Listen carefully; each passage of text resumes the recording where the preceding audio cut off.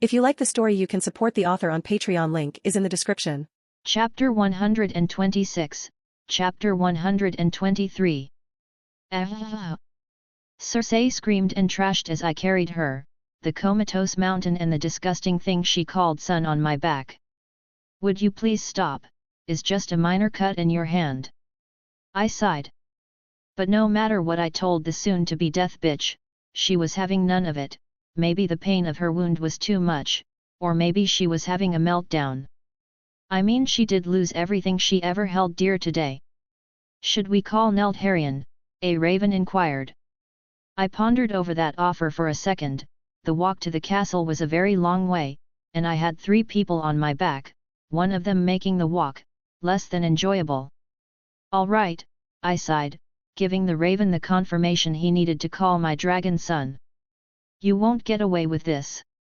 Cersei hissed with anger. I think I already did, though. Be my guest, try and stop me, I laughed, much to her annoyance.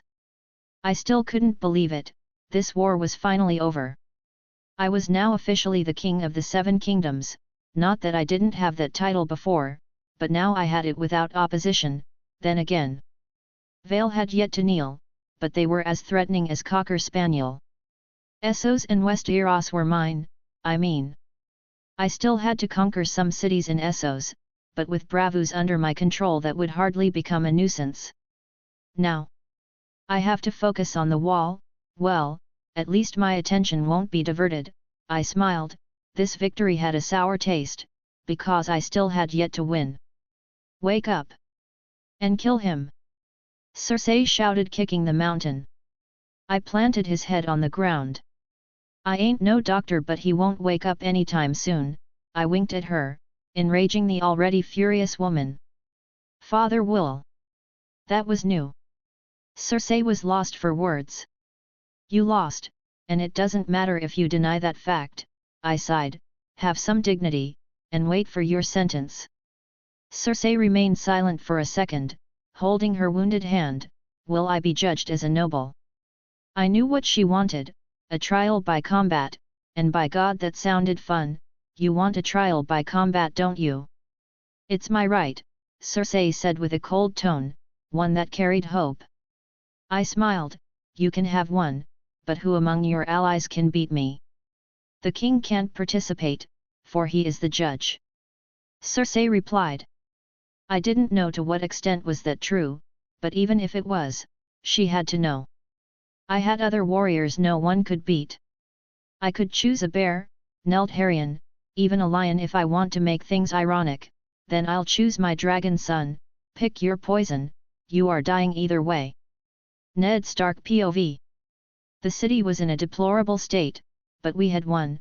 Ronard was finally the one and only king in Westeros. A thought that never would have occurred to me years ago, the same kid I lent money to help him with his house. That kid was now that man I was proud to call my king. Have you heard anything about Ronard? Oberyn inquired. Nothing yet.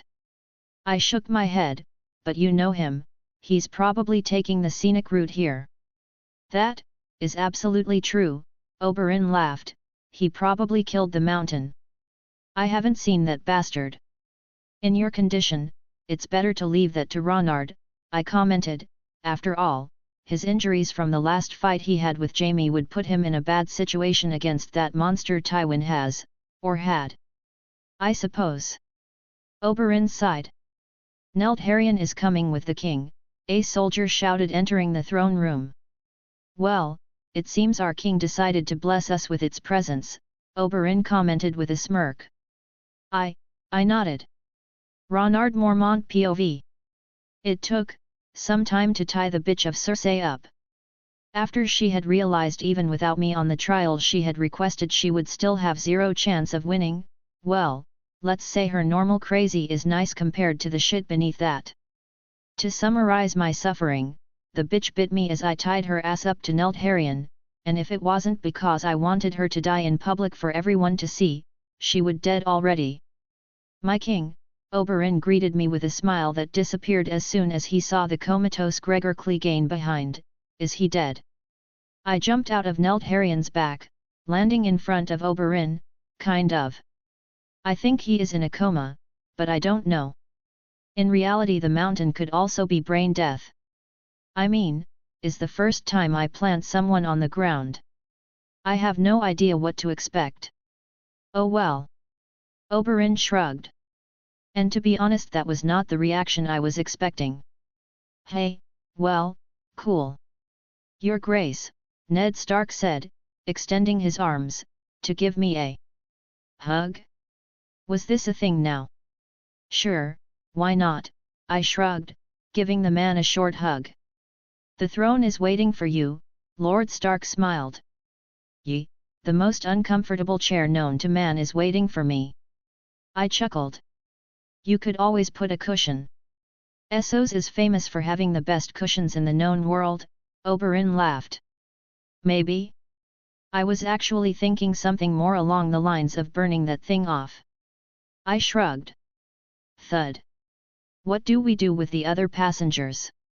A soldier asked, pointing to Cersei, Gregor, and Joffrey, who Neltharion had thrown off his back. I feel dirty for letting them mount me, Neltharion shuddered. I will go and take a bath, see you later, father. Well, if the mountain wasn't dead already, that surely did the job, I commented. The Iron Throne, the seat of the Lord of the Seven Kingdoms, a piece of metal that is often used as a device to refer to the king's authority. And the image I had of it in my head, was different. I was not prepared for the atrocity I was now witnessing. What in the actual fuck, is that? I asked. The throne, Ned Stark answered, with a confused expression. Okay, if I wasn't sure of burning this thing before. I am now, I commented, as I slowly walked up to the throne. The Iron Throne was not at all like the HBO version of it, no, the real throne was an asymmetric monstrosity of spikes and jagged edges and twisted metal, and here I was, about to sit in the biggest healthy hazard this world can offer. Here I go, I muttered, taking my rightful place on throne, and I felt powerful, I felt finally at peace because the game was over. I felt pain. Wait, pain? I think I stabbed my arm with one of the blades. Caw, yes, you are bleeding a bit, but nothing bad, a raven commented, landing on the throne. I stabbed my feet. Well, who said power didn't come with pain? All hail King Ronard, Ned started a chant that started small, but soon enough was shaking King's Landing itself. Chapter 127, Chapter 124. Staring out the window, with a feeling of inner peace I couldn't quite describe, with one single thought clouding my mind. I was the king now. I had finally won the game, with all its ups and downs I had won. But I knew this was just a moment, the calm before the storm. I suppose that applies to me right now, I chuckled, knowing very well, I had one more battle to win. But for now, that could wait. Right now I was dying to see my family, to kiss my wife, to hold my kids. But I was scared, and while I didn't let anyone but Neltharion know, thoughts of, what if they didn't remember me, what if they didn't want to be with their old man, that would hurt me more than any sword. My king, Oberyn said as he entered the room, bringing me back to the real world. Oberyn, I greeted with a smile.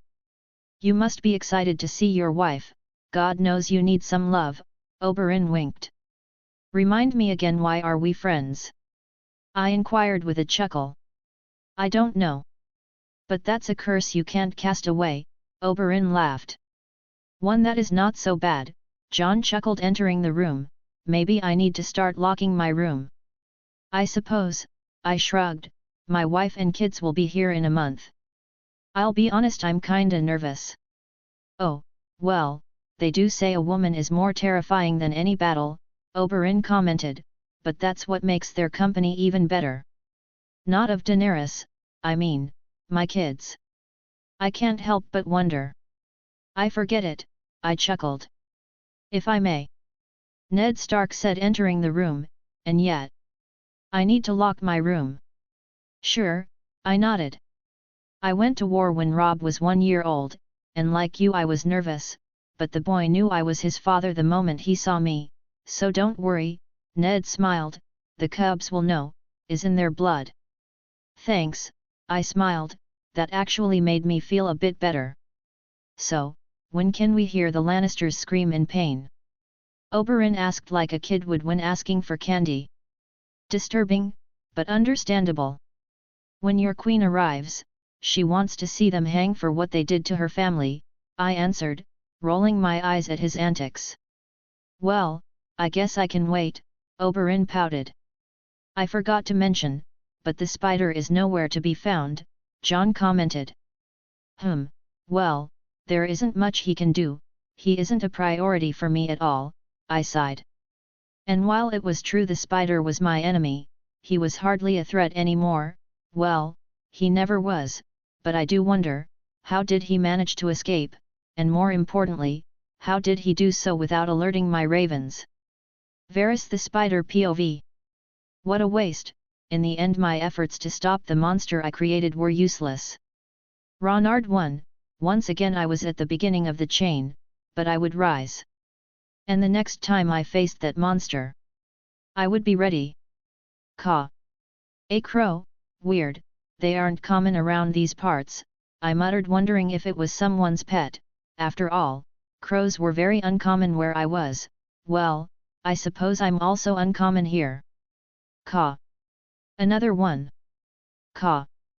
Another 1, 2, 3, 4, 15, no more than that, and they are all staring at me. I better get going. Life is a finite resource, from the moment you are born, you start wasting that valuable gift, some more than others, but you little spider, you fucked up, royally.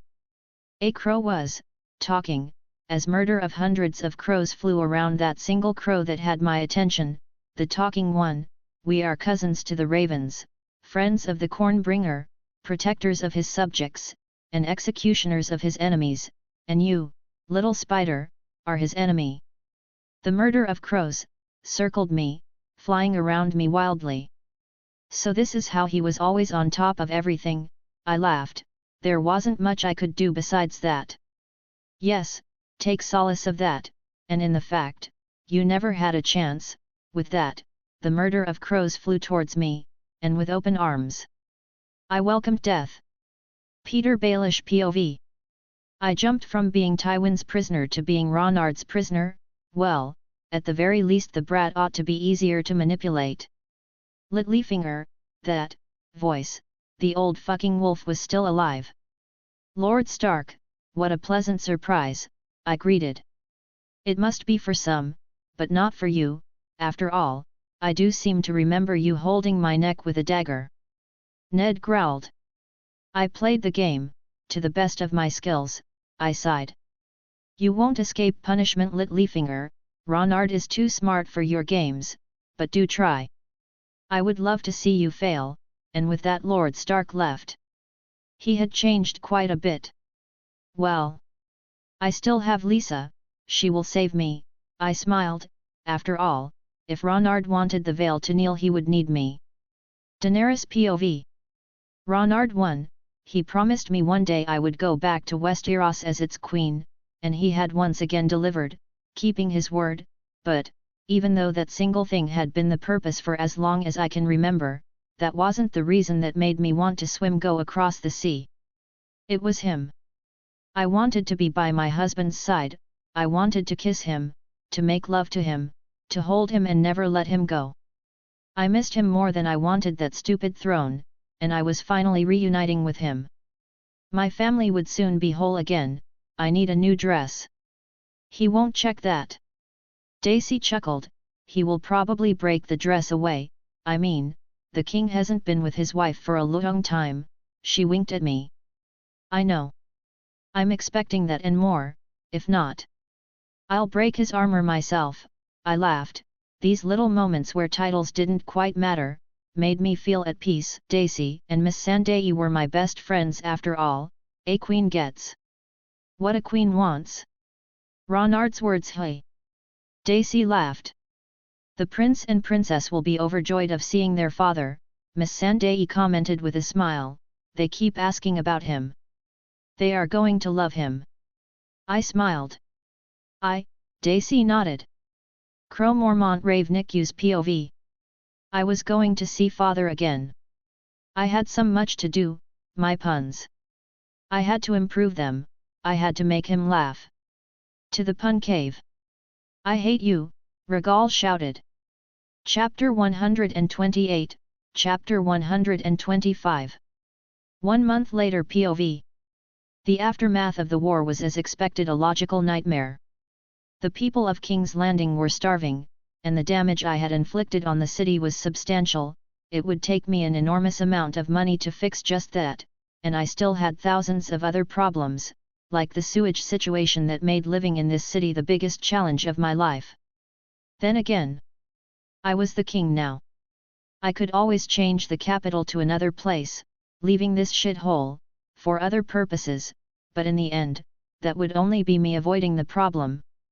I really need to find a way of dealing with the smell, I muttered. As of now it was taking an enormous amount of will to not puke. Well, you can, but it will cost you quite a bit of gold, Oberyn chuckled. I own bravos. I don't think that's a problem. Time was the problem. No solution would be immediate. It would probably take years for anyone to do whatever is they have to do to fix this shit. Oh yeah, I forgot. Oberyn rolled his eyes at me. I could always force you to fix it, I smirked. All right, I'm sorry, Oberyn chuckled. Excited for the execution? I inquired. More than you could possibly imagine, Oberyn nodded. Daenerys should be arriving any day now, I stated. She was the reason the Lannisters were still alive. She, like the Martells, had some internal demons to kill, and the execution would give them that. Well, I'll go bother Tywin. Seeing him in a cage really puts a smile on my face, Oberyn smiled. Don't kill him, I warned. I know. I'll be nice.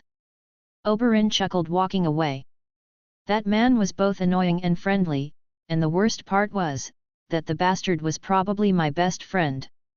Well, I guess it is time to see how the Littlefinger is doing. I have been ignoring meeting with him since Ned informed me he was in one of my cells in the dungeon. As I walked to the dungeon beneath the castle, the screams of anger that Joffrey was emitting filled the air, demanding someone to let him go, because he was the king, blah blah blah, annoying little piece of shit. Maybe I can bitch slap him again, that is always a good choice. Let me go. I demand to be set free. You really make it easy to hate you, I sighed, walking by his cell, and apparently my presence was more than enough to shut him up, fear overwhelming his madness. Joffrey struggled to form a coherent sentence now that I was here. It seems you do have a brain, intriguing, I chuckled, passing through his cell. I continued on walking, until I eventually reached Peter's cell. He was sitting on a corner, with a sour expression on his face. Was it fear? Anger? Or something entirely different? I was both curious and indifferent. But then again, I was here, wasting time perhaps, but seeing what this little bastard wanted. Hello there, I greeted him. Immediately at the sound of my voice, Peter turned around, and bowed. You must be Ronard, a pleasure to you. Sorry I can't offer you anything, but as your grace can see, I'm lacking stuff. Well, you are in prison, I said. I do see that, but it's a crime to have me here, you see. I haven't done anything against you. I know Lord Stark and I have our problems, but I assure you, I would never do anything against you, Peter said, or rather lied. Little did he know I knew about his dealings to kill me. Oh, so it must have been another Peter that told old man Frey to kill me. Would you be so kind to point me to that Peter? So that I can burn him alive? I smiled. I was working with the Lannisters, it wasn't my idea, Peter lied in his defense. No, it was all you, don't think you can lie to me. I bested betters on this little game, so stop it, I said with dangerously low tone, letting him know, nothing he said would change my mind.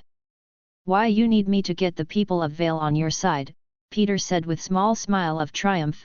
Without Vale, you only have 6 out of the 7 kingdoms. I looked at him for a second, before I bursted in a fit of laugh. Why you think that, haha, oh dear. Why you think that I need you to get Vale on the line? Ha ha ha ha ha. If you kill me Lysa Oren won't bend the knee, Peter added. Not that I need her, she killed her husband, all because you told her, I chuckled, and if Vale doesn't believe that, well, I can always burn that mountain down, and start a new house. Don't cloud your thoughts with sentiments of greatness, Littlefinger, Vale, and you are nothing to me. Your mere presence, the sound of you breathing, offends me, and whether you like it or not, you will die, so enjoy the rest of your life. As limited as it is.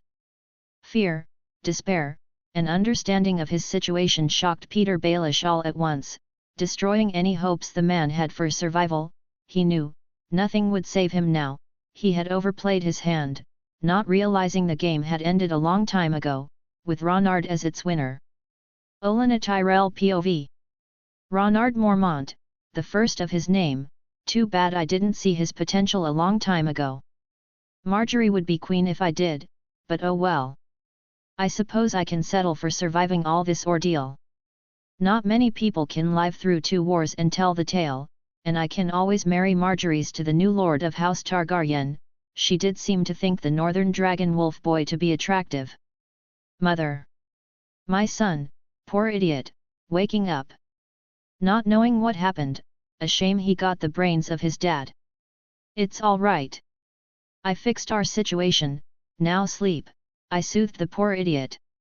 Chapter 129, Chapter 126.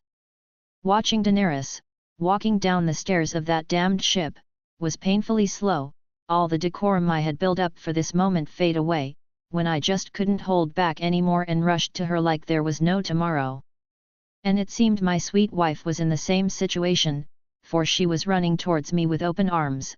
I missed you so much, Daenerys said, burying her face full on tears on my chest. I think I missed you more, I chuckled.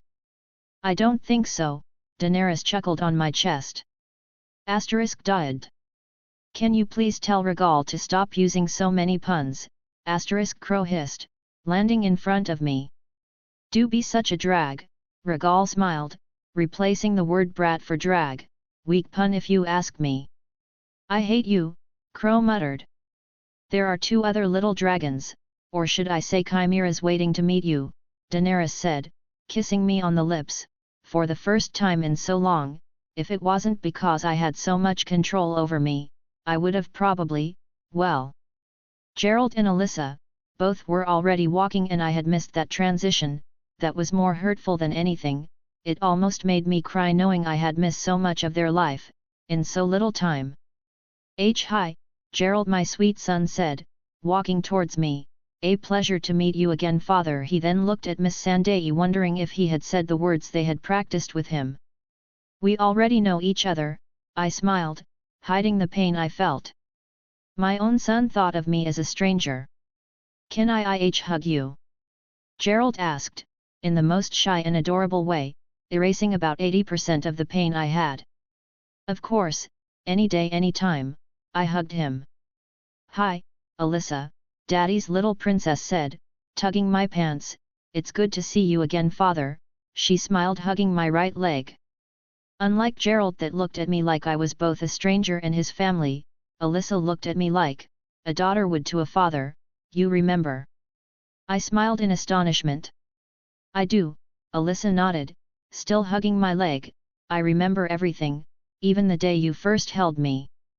Photographic memory, the ability to recall any event like it just happened. It seemed my daughter had someone similar to that. She was barely 3 years old. I wonder. Did my super soldier body and other gifts affect them?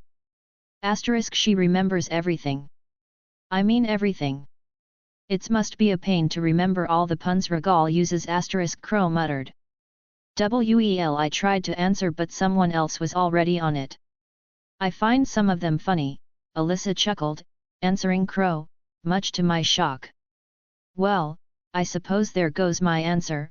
They did inherit some of my power. Perhaps they will kick their old man ass someday. That's a sight I would enjoy watching. What are puns? Gerald asked, and once again my kids shocked their old man. Not only Alyssa but Gerald had inherited my ability to communicate with animals. I wonder if my ability to master weapons is within them. Jokes, thought the books are never clear, Alyssa commented, you should read more. I don't like books, Gerald huffed, sticking his tongue out at his sister. Wow, I chuckled. Yes, they are quite the surprise, don't you think? Daenerys chuckled beside me, they got quite a bit from you. Alyssa has my eyes, and I think her hair will have golden white stripes, but the rest is all you. Was I sleeping during the act? We both know you weren't, and I think Alyssa will look like you, and Gerald like me. I just feel it, I smirked. Maybe, Daenerys smiled. What's your favorite color? Gerald inquired with a wide smile. Black, I answered. Your favorite bird? Gerald asked as soon as I answered his previous question. The ravens, I chuckled. Caw. Heck yeah, asterisk. Caw. We won, boys, asterisk. What about you? I inquired. The robins, Gerald answered with a smile. Asterisk I brood you. Ingrate chick, asterisk. I need some time to process the fact we lost to a RRO robin. While I was trying to find a way on how to defuse the situation, Alyssa commented, you probably hurt 5,000 of our uncles with that comment. Why? They are family not birds, right? Gerald tilted his head in confusion, for him the ravens weren't animals, but family. Caw. I'm so touched, asterisk. I see, Alyssa nodded in understanding. And the previously offended ravens were now crying in happiness. Well, all well ends well, let's go home. Knelt Harrion Mormont Rave Nicu's POV.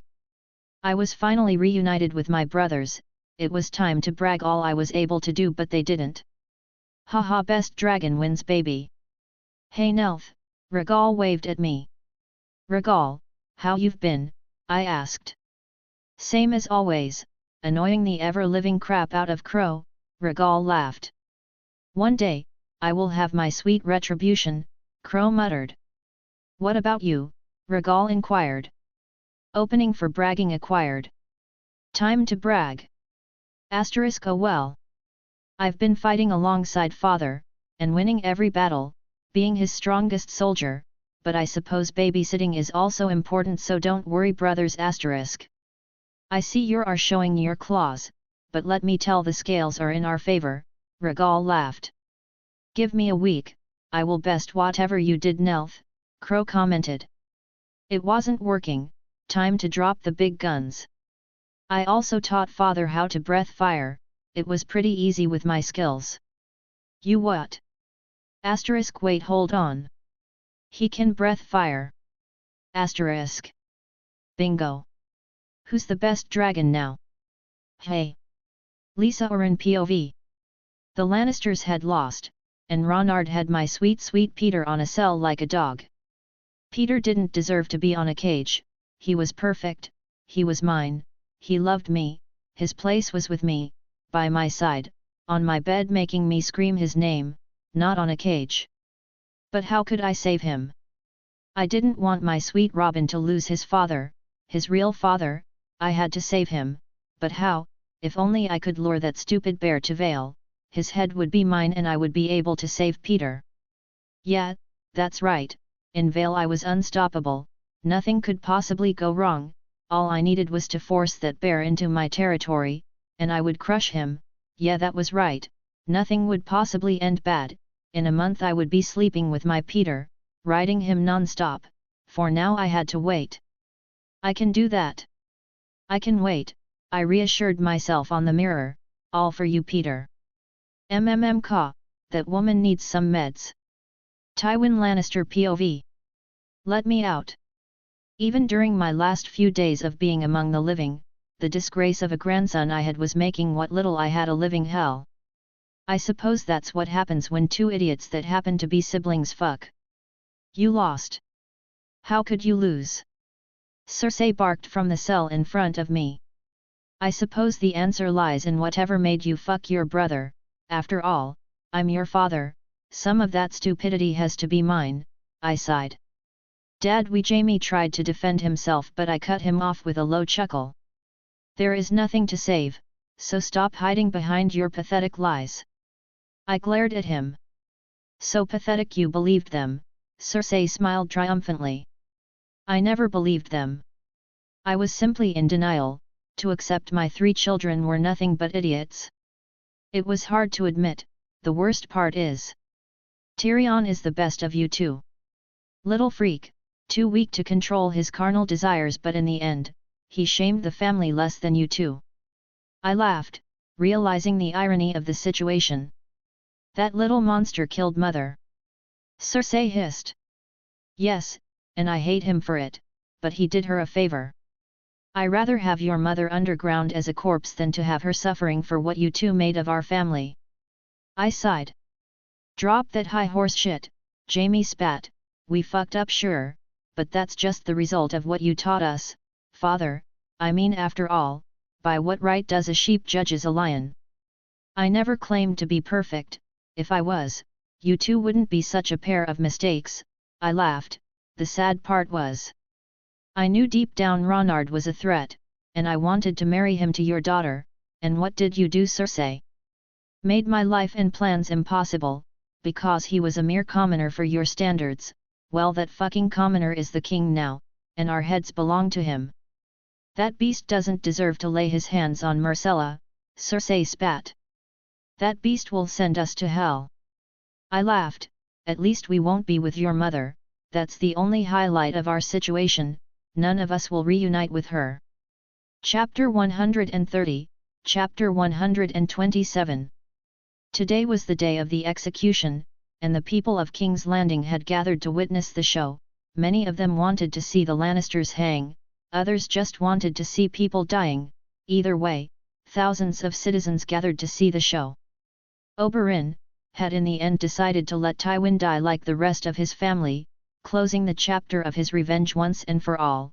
For him, it was more than enough to see them dying, with their name being eradicated, but that destiny didn't extend to the mountain, for Oberyn was eagerly waiting for the beast to wake up, to have some fun together. As for Daenerys, she was not happy with the situation of her city, like I was. The smell was awful, and that was just the tip of the iceberg of shit we had to deal with in the future. But that was for another day. Today we had quite the itinerary. Cersei and Jaime had requested trial by combat, with Jaime being his own champion and that of his sister. Little did they know I was going to fight on the trial. Normally the judge can't fight. Which means I won't be judging, but my wife will. And, of course, I will be her champion, and win-win situation if you ask me. You don't have to fight, Ned commented. Don't assume to tell your king what he can or can't do. Daenerys was not exactly on friendly terms with Lord Stark, but she would get there eventually, I suppose. Don't worry, I kissed Daenerys on the lips, sweeping her confronting mode like it never was there to begin with. I'm sure that Lord Stark worded that poorly, but without bad intentions. I winked at Lord Stark. Ned sighed. I mean, you have been fighting so much, let someone else fight for you, it's only fair. Daenerys looked at Ned for a second and then at me. I think he onto something. Why dirty your blade with Lannister blood? Let others prove their loyalty, let others taint their blades with that scum. I chuckled. I understand, but I don't like chances. If anyone but me fights, well, there is a chance they will survive all this ordeal, and that's something I can't allow. But Ned Stark was about to refute, but I cut him off. I know you are loyal, and I know you would fight for me, but can you with certainty tell me that you can win this? I inquired. No, I can't, Ned Stark admitted. Exactly, I nodded. I suppose. Daenerys sighed. Besides, this will barely be an inconvenience, I smirked with confidence, and with the people watching, well, it will let them know their king is no pushover. Showing then your might, so that they feel protected but also fearful of betraying you, Daenerys smiled, getting part of my idea. Well, "Hello there." Oberyn entered the room, taking a small bow. "A lion is waiting to be personally executed by you, and we can't have them waiting, can we?" I suppose every second we delay this is an extra second with our giving them," I laughed. "Indeed," Oberyn chuckled. "Then let's hear these lions roar," Daenerys smiled, walking out of the room, not before giving me my good luck kiss. The arena where I was going to fight Jaime was the same one used on the tourney on the hand, quite big, and allowed more than enough people to come, and it would serve as the grave for the Lannisters. "So, I'm fighting you?" Jaime inquired, pointing his blade at me. "I know there is a blonde joke I can use right now, but it's beneath me," I joked. "Letting your wife be the judge? I see who has the pants on the relationship," Jaime taunted with this trademark smirk. "Projecting much? At least my relationship is symbiotic, yours." "I don't think there is a word for it," I chuckled, raising my blade. But before I was able to do so, Daenerys stopped me. "It seems the Lannisters changed their mind." "We did?" Jaime inquired. "They have requested one trial for all of them, a trial by the Seven," Daenerys said, holding her anger. "A trial by the Seven? Very rarely, after the accused aka the Lannisters have demanded a trial by combat, they may also demand a trial by seven, that instead of one man versus one man, it's 2 teams of 7 men each that will fight. As with a normal trial by combat, the accused and accuser each have to pick 6 other champions, though each also has the option to not fight in person but to name a 7th man as their personal champion. A trial by 7 ends only when all 7 men on one side have been defeated either by yielding or dying." "They can do that?" I inquired. Ned nodded. "But we were on the middle of a trial. That's stupid. I was about to kill Jaime, and then this." "Apparently they changed their mind because the mountain woke up," Oberyn hissed in anger.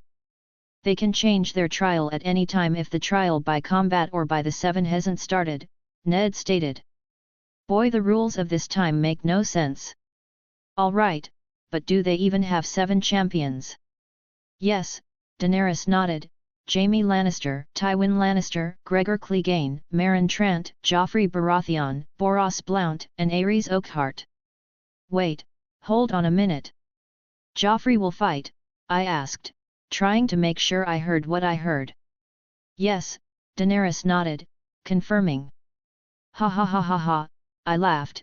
The idea of that idiot holding a weapon was stupid. "Now you have to select your champions," Oberyn smiled, probably about to offer himself for the task. "No need," I shook my head. "I will represent myself. I just need 6 people to yield as soon as we enter the arena, and then I will eliminate them, 1 against 7, and all before lunch." "I don't think—" Ned started, but Daenerys cut him off. "If you think you can do it, I believe in you," Daenerys smiled, kissing me. "This will be fun," I chuckled. "I forgot to mention, Cersei wanted to see you," Ned added, and I already knew what she was going to say. I walked to Cersei's cell, chuckling like a madman along the way. "Even in a dungeon, you are a pain in the ass." "I'm glad to hear that," Cersei smiled. "So what did you want to talk about?" I inquired, knowing full well this dumb bitch was about to try and weaponize my pride. "I'm sure by now you know I changed my family's trial from a trial by combat to a trial by the 7, right?" Cersei smirked. "I do, proceed," I nodded. "Well, I have a challenge for you. You claim to be the best warrior in the known world, how about you prove it?" Cersei smiled, and there it was, her last plan resort. "What do you have in mind, oh dear crazy bitch?" I chuckled. "Fight my champions alone, prove that what you say it's true." This woman was so predictable it hurt. "You do realize, your son is among those 7 champions, right?" I smirked at her. "Yes, I do," Cersei shifted uncomfortably, "but I know that you would leave him for last. After all, he is no warrior. What would you accomplish by killing him and dying by the rest?" All right, I'll take the bait," I laughed. I will fight alone. And leave your mistake for last, it was my plan either way. Cersei smiled, good, then dash. Not so fast. I will leave your pretty mistake for last, but that only means I will make him scream your name as he suffers, so have that in mind. You chose to have your son experience a slow and painful death, instead of losing his head. Everything from now it's your fault. I smiled, leaving a slightly disturbed Cersei on her cell, probably pondering if her choice was the right one. Chapter 131, Chapter 128. A trial by the Seven, a fitting way to end their entire game if you ask me, and here I was about to crash all the hope the Lannisters had left for survival. Here I stand with my 7 champions. I entered the arena with a smirk alongside my 7 disposable champions who surrendered as soon as they entered. As for me, I was looking at the 7 I had to kill, Joffrey in particular. For some reason the little shit was smiling. I will finally show these idiots how a real king fights, Joffrey boasted. If you don't shut up, I'll kill you myself and save him the nuisance of killing you, Tywin growled. Let's not be hasty, Jaime sighed. This time, I will crush you, Gregor growled at me. Wow, that hit you took a month ago left you with some severe brain damage, I smirked, infuriating the man even more. Is everyone ready? Ned Stark inquired from outside the arena. Yes, I nodded, looking at Cersei who almost had pleading eyes, begging me to keep my word of fighting alone, desperation in her eyes mixed with pride. It was an odd combination, fortunately for her. I was a man of my word, they would all die by my blade and my blade only. Especially Joffrey. Ned's voice boomed out into the audience a final time. Let the trial begin. Ned had barely finished his sentence when Meryn Trant instantly charged at me, sword ready. I just smiled at my first victim, leaping forward while vertically spinning in the air while releasing a flowing attack in a circular motion, cutting his head in a single clean cut. 1. I smiled at the remaining 6. How about we don't rush? Jaime sighed. Either way you will die, so it's your choice, one by one, or all at once. I winked at them. Jaime growls in anger as he dashed towards me, unleashing a very fast attack from below the waist with his blade, prompting me to flip backwards so as to avoid the sword, landing on my feet. I smiled. You didn't use that flashy move against Oberyn, right? I knew he didn't, otherwise Oberyn would be dead. That attack was pretty lethal, perhaps he just decided to try it. I just decided to try that, Jaime answered as he proceeded to walk up to me, while the others including the Mountain circled me, and I couldn't help but wonder with excitement where this was going. So, what's the plan? Bore me to death? 'Cause I'll be honest, is working, I smiled, making Jaime tighten the grip on his blade. You'll see, Jaime smiled. Taking a step to the side, I dodged an attack coming from behind from one of the ex-king's guards, immediately cutting the throat of the poor idiot as a counter-attack, with a simple forward slash. 2 down, 5 more, I commented as Ares fell to the ground choking on his own blood. Jaime, a bit surprised that I countered an attack that by all means should have been on my blind spot, frowned, as he rushed with his blade trying to cleave my heart, but I deflected the attack while dodging another blind spot attack with a single kick and sidestep, causing Jaime to stumble back. So is your strategy trying to exploit my blind spots? If so, it won't work. I smirked at him. Jaime growled as he dashed forward, unleashing a flurry of attacks with his blade, being assisted by his father and the Mountain, all 3 attacking at the same time. With a smile, I dropped my blade to give the audience a show and proceeded to redirect all the blows Jaime was trying to give me by tapping the blunt parts of the blade. All this while I simply dodged the attacks from Tywin and Gregor, moving my body swiftly around the area in order to avoid them in a very laid-back, but extremely effective style. This is fun, I chuckled, much to their annoyance. This is ridiculous, Tywin commented. And we are barely starting, so don't put your socks back on, 'cause I'm about to knock them off, I smirked. Damn it! Gregor growled. Is the big dog mad? You can always play with me one-on-one, if you think you can win. I smiled as I invited the mountain to duel me one-on-one, but while big and stupid, he learned our last encounter. I was vastly superior to him, reason why he wasn't mindlessly charging at me. No matter how strong you are bound to have a weakness, Jaime stated. I do, unfortunately, my weakness is my greatest strength, that and they aren't fighting, I smiled, as I kicked my blade that was on the floor with all my strength towards Jaime, who dodged just in time. No weapon, and you missed, sad, Jaime smirked. I didn't miss, I smirked at him, making the clueless man turn around seeing one of his teammates nailed to the arena wall with my blade on its chest, Boris Blount right. You still have no weapon, Jaime said, as if that gave them any advantage. 3 down. 4 to go, I chuckled. Jaime rushed at me, trying to capitalize the fact that I had no weapon, but like before I just redirected his blows with light taps on the blunt part of his blade while dodging the attacks from others, with a very laid-back and playful attitude. After a few seconds of it, I grew bored of only defending, and decided to spice things up, delivering a spinning hook kick on Jaime, a quick jab at Tywin and a spinning kick on the mountain, knocking every single one of them to the ground. This can't be happening. Gregor growled in anger while still on the ground, to which I responded with a smile. Oh but it is, I taunted with a fake yawn. Fuck you. Gregor growled in rage, rushing at me, forgetting how hopelessly outmatched he was. Gregor no. Tywin and Jaime shouted to no avail, trying to rush and aid their mad ally, however before they can even stand up, I rushed at the mad dog, using my hand as a temporary lance piercing the mountain's mouth from point A to point B, plunging my hand into his neck, proceeding to rip his head off with the spine still attached to it. Fatality.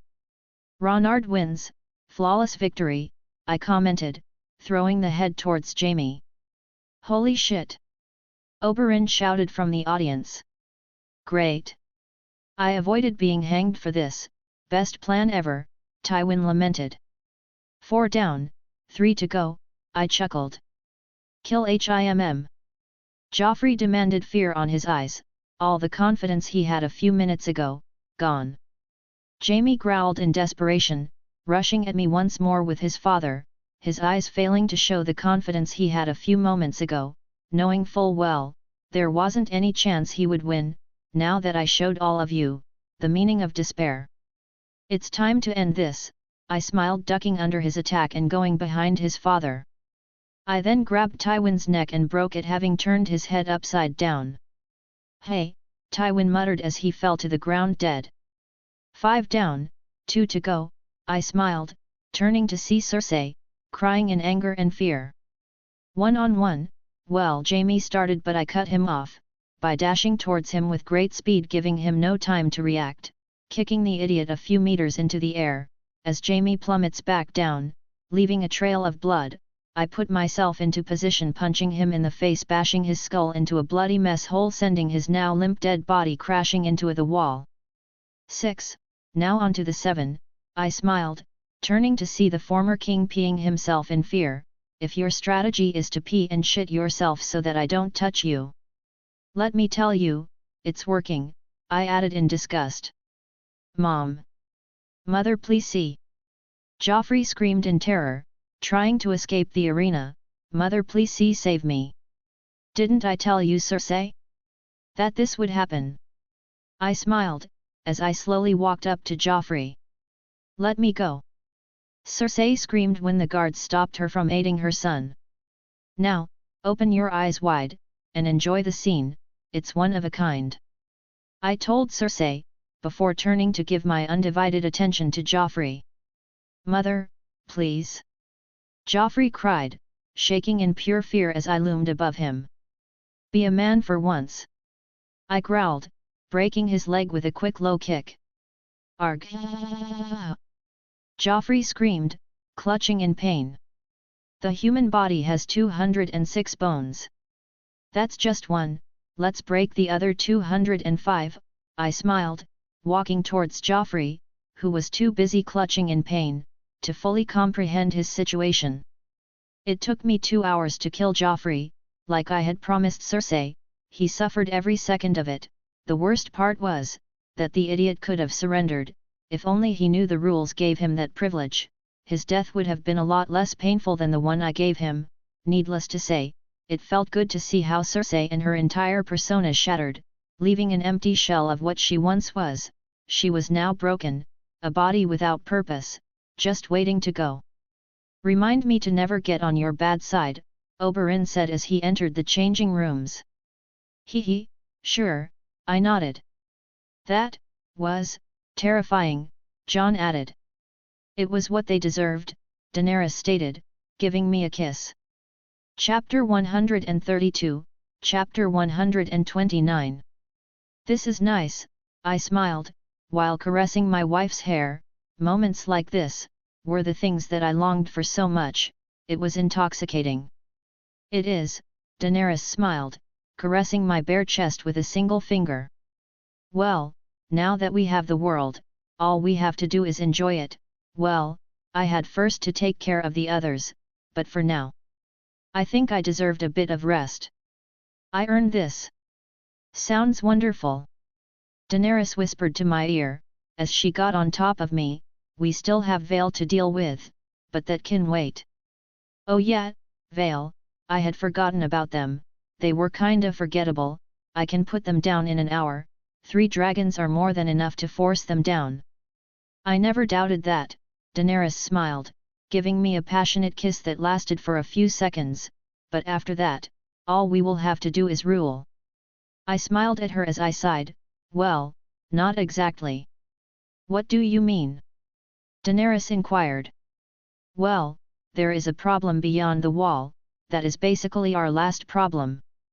I chuckled drily. "The others?" Daenerys sighed. "Yep," I nodded, surprised she connected the dots so fast. "I didn't even mention them before." "I think." "Do you think we can win?" Daenerys asked. "Well, I have to," I answered, with uncertainty. "You are not sure," Daenerys stated in shock. "I have never seen you unsure of anything." Was I so easy to read for her? I'm not sure. An ever-growing army, that doesn't get tired and doesn't feel fear is terrifying," I admitted. "Every army has a weakness," Daenerys commented. "Yes, their weakness is the one that sire them, the first walker," I nodded. "If he dies, they all die," Daenerys added. "But I'm pretty sure the undead king will have his army by his side at all times, meaning a duel with him is beyond my possibilities," I sighed. On a duel I was sure my skills would overcome any wall, but the reality was not always on my side. "Then we have to find a way to give you that opportunity," Daenerys said with determination. "You won't go near those things, not in a million years," I stated, leaving no room for discussion. There was no way in hell I would allow her and the babies be near this coming war, at all. "I won't let you fight alone again," Daenerys shot back in defiance. "I love you, but if I have to tie you down, and send you to the other side of the world to avoid you doing something magnanimously stupid, I will do it." I didn't want her to be near all of this. If those things got her, I would lose all the will to fight. I needed my light. My lights to be alive. "You have to stop putting everything on your shoulders. Is not healthy." Daenerys was angry, but not at me, at my actions. "I have to," I snapped. "I have to do it, because if I don't do it, no one will. Everyone depends on me, you, the 7 kingdoms, fucking humanity depends on me. I didn't ask for any of this shit, but I have to deal with it. I can't afford to lose you. I can't afford to lose the kids. I can't afford to dash." By that point I was crying. God, how pathetic I was. "You are not alone, and you will never be," Daenerys soothed, caressing my hair. I'm sorry," I muttered. "Don't be. I'm surprised you bottle so much up," Daenerys soothed. "If me being so close to the danger affects you, then I'll help some other way, but promise me you will rely on others too. You once taught me what a queen has to be. and it seems I need to teach you what a king needs to be. A king is not a man that carries the kingdom on his back alone. A king is a man that pushes the kingdom with the help of others. A king protects and is also protected by others. Stop hurting yourself, and let others carry some of that weight. Is not only your fight, is theirs too. I hated how right she was. But what she didn't know was that the guilt of my existence was eating me. While it was true I had changed a lot of the history I once knew for the better, it was also true I changed the main antagonist, and that could very well mean I fucked the world and that nothing I did actually mattered. I hated this, feeling weak, feeling angry, feeling useless. All of this haunted me. I know. Anything I can do, without being on the front line? Daenerys inquired with a soft smile. You can help me build and mine all the materials we need, I suggested. After all, I really needed someone mining the dragon glass and keeping an eye on the Red Witch. Then consider that job done, Daenerys smiled playfully. See one thing off your back, do you feel better? If only, it's not the tasks that consume me, but the everlasting guilt that I changed the monster and I have to deal with it. Arya barely managed to kill the bastard on a streak of luck, right now. I knew no one but me had a chance. Silly, I chuckled. Humanity is quite the conundrum. No matter how strong you are, at one point, you will feel weak, and today was my point. Well, someone has to keep you sane, and here I thought my family was supposed to have the crazy part, Daenerys joked, about her father. I did not expect that. Ha ha ha ha ha, oh god, I feel bad for laughing, I laughed. Don't be. Daenerys chuckled. Lysa or in POV. Peter was scheduled to be executed a month from now. I couldn't allow this, no. I was not going to let that stupid bear to hurt my Peter. I was going to kill him if he did. Call the banners. I shouted, and a few seconds passed and nothing happened. Why aren't you calling the banners? Because it would be suicidal to do so.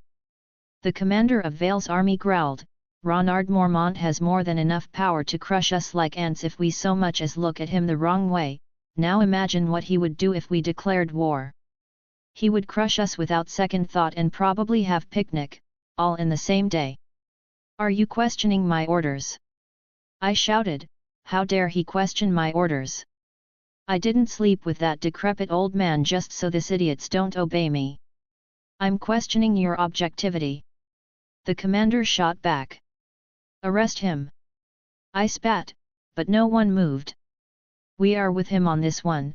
The council thinks you are no longer capable of ruling the Vale in Robert Arryn, stead, one of the council members said. What? I gasped. You are hereby taken out of the role, for sake of Vale and what we stand for. They couldn't, right? And because Lord Arryn is too young to rule, the commander of Vale's army will lead the house until he is of age, the council member said, and everyone agreed. I won't allow this. I hissed. That's the point, you can't allow or disallow anything anymore. Chapter 133, Chapter 130. After a week of well-deserved rest, I woke up to a letter from Vale. Apparently they had a change of heart overnight because the Lord of Vale and the other high nobles of Vale were coming to bend the knee. Though this made me wonder, if I should tell them that Robert Arryn is a bastard, or just let things be, quite the political conundrum.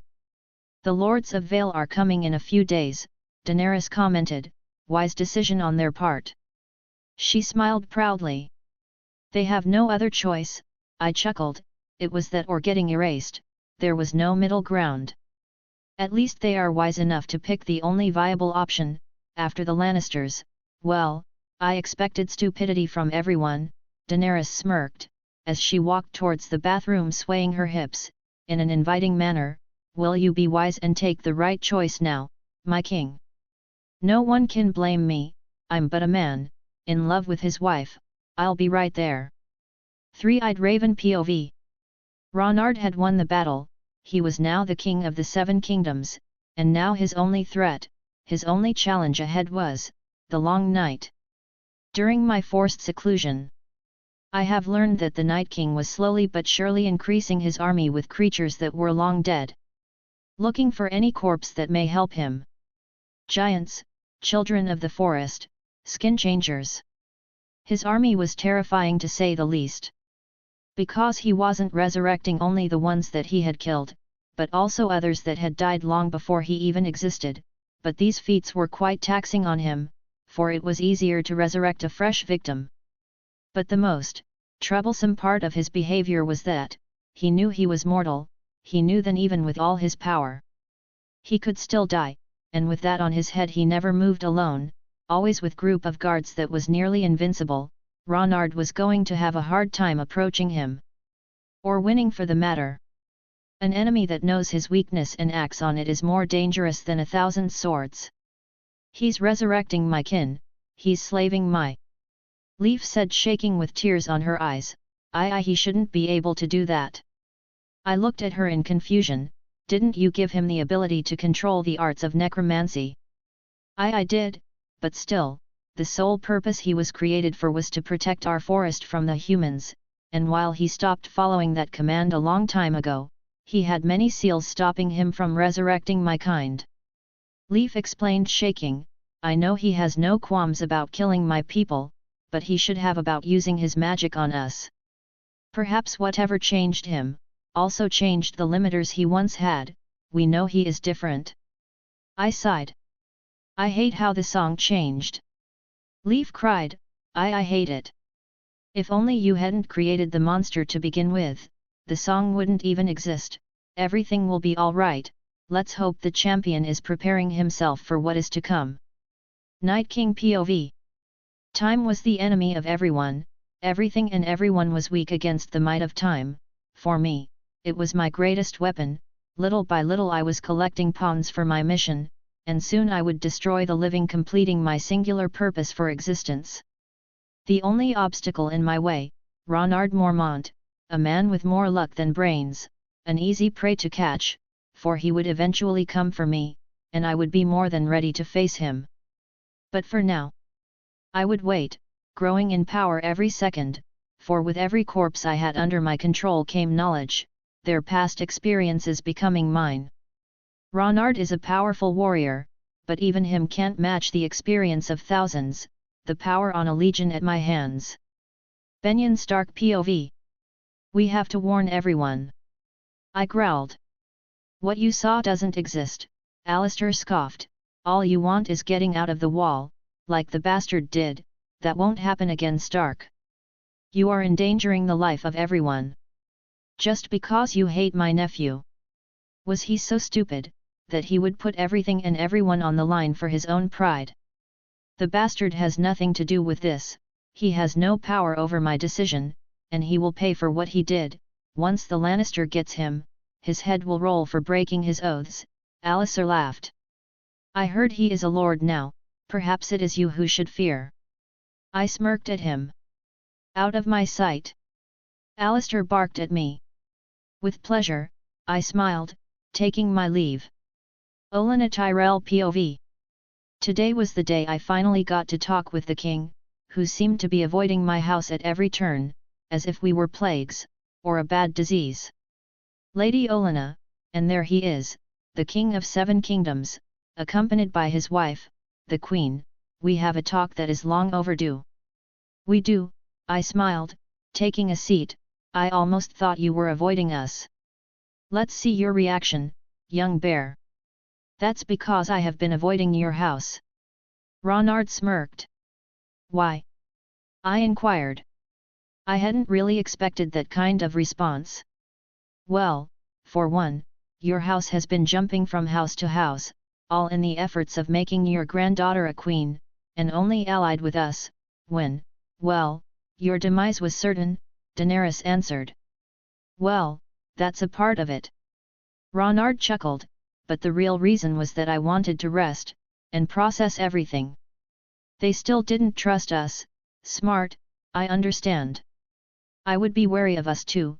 Frankly, half of those alliances were a waste of money and time, at least during the first one. Marjorie got to feel like a queen for a brief time, but well, we all know how good that ended. not like that relationship had any future, the poor dear didn't like the does, so that was a problem, I sighed. Ha ha ha, Ronard laughed, I like you, is refreshing to speak with someone that doesn't lie, at least not that much. A rare trait in the south, Daenerys nodded.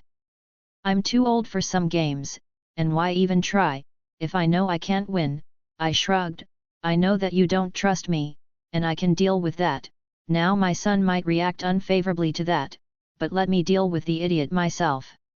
I hardly think the opinion of your son or his feelings has any weight on us, Daenerys smiled. On that we can both agree. I lamented, for there wasn't a bigger curse than to have a stupid son, well. Maybe having Joffrey as part of my family, having an idiot for a son is a curse you two will never experience. Thanks. Ronard said. Your little girl, for what little I have seen is, astounding, nourish her mind, this world need more women thinking, and less opening their legs, I chuckled, though. I did both. That is not an image I wanted to picture, Ronard muttered.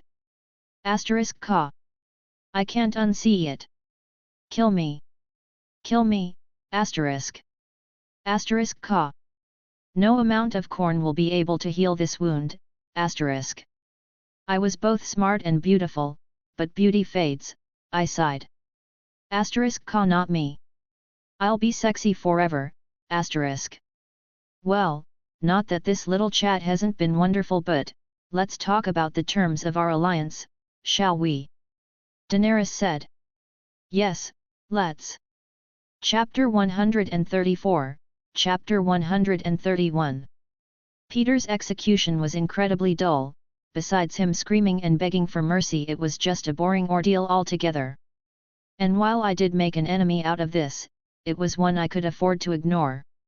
In the end, I had decided to not tell the lords of Vale that, their lord was a bastard, the kid had no faults besides being stupid, and with that set everything was finally done, I had no opposition.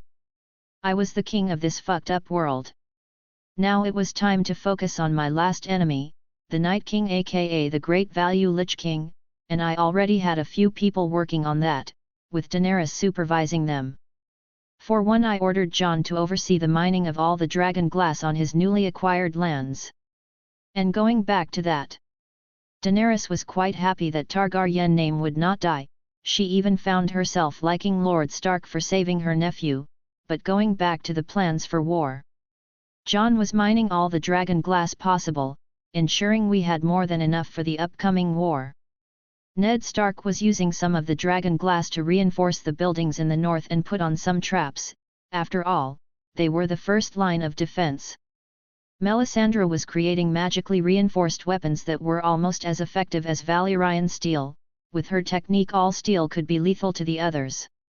Daenerys on the other hand was overseeing the Dragon Forge, making weapons with the Dragonfire of Crow and Regal, and of course checking in all the other projects. As for me, well, I was focusing on learning how to use my fire properly. I needed to have every power in my arsenal ready to kill. That's it. Let the emotions flow through your fire. Neltharion instructed happily. On it, teacher, I chuckled, trying once again, making a bit more of fire with each punch. I'm getting there, but not fast enough, I sighed.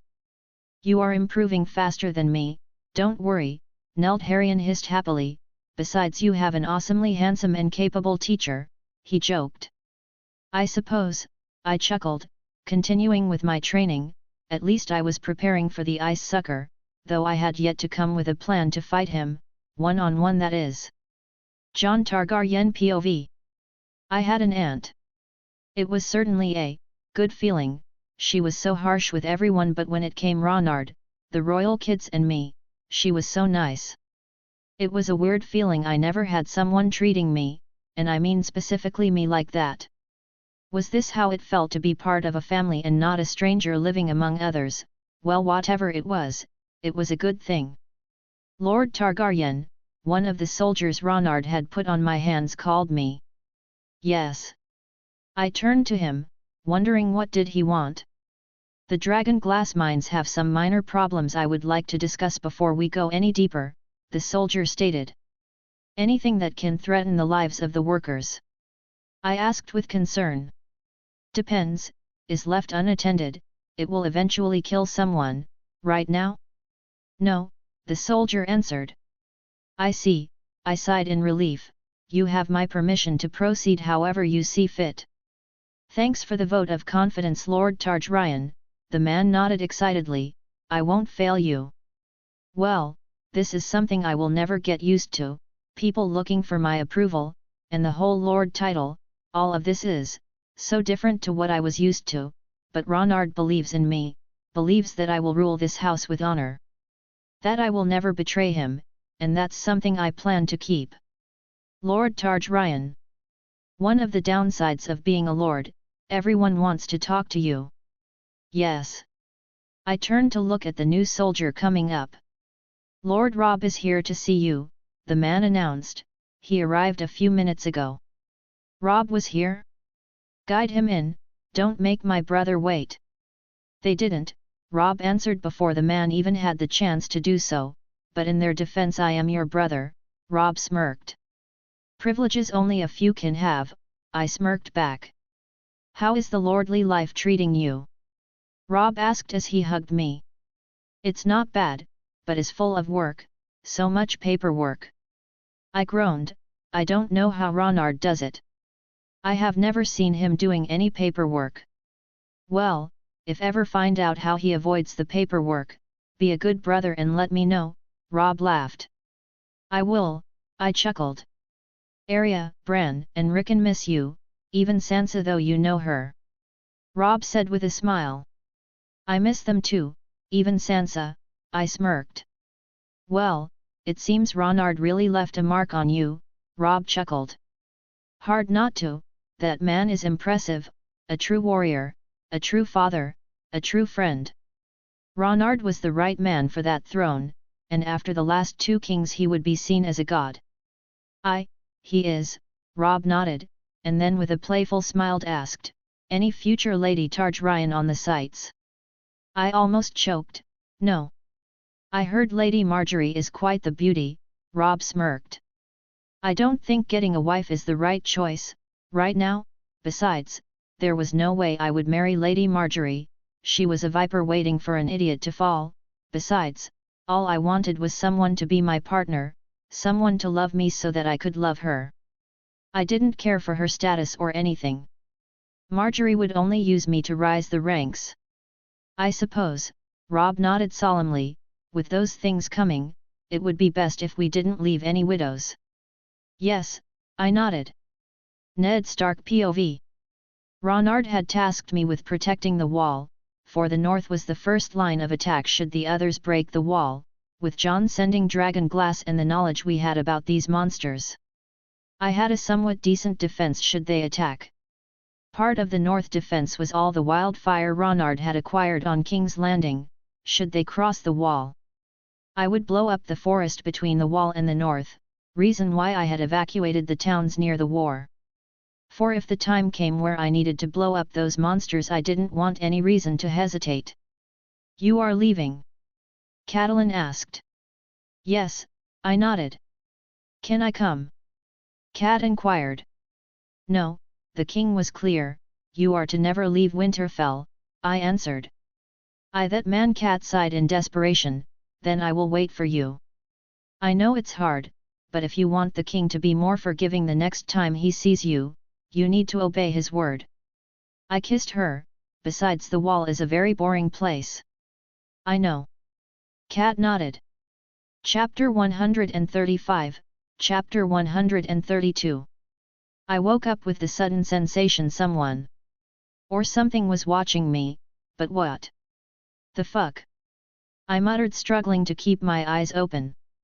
I had barely fallen asleep a few hours ago, and I was a heavy sleeper. As if answering my question, a shadow moved past the window on my room, to the next one, waking the hell up of me. Is everything okay?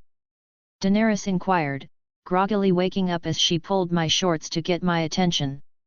No. I just need to check something, I decided against telling her, as I left the room, going over to where I had seen the shadow moving. The sounds of someone tapping the floor with their feet became louder and louder, as you would expect in a horror movie, but this was no movie, all right. I don't play games, so either come out and die fast, or come out and die slowly. A man has no need to use such vulgar language, for a man comes in peace. Oh great! Mr. de Kalalit is here. I thought we had a deal, I barked at him. A man is but a loyal servant to the god of many faces, the god of death. A man is here on its orders, the assassin shrugged, but a man is not here to hurt you or your family. I was sent here to help you. Well, that was unexpected. Why? I inquired with genuine curiosity. What is death, Ronard? The assassin answered with a question. I sighed in annoyance at not getting the answer right away, but I suppose I can humor him. Death is the end of the road. A way to see it, but it's also peace for those who deserve it, or suffering for monsters within ourselves, but that's not the answer, not really. The assassin smiled. Death is life, one can't exist without the other, life without death is meaningless. Death without life is nothing, death is balance, Ronard. And it clicked me. And what the Night King wants to do will destroy that balance, right? Yes, the assassin nodded. Destruction of all life will bring nothing but chaos, and a man can't allow that. No life means no death, no life and death mean nothing. And you just had that epiphany? I inquired, wondering why the sudden change of heart.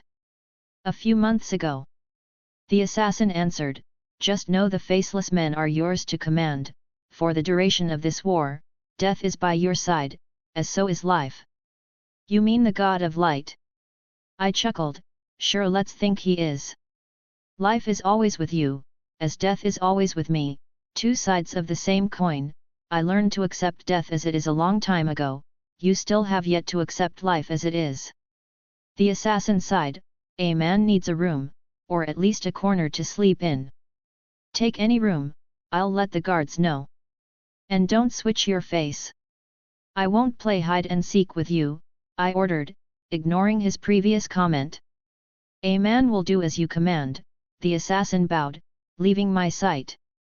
Leaving me with questions. Was this a sign this war coming up was such a wall I had to overcome, that death itself gave me a hand, one day without crazy shit? Is that too much to ask? I muttered, going back to my room. Catelyn Stark POV. Ronard had won. In the end he had obtained the crown, and had put everyone under his feet, a monster ruling the 7 kingdoms. Making the bastard a noble just to spite me. Everyone believes he did because Jon is actually a Targaryen, but that is nothing but a lie. The bastard looks exactly like Ned, much to my pain, but Ronard knew that would hurt me, that the fact a bastard had now more power than me would humiliate me beyond belief. Mother, supper is ready, Sansa announced, entering my room. Is everything all right? My daughter inquired after seeing my agitated state. No, it's not. Ronard, I started, but Sansa cut me off. Would you stop that? Is getting boring really. First was Jon, now Ronard, just live your life, and stop this nonsense, Sansa groaned in annoyance. He made the bastard a noble. A noble? He is no Targaryen, he did that just to hurt me. I barked at her. Sansa sighed, giving me a fierce look.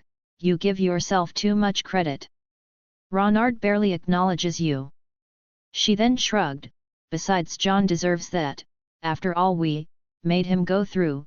Frankly, mother, at this point is sad, not only for you but for us as a family, to hear you ramble about how much you hate Ronard. So you are okay with that bastard having more power than you, than us? I laughed bitterly. Perhaps you also want to sleep with the bastard, and betray me once more. Well, this is a new low, even for you, Sansa sighed, and who knows, he is my cousin, by law that's allowed, so don't tempt fate, mother. I might marry Jon just to spite you. Nerve, I'm still your mother, Sansa, and you will respect me. I learned with the monster you hate that respect is earned, so if you want respect, work for it. Sansa shot back. Dinner is ready, come and eat, or stay here, At this point I don't care, Sansa added as she walked out of the room. You won't leave until I say so, I shouted. You are not the lord of the house. Bran is until Dad comes back, by all means go tell him how bad I have been, but until then. I'll see you at the dinner table, Sansa smiled walking off into the distance. My little obedient little princess turned against me. How can I not hate Ronard, when this is the result of the time she spent with him? I just couldn't, he destroyed my family. Arya Stark POV. I looked at Sansa with a newfound admiration as I chuckled, you know she will never forget this, right? I do, Sansa shrugged. Well, as long as father is by our side she can't do anything. I smiled. Not that I care. I just find her newly acquired stupidity to be annoying, Sansa said rolling her eyes. I smirked, you used to be like her. Ugh, don't remind me. Sansa sighed, how is your training coming? Good, though. I still lose every time I fight against any of the soldiers, and I know they hold back, I complained. By my age Ronard was undefeated, kicking arses left and right. He is a special case for most things, Sansa commented, so don't use his accomplishments as a guideline, use them more as a suggestion list. I guess, but I want to be strong enough to be his knight and protect him, and I can't right now, I nodded. One day, you will, Sansa chuckled patting my head, one day you will. Chapter 136, Chapter 133. Fire was both life and death, innovation and destruction, the means to an end, whether that end was good or bad, depended on the person. Fire was only a tool, what you could do with it, well, that was up to the person in question. For me, fire was like a way to release my pent-up anger and frustration. I didn't ask for anything of this, yet I was the one that had to deal with it, and using my fire helped me alleviate that pain. It was like taking part of that load in my back as a fuel. It was liberating. The more I learned how to use my fire, the better I felt. Of course, the feeling of relief was only temporary, for the weight on my back would always come back, but for that brief moment, I was igniting my pain away. Was it healthy? Probably not, but the medicine for my pain was one thing, and one thing only, the end of this stupid song. For me to finally feel at peace, I would have to kill the Night King, and end this, once and for all. But until I could do that, I would bottle up my pain, and burn that shit away. But this was no way to live. I had to face my inner demons if I wanted to truly be free of my restraints, if I truly wanted to be free, otherwise I would be a slave of the consequences. Come, I have, YRSSS. In need of me, I felt you were, YRSSS wrote a cod, as he flew over my shoulder, troubled mind you have, peace at yourself, you can't achieve. I looked at the raven, with curiosity, any ideas? YRSSS, meditate you must, for the answer lies within you, wrote a cod in answer. Meditation, well, not that I have anything to lose, I sighed, perhaps it was worth giving it a chance. Meditation was hard, or perhaps I was simply bad at it, because I sat for hours trying to find the answer within myself. Was I mad all the reincarnation deal didn't go as planned? Or perhaps I was mad at the fact a good-for-nothing God is putting everyone's future in my hands. I was mad at myself, because I felt inadequate, without all the blessings I had been given. Who was I, without them? Where would I be? Without those things? What worth did I have? Found the answer you have, wrote a cod. I think I did. I muttered, looking at my hands. MRRR, no. The problem found you have, the answer still within you is. YRSSS wrote a cod. I found my problem, well I suppose that's the first step, so I must meditate again. I inquired with a low chuckle.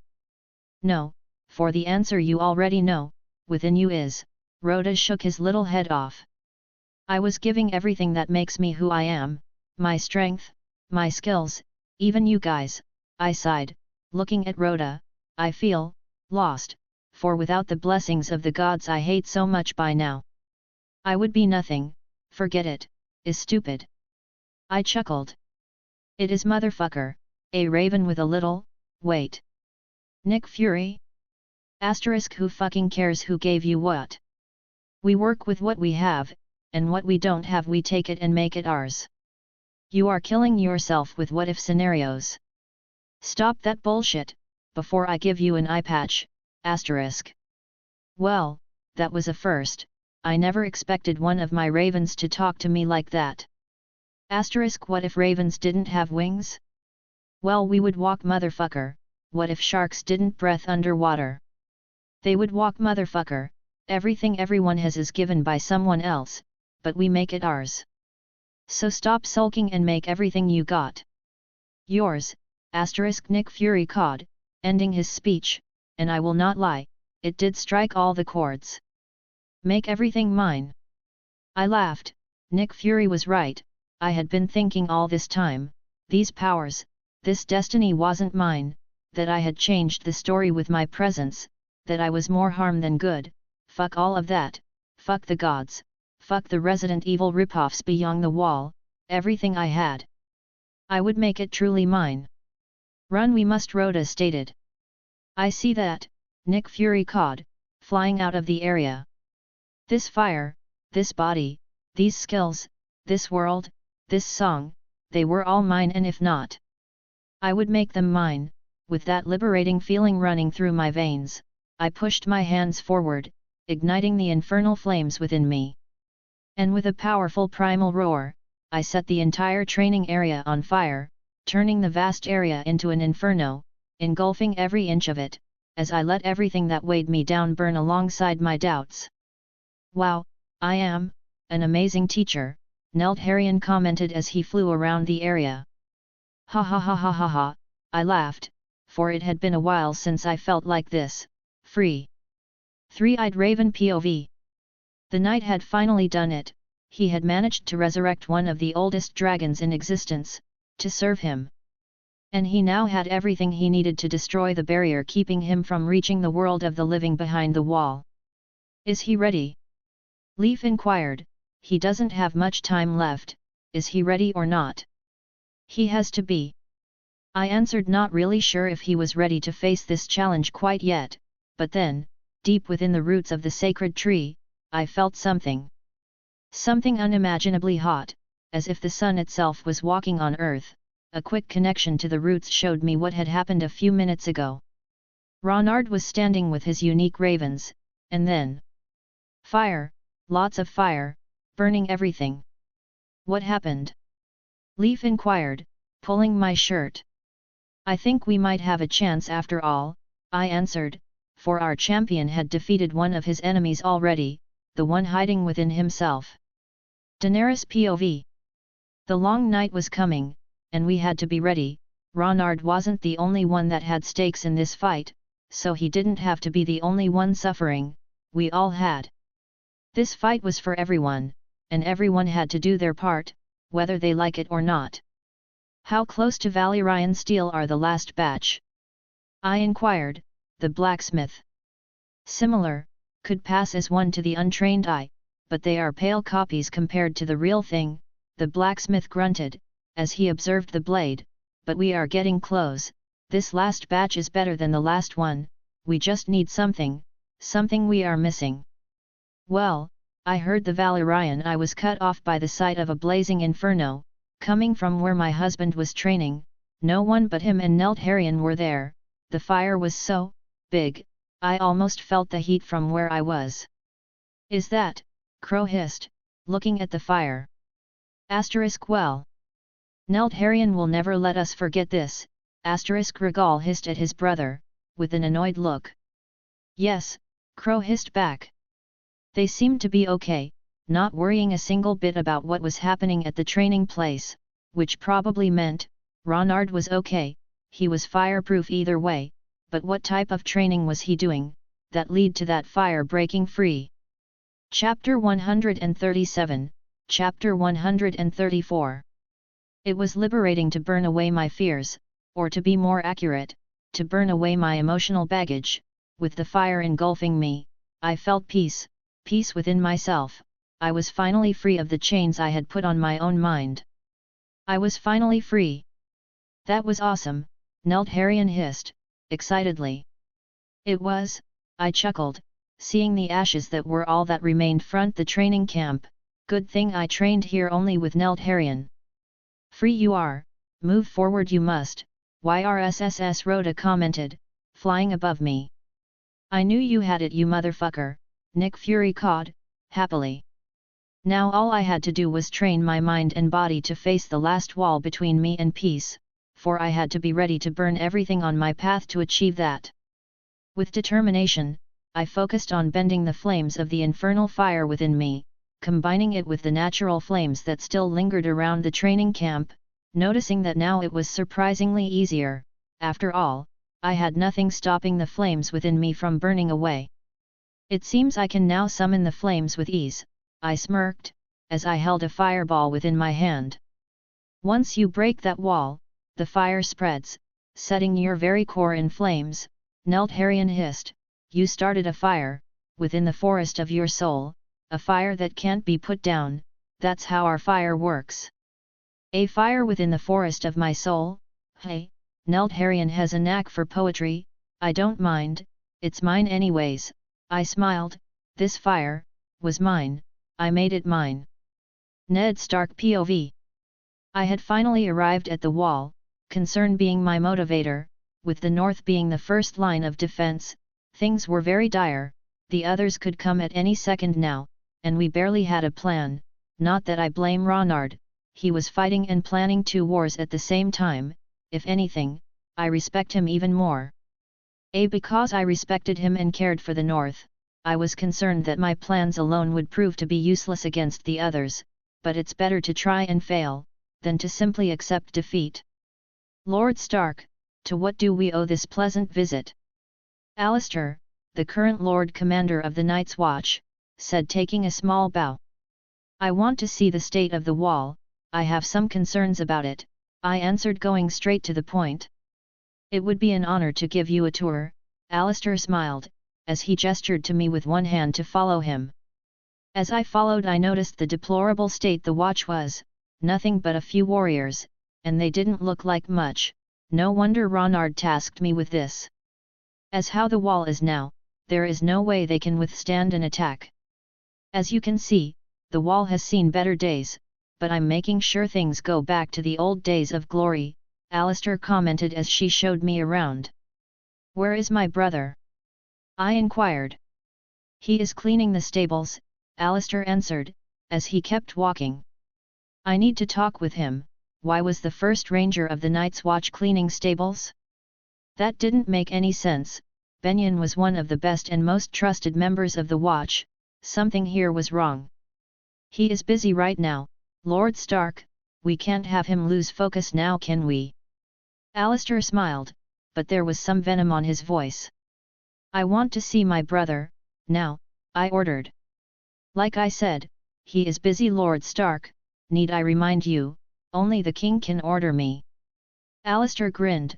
Now do you want that tour, or do you want to leave? Either way your brother is busy. How fucking dare he? I have come here, under my king's command, Ronard Mormont, first of his name, breaker of chains, father of dragons, son of the north, king of Essos, and the ruler of the known world. You will lead me to my brother, or I will break this castle down finding him, your choice. I know no king by that name, Alistair hissed at me. I will take that as treason, I growled, unsheathing my blade. I am the king's justice in the north, and you will taste my steel. The king Joffrey will not allow this, Alistair barked, as he too unsheathed his blade. Protect Lord Stark! My soldiers shouted, readying their swords. Threatening a lord, really, did you hit your head with my old desk that much? I knew that voice, Jeor Mormont, the former Lord Commander of the Watch. He might be a lord, but he doesn't hold any power here, only the king does, and he seems to be believing your grandson is the king, Alistair smirked, a delirious thought, that's for sure. Insulting the king is a crime that is paid with life itself. I would not let anyone disrespect Ronard, I owe him my life, and much more. I was a knight of his round table, that alone meant something. So my grandson managed to do it, impressive, Jeor Mormont commented. Stand down, Alistair, you are making a fool out of yourself with all this charade. You no longer hold power over me, Jeor, so stay out of this, Alistair barked at Jeor, as he started to walk towards me with his blade ready. I promised to protect the wall from its enemies, and Lord Stark is an enemy of the crown. But someone stopped him. One of the watch members behind him approached him silently and using a long knife, he opened the throat of the commander, making the former fall on his knees, holding his throat tight with desperation with no avail. Alistair's blood ran out onto his clothes, and a few seconds later of slow agony, he died. A man talked too much. The watch member commented, looking at me. A man works with Ronard, so a man has no need to fight you. Who are you? Jeor Mormont inquired, with concern. A man has no name, but a man is known as a faceless man, the man answered. Why did you kill him? I asked, not that I wasn't going to do it myself. We have no time to waste with this type of person. Time is of essence, and we must act, the man answered. He killed our commander. One of the night watch soldiers growled angrily. He tried to clash blades with a lord that was sent by the king himself. He was dead a long time ago, Jeor Mormont sighed. Now, you wanted to see your brother Lord Stark. I looked at Jeor for a second before nodding. Would you take me to him? Sure, though I can't walk as fast as I would like, but you can tell me about my grandson along the way. Breaker of Chains, what an interesting title he has, Jeor Mormont chuckled. It would be my pleasure, I smiled. To think my grandson would clean the family name to such extent, truly the best possible thing I could ask for, Jeor Mormont smiled. Now follow me, your brother is a bit far away from here, for me at least. Chapter 138, Chapter 135. Ned Stark POV. I followed Jeor Mormont across the castle, little by little growing worried about my brother's state. Was he okay? Did they do something to him? Why would they? Was it because of Jon? Fear not, Lord Stark, your brother is fine. Well, he is in one piece. I made sure no one harmed him, but I couldn't stop Alistair from imprisoning him, like I couldn't stop him from being an idiot a few moments ago, Jeor Mormont commented as if he was reading my mind. Why? I asked. Well, Alistair grew wary of him after your son escaped, and Benjen challenged him every step of the way, but with a good reason. Alistair was being unfair to everyone, the little power he had went to his head, he felt like a king, truly sad, Jeor Mormont sighed as he pointed, here we are. I looked inside the cell, seeing my brother sleeping on the ground like a dog, with nothing but a bowl of water beside him, making me regret I wasn't the one killing that bastard of Alistair, Benjen. I called him. Ned.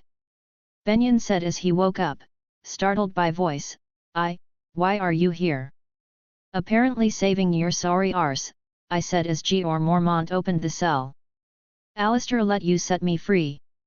Odd, Benjen sighed. He is dead, not by my hands sadly, I stated. How? Who? Benjen inquired. It's a long story, I answered. After explaining Benjen what had happened, and why I was here, he visibly relaxed, saying he had seen the army of the others firsthand, and that we weren't ready to face it. Even with the weapons of dragon glass Ronard had sent to the wall, Benjen was sure, we would lose the wall if a battle broke free. The others are terrifying, Ned, the move as a singular unit, no fear, no hesitation, their sheer numbers alone are more than enough to crush any army, Benjen commented with a worried expression. Is the king ready for this? Ronard, has been preparing for this for a long time. We might not be completely ready, but we have a fighting chance, that much I know, I replied. After all, we had thousands of dragon glass weapons, and other tools to face the others, including the dragons we had in our side. A fighting chance, that's better than nothing, Benjen sighed. I have also set some defensive measures in case the others cross the wall, I informed Benjen. Like what? Jeor Mormont inquired, taking a seat in front of us. Well, after the battle in King's Landing, Ronard acquired a massive quantity of wildfire, and with that I set traps around the forest, making sure to evacuate everyone from the nearby villages, I told them. You plan to set the forest on fire, that would slow them down for a bit, and if we are lucky, it would kill quite a few of those things, Benjen said in deep thought. Did you bring some of that wildfire here to the wall? I nodded. We might want to set some of it inside, in case we know there is no chance to stop them, Jeor Mormont offered. That was part of my reason to come here, I informed them. I wanted to make the entire wall a bomb, making the wall our first line of defense and offense. That would certainly be helpful, Benjen nodded. As we continued to talk about strategies, the ground began to shake, with a rhythm. Then, with a loud roar that made everyone in the vicinity clutch their head in pain, I ran towards the widow, but I saw nothing. What was that? I inquired. We have to evacuate, Benjen answered. The others are moving towards the wall, Jeor Mormont commented. Bring the wildfire, set the trap, and leave. I will set the wall into flames. I can't let you do that. I shook my head. Ned, I'm old. I lived long enough to see my family crumble with my son, and rise with my grandson. If I live, I will be nothing but a burden. I rather die like a warrior, being useful, than to die like an old man that couldn't do nothing. Besides, it's not that bad. I'm going out on my own terms, Jeor Mormont reassured. I will go down with as many fuckers I can take. Your grandson will be proud of you, I nodded, knowing full well how stubborn the Mormonts were when they made a choice. Not more than I am of him, now. Bring the wildfire. We don't have time to waste, Jeor Mormont smiled. You heard the man. Start setting up the trap. I shouted as I ordered my men to move as fast as they could with the plans. Ronard Mormont POV. Is that all you can do? Neldharion taunted.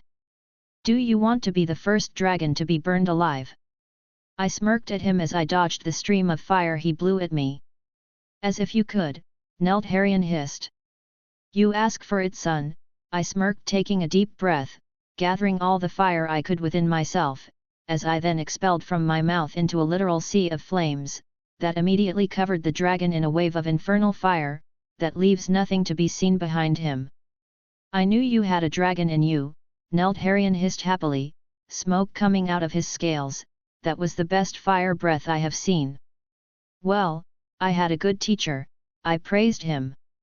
Well, that's true, Neldharion hissed happily. I think you are ready, now we can finally spar for real. Sparring with a dragon, well. I suppose he is the only one strong enough to push me, fine by me, I smirked. Oberyn Martell POV. My brother had arrived from Dorne, for he now had a reason to finally come to this once cursed city, that was tainted by the blood of Elia, but had now been cleansed by Ronard. Hello brother, I greeted. Hello, Doran smiled, anything new? Well, where do I begin? And so I started, explaining my brother that the real war has barely just begun, that the others were coming and that Ronard alone was not enough to face them, and that as the loyal allies we were, we had to help our king with all our might. The others, that's a bedtime story for children, Doran sighed. So were the dragons, this is real Doran. We need everything we can provide and even that we cannot, I said with a serious tone. This was not a laughing matter, this was life or death, and I wanted to live. You believe him? Doran inquired, looking at me firmly.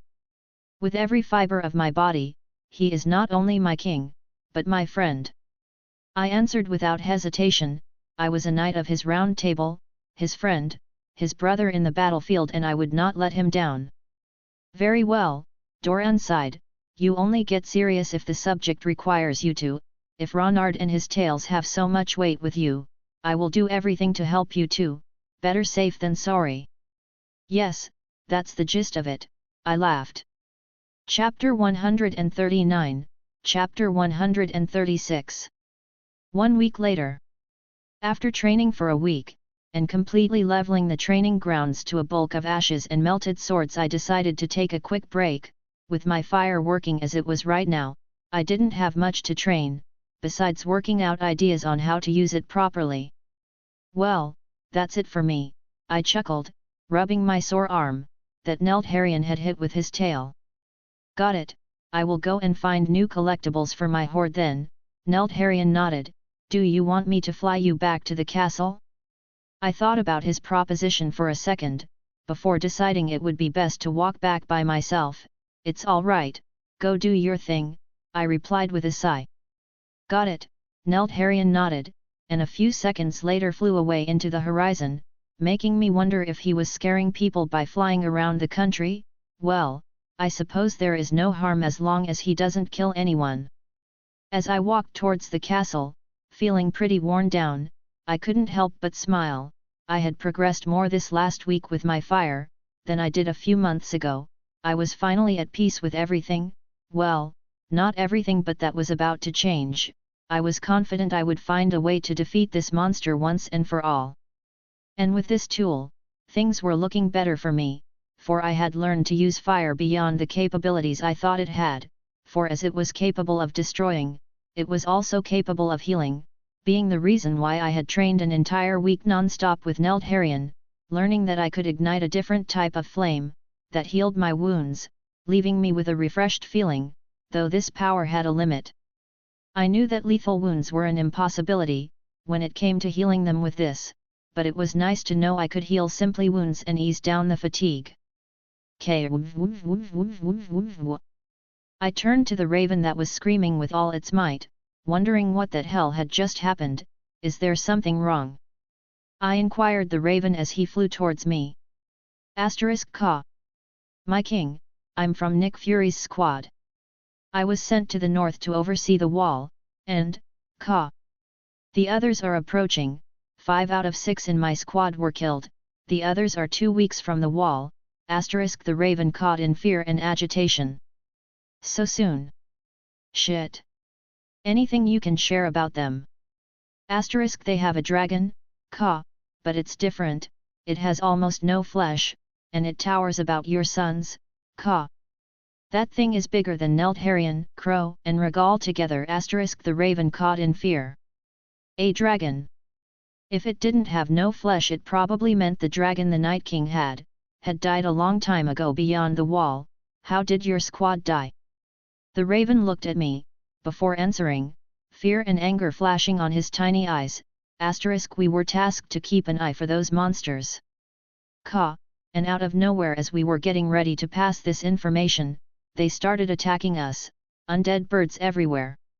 We had no choice but to follow the Corn Protocol." "The protocol?" I inquired, trying to understand in full the situation. If death is unavoidable, one must survive at any cost, so that the information is passed. My brothers fought the undead abominations in the air, buying me enough time to fly away. The raven had by this point its feathers all ruffled up. Caw. I only survived because I was the fastest among my squad, and they picked me to escape just for that. I will not forget their sacrifice, of that you have my word, I stated.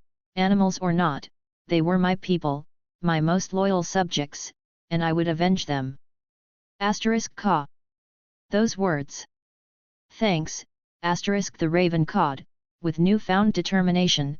I will let the Council of Animals know, and with that the raven flew away, leaving me with a ton of shit to process. I had 2 weeks to prepare. Well, let's see if I can keep my record. And stay undefeated, I muttered as I ran towards the castle. Council of Animals, 1 hour after. Animals from different species sat or lay on a field close to the sea, waiting for the council and their representatives to arrive. For the ravens, there was Rhoda and Nick Fury. for the bears, Vladimir and Vodka, for the hawks, Tony Hawk and Petra Hawk, for the Krakens, Bob the Kraken, and for the horses, Asmo and Hirsch. The situation is dire, Vodka growled in worry, the day we feared has come. Asterisk, we all knew this shit was coming, and now we have to face it. Asterisk, Nick Fury called for everyone to hear. Fear is the path to defeat, Rhoda added. We must use the islands as a safety haven for the non-combatants, the others have no Krakens under their control, we still reign supreme on the water, Bob added, from the water.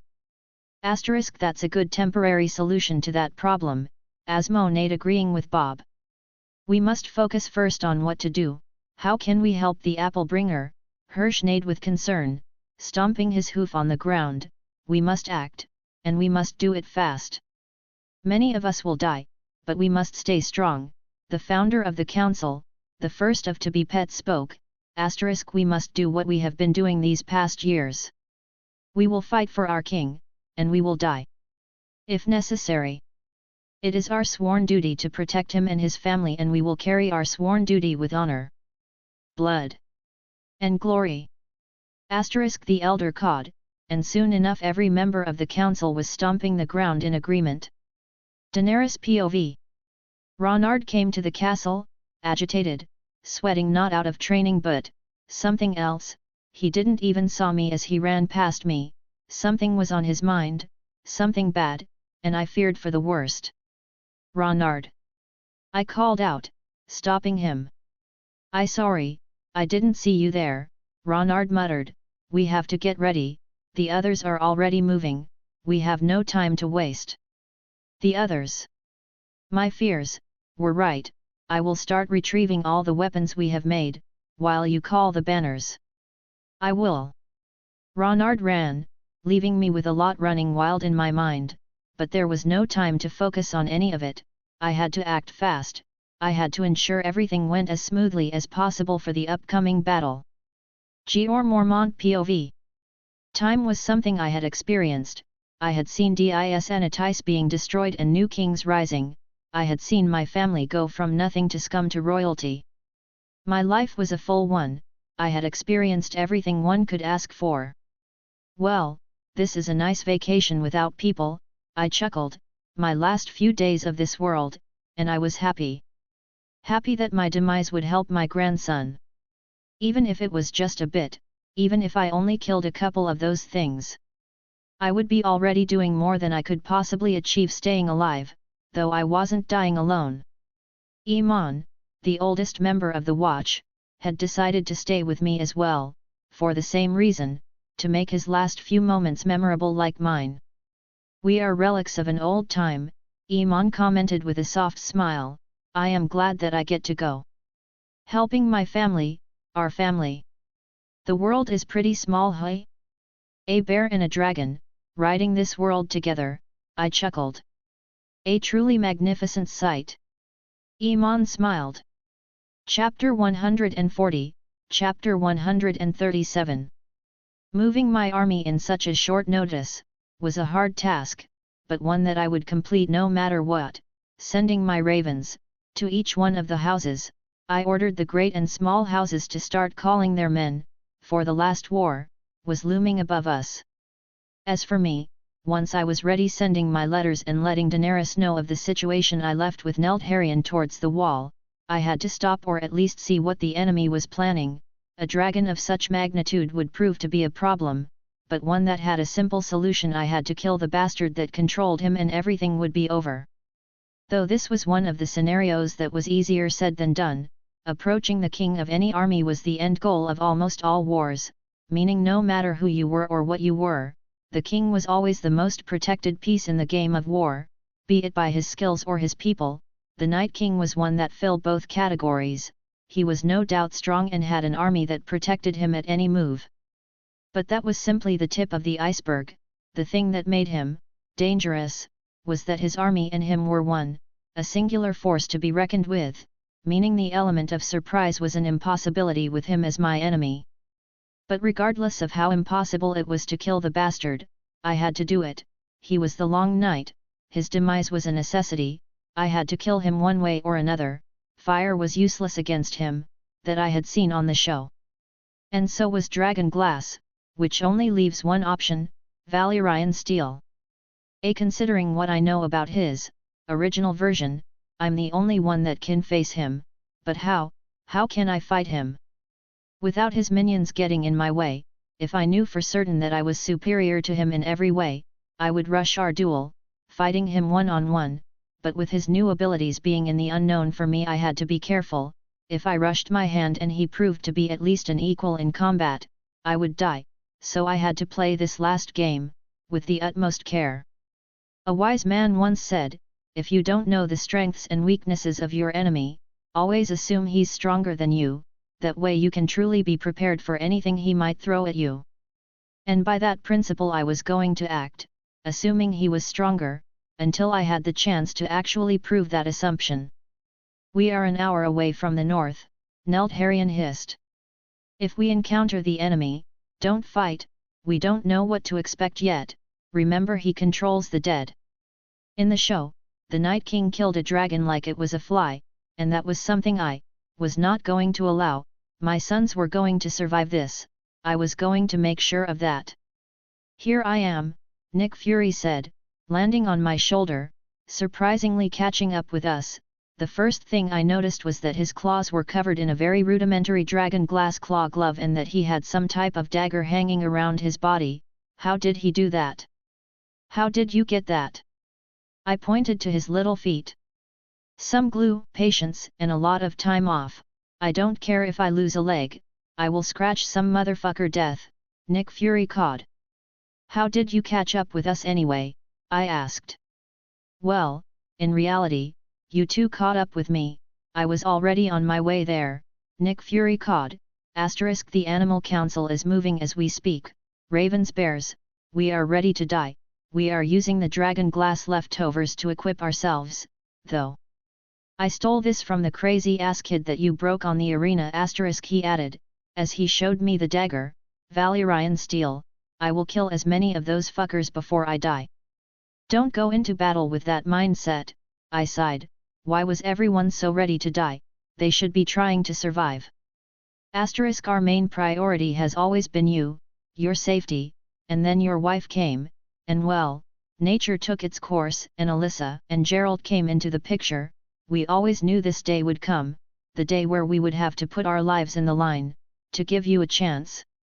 And if the chance you need takes every single one of us, we will gladly burn in hell along that motherfucker, we will die for you if needed, we will disobey you if it means protecting you and your family, you are part of our flock, they are part of our flock.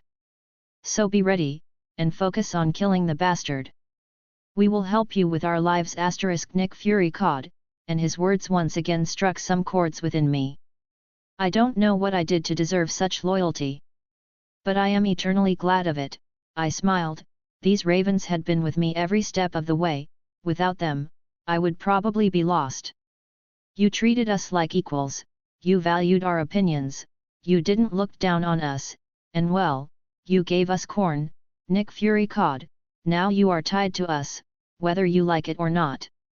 I don't, I smiled, wondering, just how many of my loyal friends would die in this last war, probably too many, one was too many, but I would make sure their sacrifices don't go in vain, I would win this war, no matter what. Ned Stark POV. Jeor Mormont and Aemon Targaryen, the only two members of the Watch that volunteered to stay behind, with the intention to blow themselves along the wall up in a blazing inferno, with the intention of taking as many monsters with them as possible, an honorable sacrifice, that was unquestionable. But right now, it wasn't the time to mourn or admire them, right now we had to use every asset in our hands to slow the horde and whatever made that roar as much as possible. The wall and the forest neck to the wall, were the main lines of defense. Wildfire was volatile, and any fire ignited with such substance could last hours, even in the harsh conditions of the north, and each second was precious. We needed to wait for Ronard, without his help the north would fall within a fortnight of them crushing the wall down.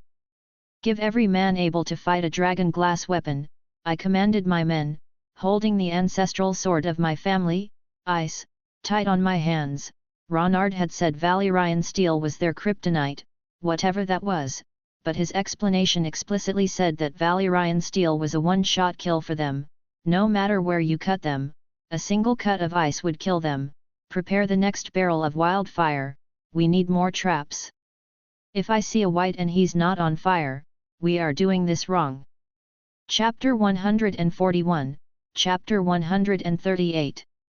It took me a couple hours to arrive to where Ned Stark was, getting a closer update of the situation, and it seems the others were coming toward the wall as we speak. Ned also informed me he heard a powerful roar in the distance, a roar that could be heard miles away from the wall. I had to act fast, I had to stop them, so I had to organize the information I had. For one, they had a dragon, but for some reason the Night King had decided to march on the ground, meaning either he is confident in his victory, or the dragon is incapable of flying. If so, I had an advantage against him. I needed to see up close how strong was his army, to get a general idea of what to expect, on how to move, but the little I knew was not enough. My ravens had information about the army, but their information had a lot of blanks.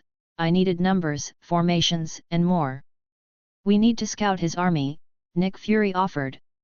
And while tempting, the idea was absolutely out of the table.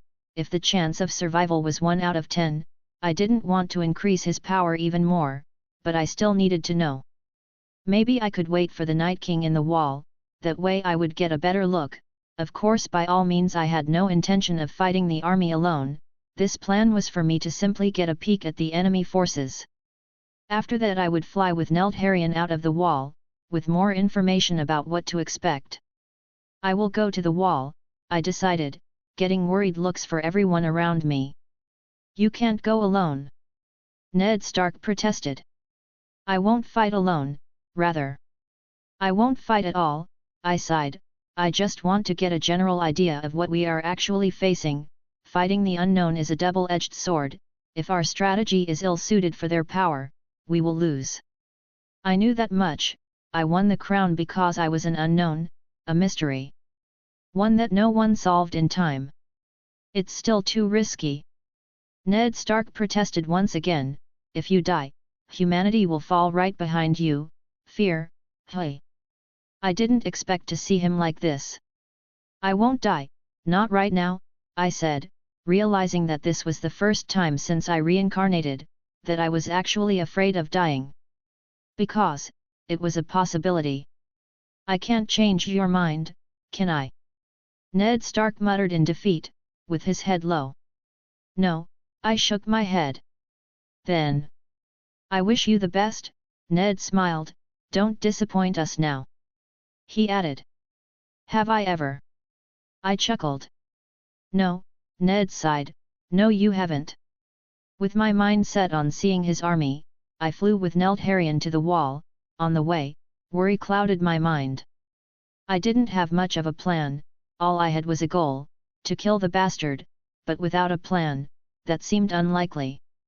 But I was not about to give up. Right now, I didn't know anything about the enemy, nothing about its power, military speaking. But once I got a general idea of what to expect, I would surely find a way to defeat the monster, ending this once and for all. We are close to the wall, Neldharion informed me. Good, I sighed, good. Three-eyed raven POV. The time of reckoning was near, the last song was waiting to be played, and we all had to play our parts. Me included. Right now I was accompanying Leaf and the wildlings in my raven, while my body stayed on the sacred tree to observe the Night King. We have to move faster, we have to get to the wall, Leaf muttered, her magic being the sole reason we still were alive. We can't keep this shield any longer.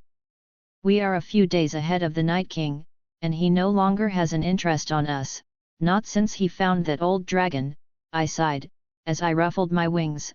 We will get there. I know, but the sooner we get there the more time we will be able to buy Ronard, Leaf sighed.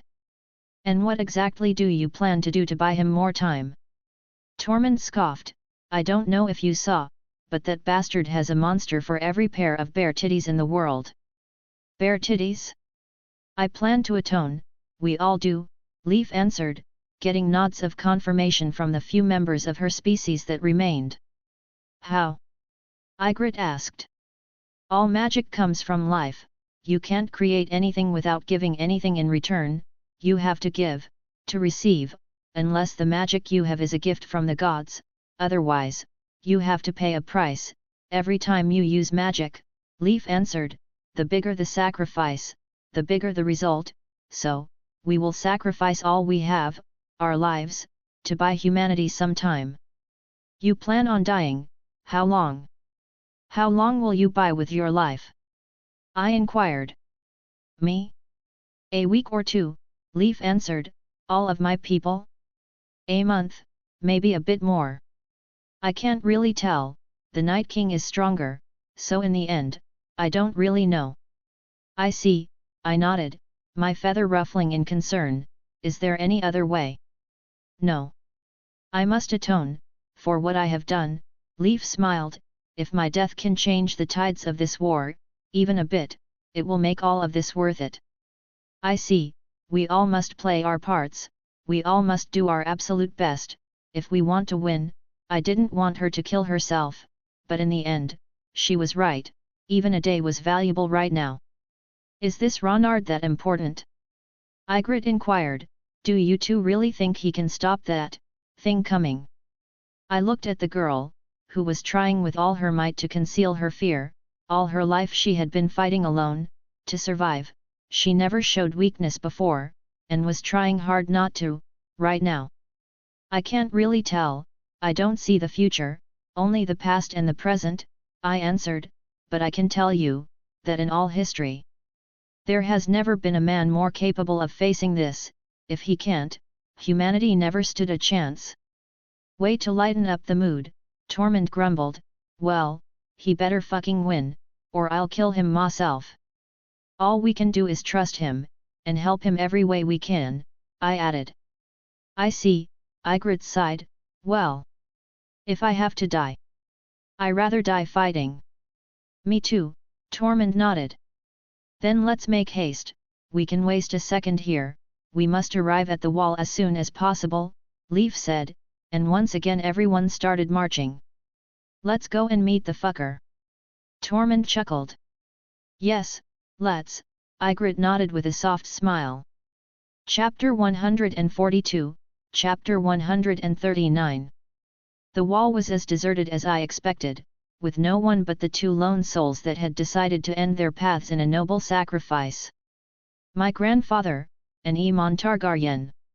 Well, now all I had to do was wait, and see what I was facing, and then act accordingly.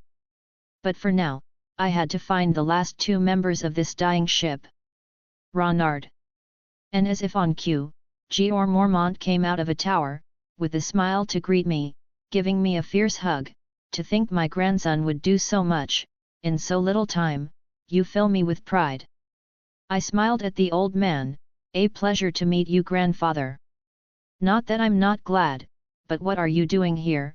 Jeor inquired, didn't Lord Stark tell you what we plan to do? I nodded, he did, but I need to see what I'm facing, otherwise, I'm fighting a shadow, with no idea what to expect. I then looked at the old man that happened to be my grandfather and asked, are you really sure you want to do this? We can explode this wall without you two here. Before my grandfather could answer, Aemon interrupted from afar, with a weak smile, I think I can answer that, he said, as he struggled to walk towards us, showing that his age had taxed him a lot. I looked at him, waiting for him to be close enough to answer, wondering why were they so eager to throw their lives away?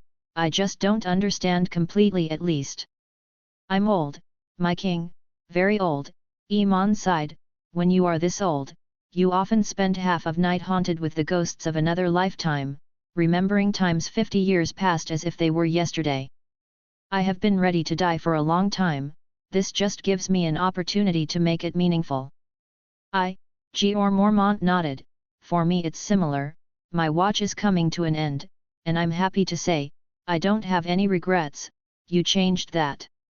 Meaningful words from a man I hadn't met till today, and somehow they made me feel better, but even more troubled to let him them stay, I see, then I shall respect your decision, but nonetheless, I would respect their choices, for very few men have the privilege of choosing how to go.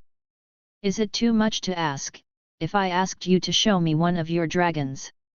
Aemon inquired. Let me call him, I smiled, as I whistled calling my son to come. Seconds later, Neltharion landed on the wall with the utmost care. This old guy smells like a dragon. He is in a way, I chuckled.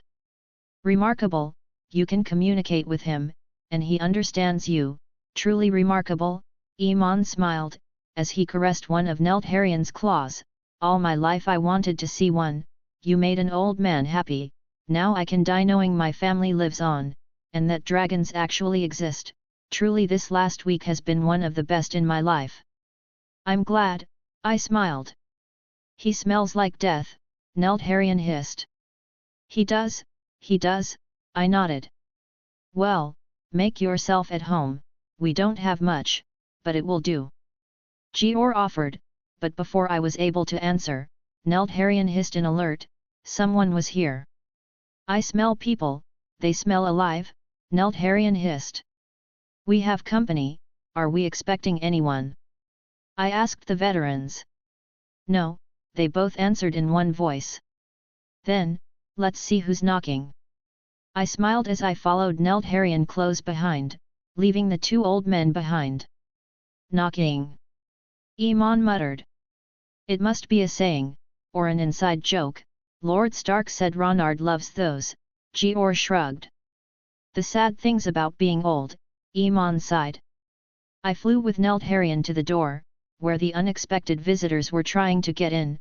From the skies, I was able to see around 500 to 1,000 people, all together in one place, survivors. I did not expect that. It was hard, a raven said, flying besides me.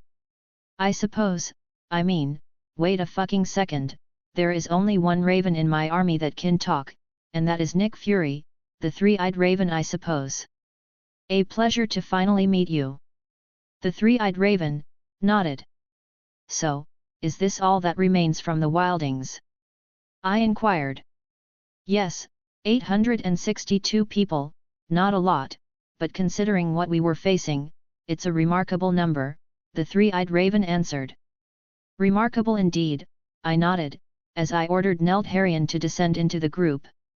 A dragon. I bet the fucking chosen one is riding it, a man grumbled as I descended with Neltharion. Good, make an enemy of the man riding a dragon, if you want to die, please do so yourself Tormund, a young woman reprimanded. Oi piss off Ygritte, Tormund growled. Make me, Ygritte challenged. We finally meet, anger sparked inside of me, like a fire that was starting to spread within my soul, a raging fire. You see, normally in things like this, you don't get to see and meet the person responsible for all the shit you are going through. In most stories those fuckers die, or are simply out of reach. Yet, in front of me, was the person responsible for creating the biggest abomination this world has seen, Leaf and her people. Give me one good reason why I shouldn't kill you. I asked with a cold tone, as Neltharion roared to accentuate my threat. I don't have any. Leaf answered without skipping a beat, I know I can never atone for what I did, but, I can buy you some time, at least that way, my death will mean something. Heck fuck off, she has helped way more than you. Tormund growled, holding his axe ready to strike me down if needed, while you fucked your wife, and enjoyed the good life, she helped us, so fuck off. I looked at him for a second, before I started to laugh, at the irony of the situation, protecting the person responsible for the death of your comrades. I find this oddly entertaining. Is riding that dragon hurting your head or something? Tormund barked, the one that killed my people is the Night King. I smiled as I pointed at Leaf, and who do you think created the Night King? Tormund looked at me, and then to Leaf, doing the same motion for a couple of times, before he exploded in anger, I will kill you bitch.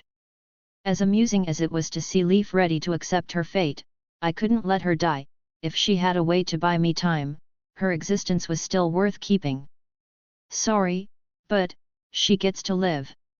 For now, I said as I knocked Tormund out cold with a kick to his guts. Good call, Ygritte sighed.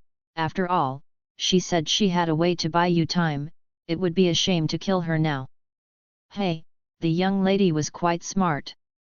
Yes, she did, I nodded as I gazed at the subject in question.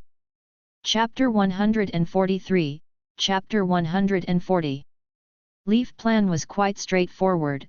She and the few remaining of her people would use their lives to strengthen the wall, giving me a month or so at much plan. That would give you the time to better prepare, Leaf said, as she ended the explanation of her plan.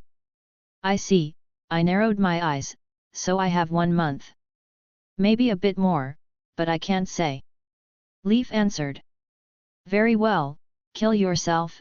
I was angry, for the sheer stupidity she had to create a weapon with so many windows for failure. How in the 7 hells didn't she all the downsides of creating a fucking lich? How stupid you have to be, to not see how bad that was going to backfire. A bit harsh on her, don't you think? The three-eyed raven stated. If you think that's harsh, our definition of harsh is vastly different. I rolled my eyes at the raven. She was young, and wanted to protect her people. The three-eyed raven added.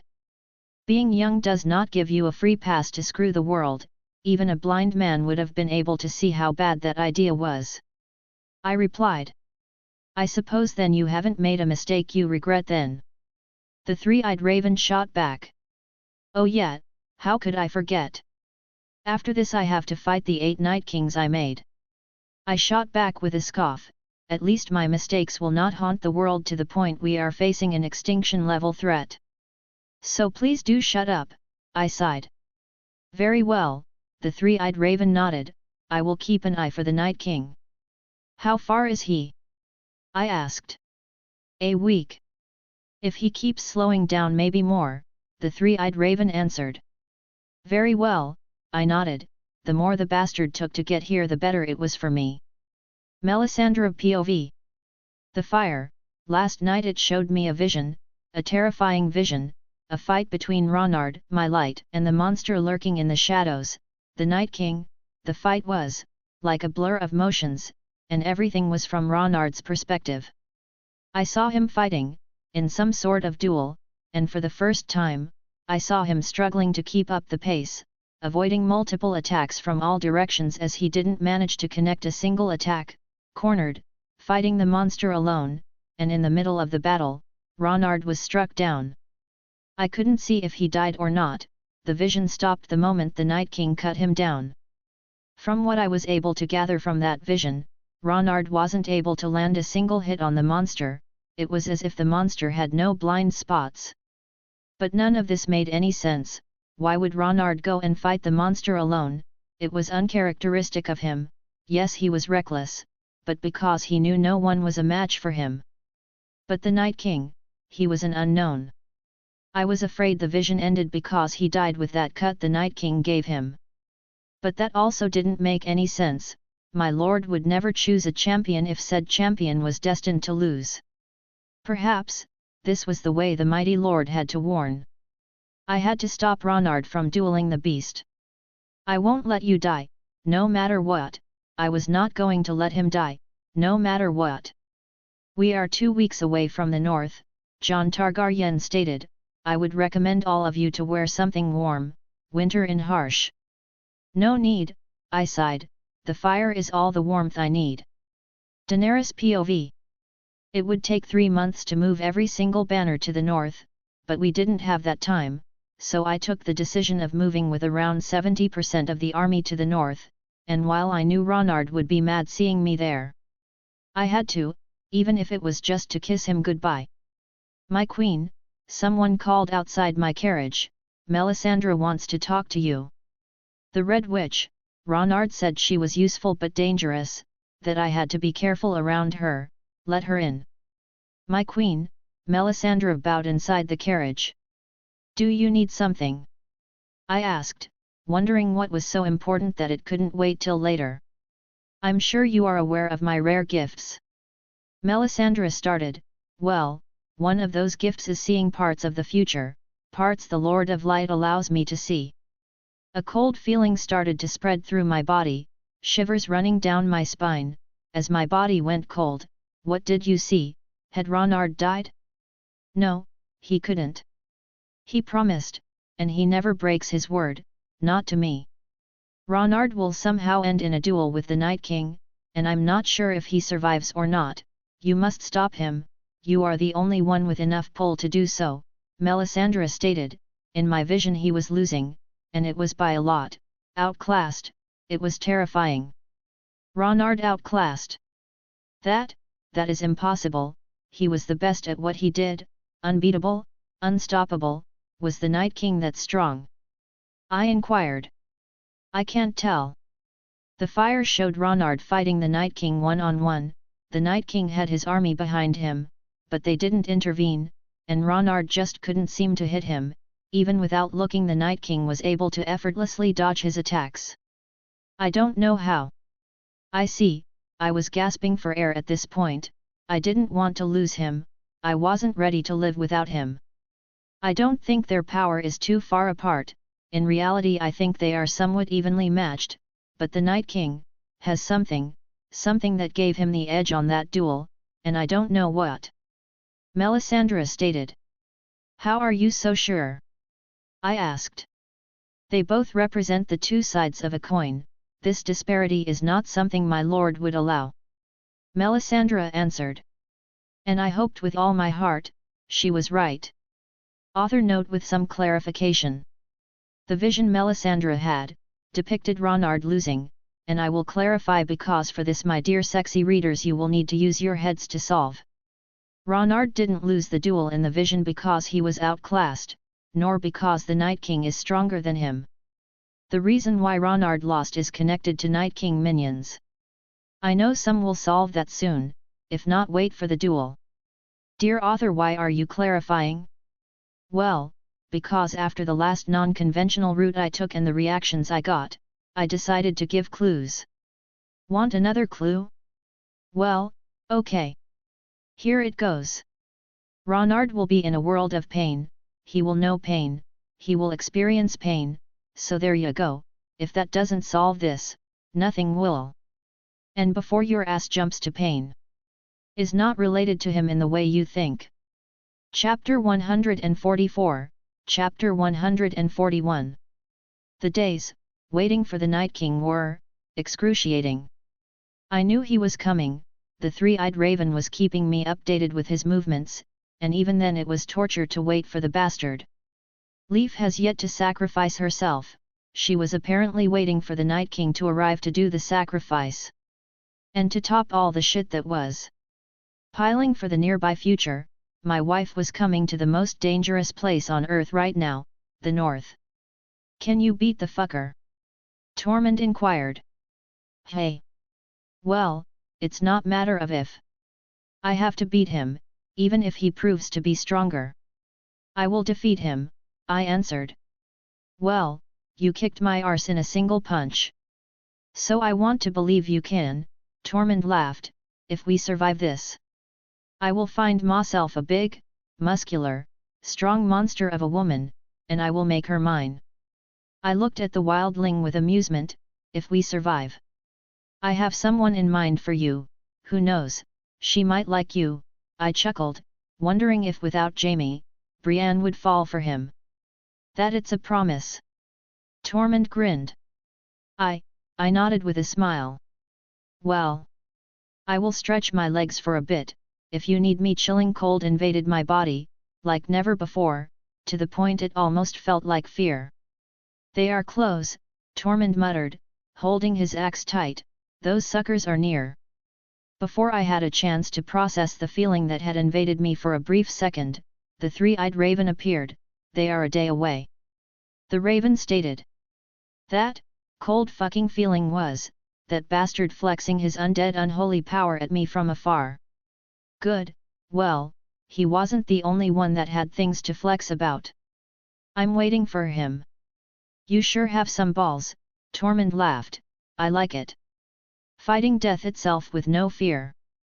You are like a considerably stronger and younger version of me. No, just no. I rolled my eyes at him as I walked away. It's undeniable. Tormund shouted as I walked away. Great, just what I needed, someone weirder than Oberyn. Tormund is testing your patience. Ygritte asked with a smirk. Yes, but also no, he's just being annoying. I chuckled. That's Tormund for you, Ygritte shrugged. By the way, I had a question I wanted to ask you. I looked at her for a second, wondering what was the question in her head, before I nodded. Sure, go ahead. What is your plan with us, after this end? Ygritte asked. A very valid question. Her people were notorious enemies of the kingdom. Some of the wildling tribes were known for raiding villages, others for eating people, and some should be happy the Night King killed them. Because I would have tortured them, I suppose. Then depends on your people. Hey! Ygritte muttered, confused. I don't have anything against your people, heck I even admire some of you, but there are some things I just can't allow. I stated, eating people, raiding, and of course, kidnapping others, forcing them to marry members of the tribe. It's our way, Ygritte said in a defensive tone. Well, if that's your way, then the only fate that awaits your people is extinction, I stated with a cold tone, so your only chance of survival is by obeying. My people don't kneel, we know no king, Ygritte shot back defensively. I looked at her with amusement. I think there is a problem of miscommunication between us, let me fix that. Your people will kneel, or they will die, there is no middle ground, you are either with me, or against me, that much you can decide. Ygritte looked at me, anger flashing through her face like Christmas lights. My people, the few that remain, are not a threat to you. We don't eat people, we mostly survive by hunting, and raiding every now and then. All we want is true freedom. You are in my kingdom, and you will abide by the rules I have. You don't like them? You can leave, and rot. I don't care if the ancestral way of your people is raiding, because, if you do decide to raid and fuck my authority, I will hunt every single wilding, erasing your kind from the face of the earth. You want absolute freedom, by all means, go beyond my borders, but within them, you will obey, I stated, leaving no room for more conversation. If she wanted to continue her life the way she was taught, she would meet her end sooner than later. You are harsh to those that show opposition. The three-eyed raven commented, as I walked. Maybe you are right. Maybe I should ask them, with something like, pretty please see, don't break my rules or I'll get mad. I joked, I'm not asking her to suck my dick, all I'm asking is for her and her people to understand that they have to abide by my rules, if they want to remain under my kingdom, and that if they break the rules, I will have to kill them, and that applies to everyone. If fucking Ned Stark starts raiding and raping people, I would kill him without hesitation. They won't kneel, the three-eyed raven stated. I hope for their own good they don't break my rules. I shrugged. Besides, I have confidence that they will see how bad their situation is, and will fall into line. After all, the Dothraki bend the knee, and they were the pinnacle of shit human beings. I see, the three-eyed raven said. Oberyn Martell POV. Well, I had a good life, I fucked a lot. I drank a lot. I enjoyed every pleasure life had to offer, and more. Deep down I knew I couldn't complain. I had done everything I wanted, I had avenged Elia. Well, Ronard did, nonetheless Elia had been avenged. I had seen my daughters growing to be fear-inspiring women, and well, my life was complete. Well, almost. I made a promise, the moment I met Ronard, a kid young enough to be my son. I promised the gods that if he helped me avenge my family, I would forever serve him, protecting him. Being fair, I didn't know at the time he was capable of kicking my ass with a single hand, but nonetheless, I was a man of my word. Father, do you believe him? Obara inquired, as we rode towards the north. I do. I mean, he's fireproof. I kinda have to believe him. I shrugged. Well, I'll be highly disappointed if I die and I didn't get to ride him. Tywin pouted. Am I that annoying? I chuckled, please for the love of, me. Stop that, the queen will have my balls if you keep hitting on her husband. She just can't process there is a man, that can resist her. Nymeria rolled her eyes at her sister. He's just playing hard to get, Tywin scoffed. Yeah, sure, whatever helps you sleep sister, Obara smirked.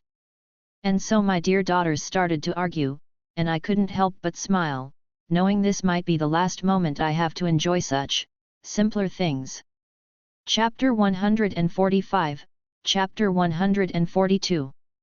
The last 24 hours of waiting were excruciating, and yet the worst had yet to come. As the waves of undead soldiers got themselves into position, I couldn't help but stare in disbelief. His army eclipsed mine in sheer numbers. Giants, ice spiders, and more, with 80% of his army being nothing but walking skeletons, meaning he had resurrected even those who had died a long time ago. And yet, the Night King was nowhere to be seen. Where the fuck is he? I muttered in question as I paced around the wall. I can't see him, there are too many of them, the three-eyed raven grumbled. I can see that, I sighed. He's coming, Leaf said, taking a deep breath. I will commence the ritual. We will buy you as much time as we can possibly exchange for our lives. Very well, I nodded, not really paying much attention to her. Ronard, that was him, his voice, the dark and chilling tone that had plagued my dreams with nightmares, sending shivers of cold down my spine. We finally meet. Taking a deep breath, I turned to look beyond the wall, seeing the monster slowly approaching the wall. Can't say it's a pleasure, I spat, loud enough to deliver the message. Death is unavoidable. I am a calamity, you can't change, the Night King stated, just accept death and stop this struggle. I see, well here is my counter offer, I shouted, so that my voice could reach him. Fuck you. You truly think you stand a chance, do you? The Night King sighed, then allow me to show you the truth. With that he snapped his finger. Immediately after, a massive dragon glided above his undead army, landing beside him, making it clear that the undead dragon was at least 4 times taller than the wall, though I had noticed something. Holy fuck, Neltharion hissed, seeing the massive dragon from afar. There was no doubt in my mind that in a physical clash, Neltharion would be sorely outmatched by that thing, but in aerial combat, Neltharion reigned supreme. The dragon, while massive, had holes on his wings, making it hard for him to fly very high, limiting his movement to glides and large jumps. Are you overcompensating for something? I shouted, trying to see if he was even capable of feeling insulted. Let's make a friendly challenge.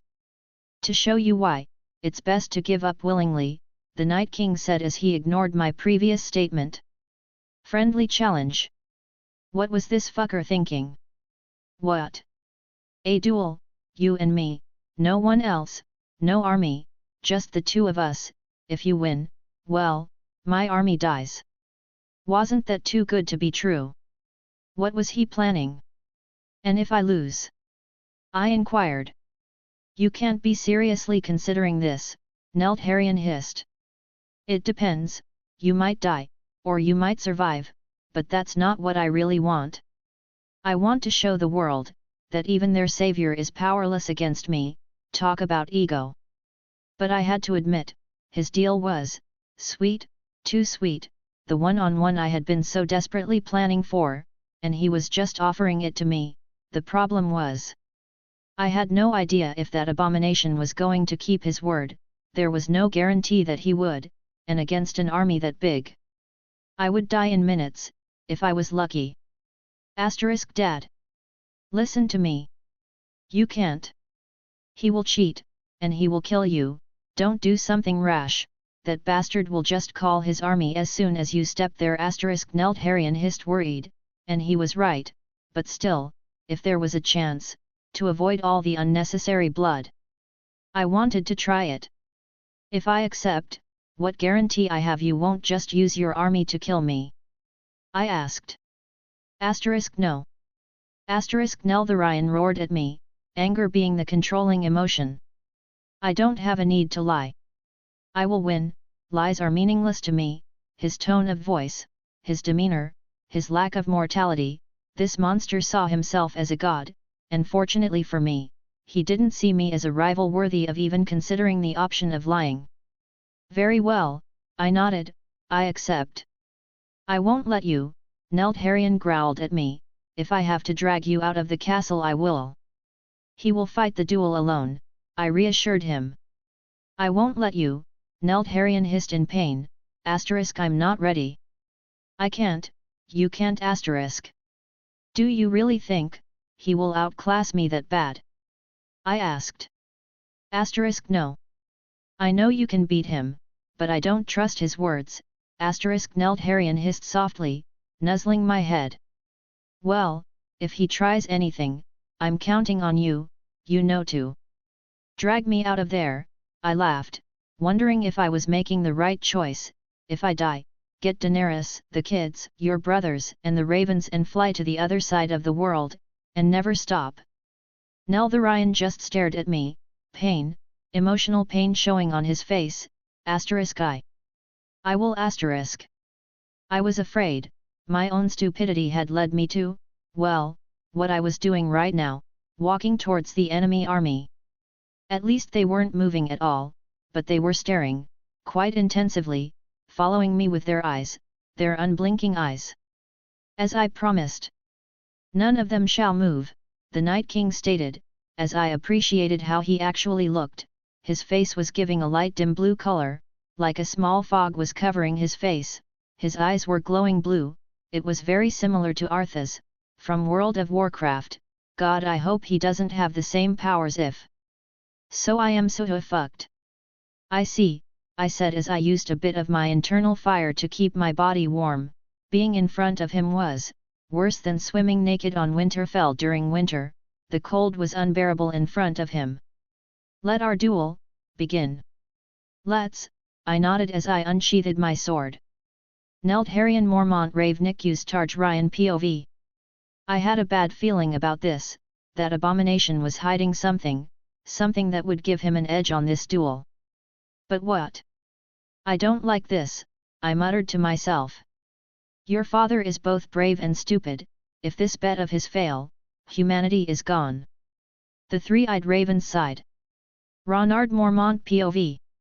I rushed at the monster, swinging my blade in a circular motion, only for him to move inches before the attack even managed to connect, delivering a counterattack to my side that I managed to block just in time. The attack itself managed to push me back a few meters. He was strong enough to push me back. I had to change my strategy. I had to play dirty. Taking a deep breath, as I summoned my fire within, knowing full well he was immune to fire. And would most likely don't move to avoid such attack, but what he didn't know was that I didn't pretend to use fire, the fire was just the means to an end, and my end was nothing but smoke. With a smirk I coughed a smoke screen at him. I had to be fast, his field of vision was obstructed, this was my chance to deliver a killing blow, and end this. Locking my eyes on my target, I swung my blade at his neck, but much to my shock, in response to my attack he simply stepped out of the way. I kept on hacking my blade at him, each and every single attack being dodged with ease. This didn't make any sense, he wasn't that much stronger than me.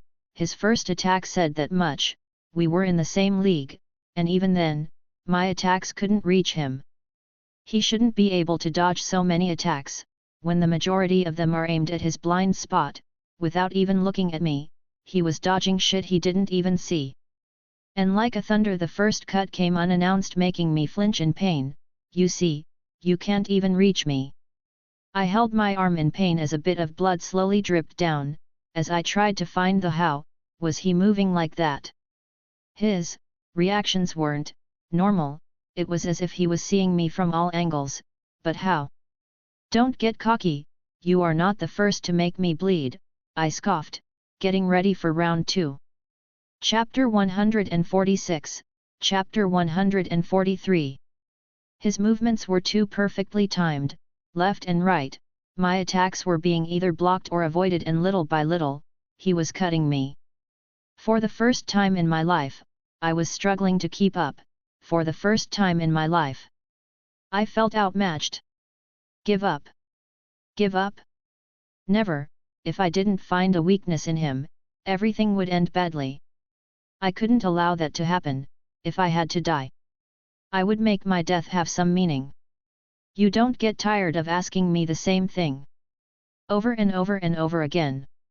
I inquired, trying to maintain my bravado, yet it was clear as the day who was winning so far.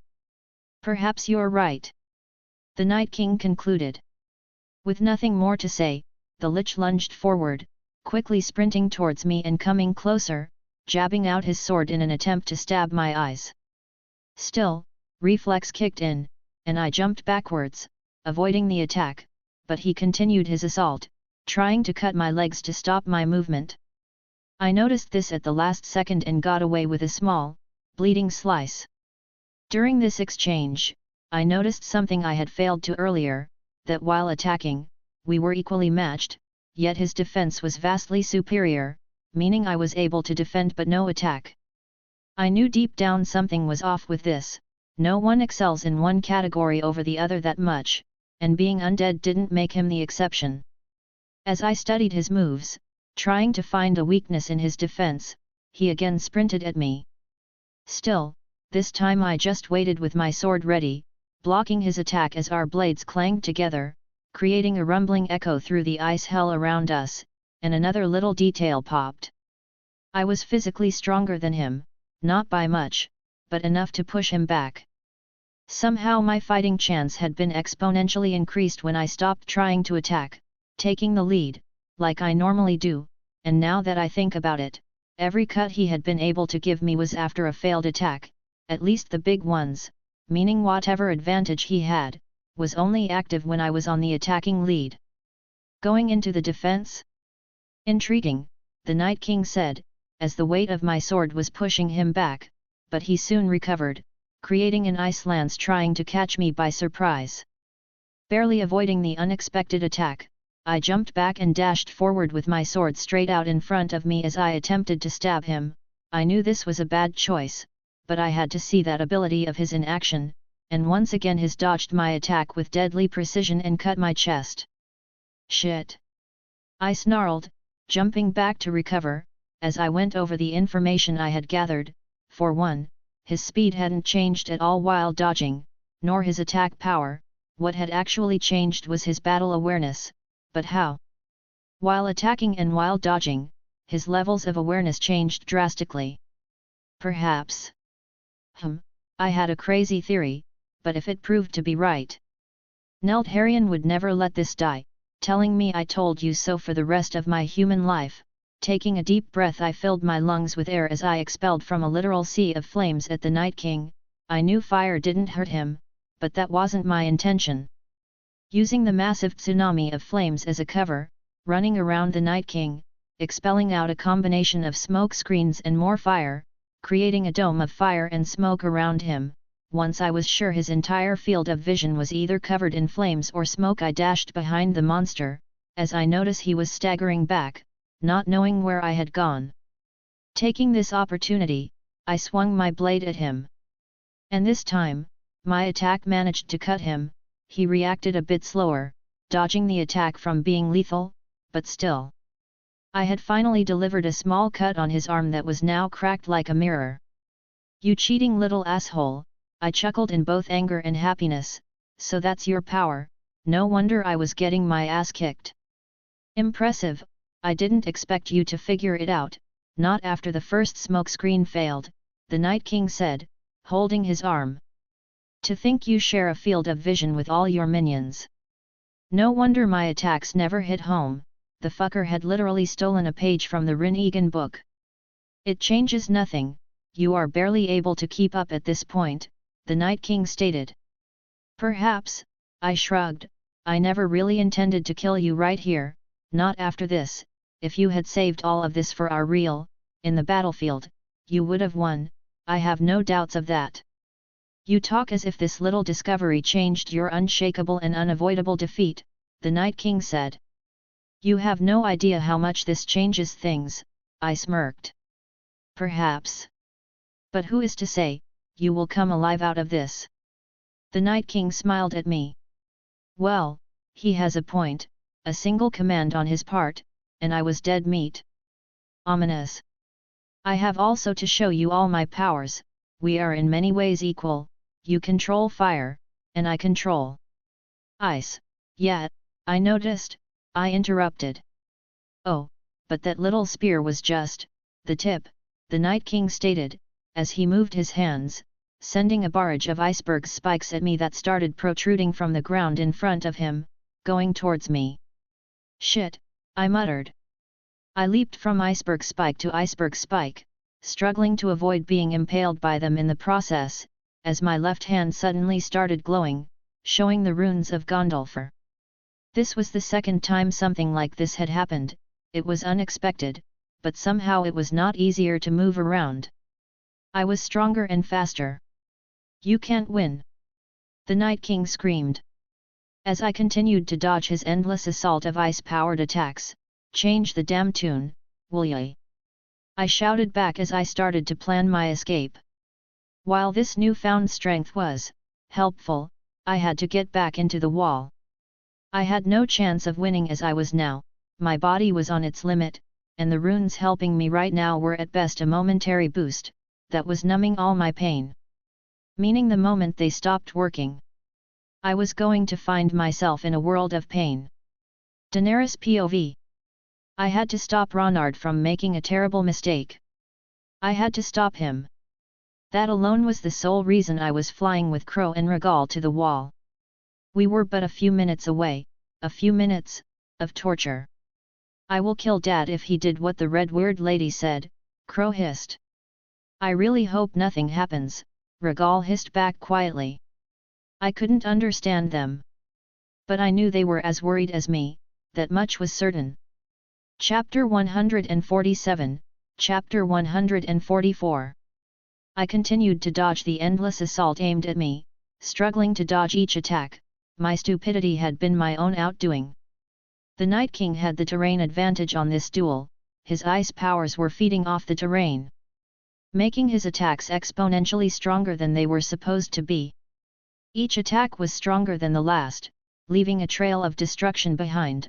I had no idea for how long I would be able to continue dodging. I knew that I had to retreat. It was more than obvious that if I stayed fighting on his domain, I would die, and dying was no option. Having problems? The dark echoing voice of the Night King asked, as he continued his deadly assault. Not at all, I answered, as I dodged a spike of ice that was about to pierce my leg. This is nothing but a good workout, I lied. The strain I had been until now putting on my muscle was starting to show. My arms and legs were screaming in pain, agony. I had never worked them out to such extent, and the worst part was that if I was feeling pain it meant the runes were starting to go off, and the moment that boost I had gained thanks to the runes disappeared I would with certainty die. The wall was around 1.5 miles away, meaning that if I took a run for it, I would be able to reach the wall within the minute. That was, of course, taking into consideration the current physical boost the runes were giving me.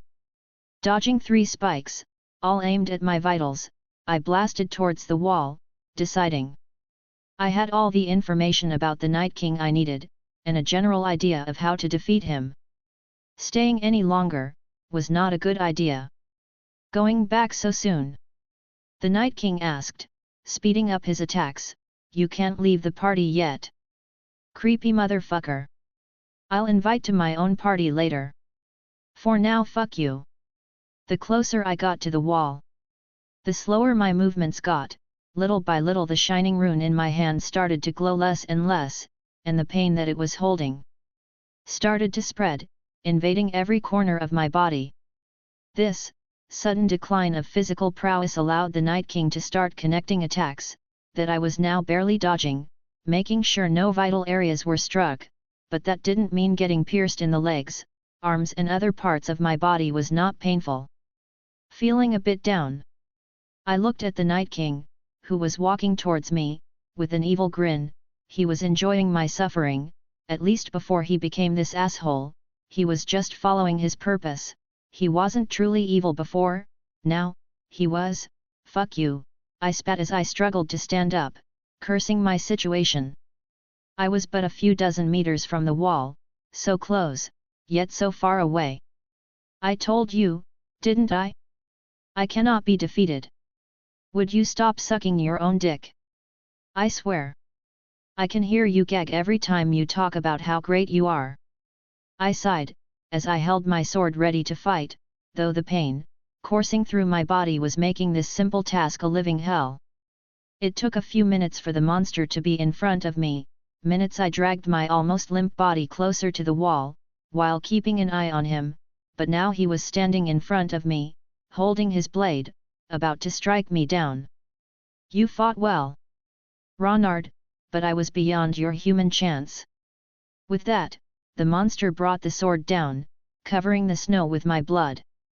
So this was it, truly pathetic, everything I did. And it was for nothing. I died by the edge of my own arrogance. No. No. Daenerys POV, 10 minutes earlier. I was so close to the wall, in a few minutes I would be there to save Ronard, alongside me my dragons and the Red Witch that Regal had decided to pick up after going back for her. I feel his fire, and the cold, close to him, Melisandra muttered, shaking in cold. The cold is overpowering his fire, freezing his flames. In the distance I could see Neldharion, on the edge of the wall, and while I couldn't understand him, I knew he was shaking for his father. Where is my husband? I shouted as I landed on the wall, with my dragons. Where? I shouted once again, turning around, to see Ronard practically dragging himself to the wall, limping his way to the wall, to me. Inches behind him, the monster that had been haunting our lives, the culprit behind our current suffering, the Night King, with his sword raised, and an evil smirk, directed at us, just before he brought his blade down on Ronard. Ronard's blood splattering everywhere. No! I cried as Regal, Crow, and Neldharion roared in pain, as they all descended to the other side of the wall, making a triangle of fire around his father. I will kill you! I shouted in hate, as I held Ronard's body close to me. I won't stop until you are dead. I have bested your champion, enjoy your last month of living. The creature said, ignoring our pain. Asterisk I will end you. Asterisk Neldharion roared, shattering the ice-cold floor beneath his claws. Melisandra POV. Ronard was, not alive, and not dead, he was between the two worlds. I could feel it, the fire within him was weak, but it was there. There has to be something you can do, please, Daenerys cried, I don't care the price. I better than anyone understood her pain. I have already asked the Lord to bring him back, now all we have to do is wait. For once. I begged my God, with all my heart, as I saw Ronard's broken body, all we can do is wait. Ronard Mormont POV. Darkness, what a stupid end. I died, and I didn't even make my demise worth something. No. Fuck this. I refuse to die. God of fucking nothing. Bring me back. I will. Hey, that was fast, and anticlimactic, thanks. You acted rash. You let him win, you were stupid. I was. There was no point of denying it. I was overconfident, and this was the price. But so was the Night King. For as long as an ember remains, the fire will always come back, stronger than before. Chapter 148, Chapter 145. Time was, quite the little thing, without anything but darkness around, it was impossible to know time. So here I was, feeling like I was floating in a void of emptiness, devoid of anything. Not knowing how long had it passed since I formally died for a second time. I was breaking records. I had died twice in a lifetime, not many people can boast about that. At the very least, the asshole I have for a god decided to resurrect me, probably because I still have the rip-off of the Lich King to defeat, not that I complained. I loved living. And if the excuse for me to live again was to murder that asshole, I was fucking in. But while I was happy, I was coming back. I was scared, not of the challenge the Night King represented.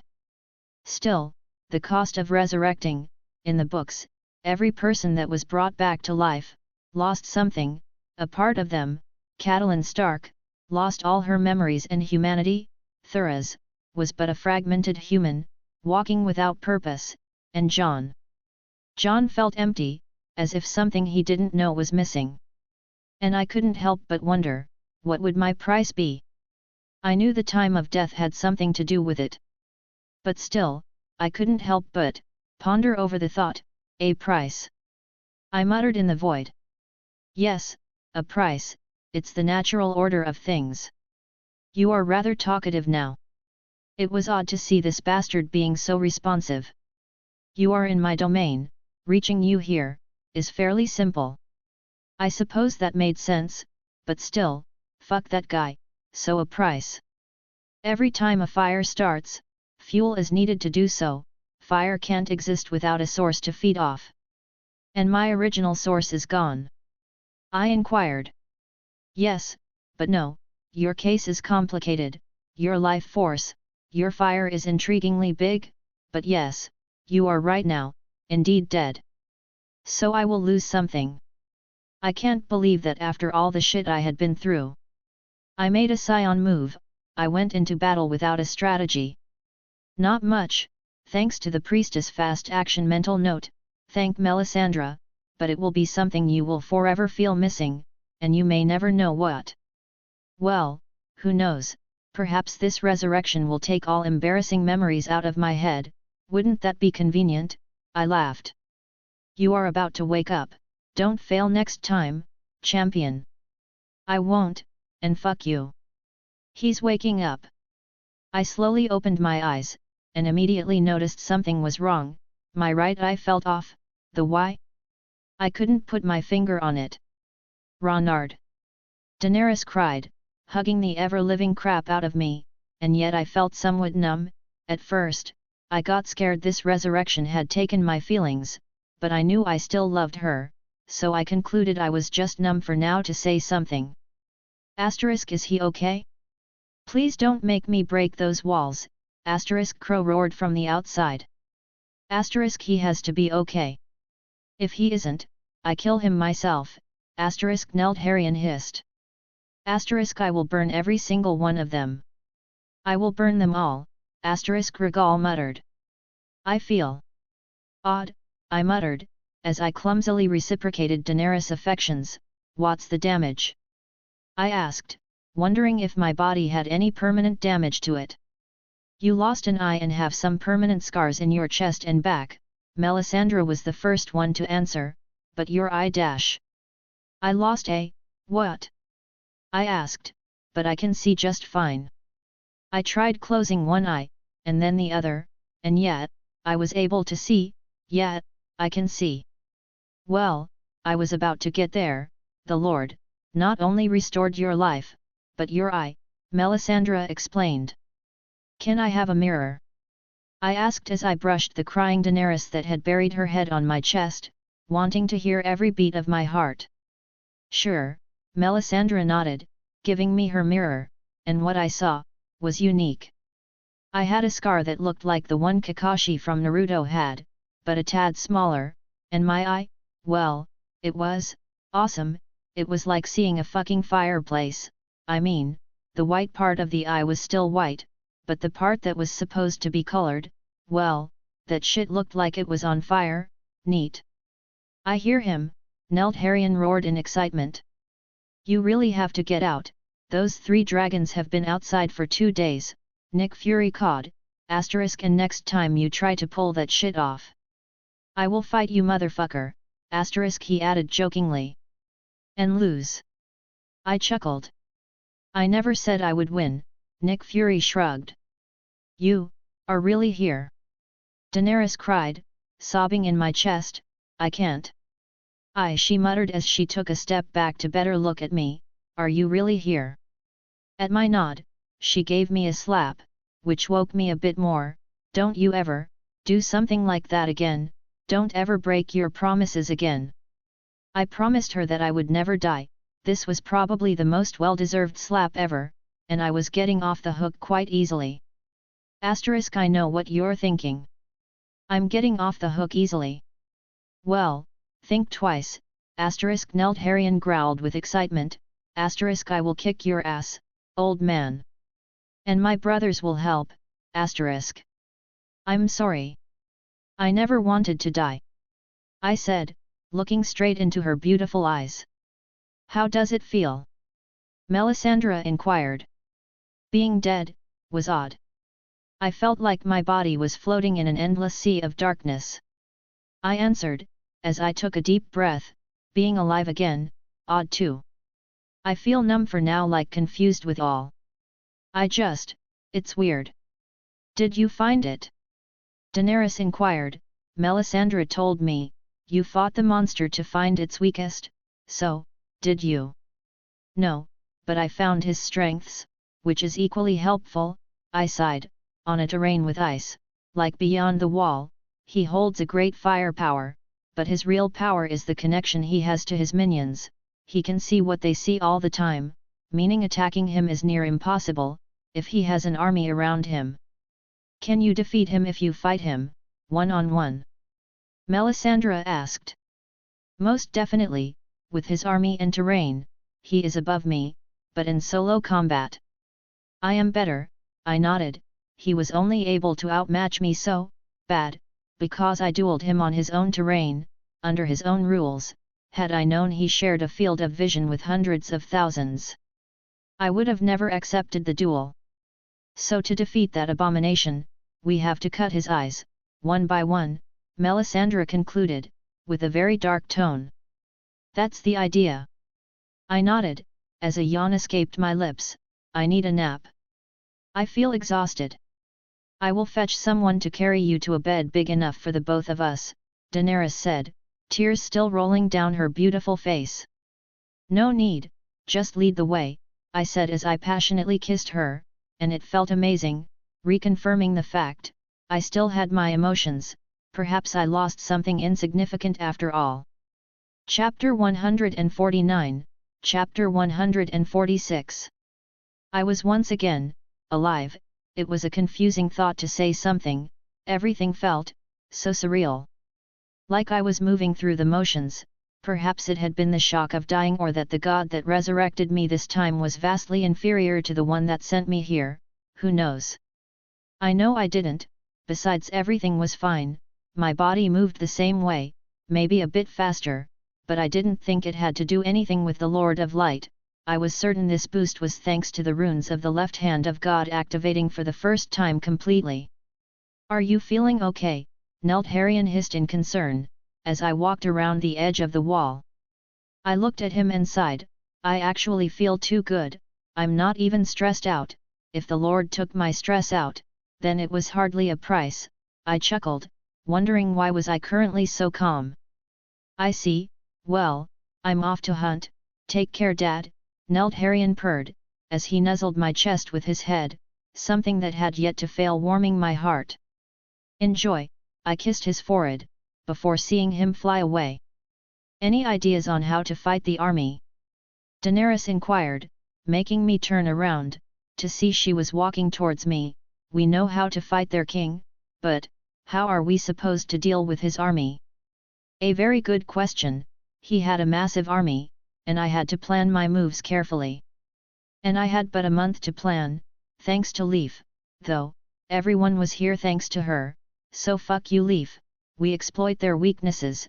First we have to outsmart them, which is not hard, considering they all collectively share one mind, his mind, meaning if he's distracted so are they. Without his constant control I'm sure his army would become nothing but a bunch of savages, feral animals if you may. I see, Daenerys nodded in understanding. Long-range fights should also prove beneficial for us, and things along those lines.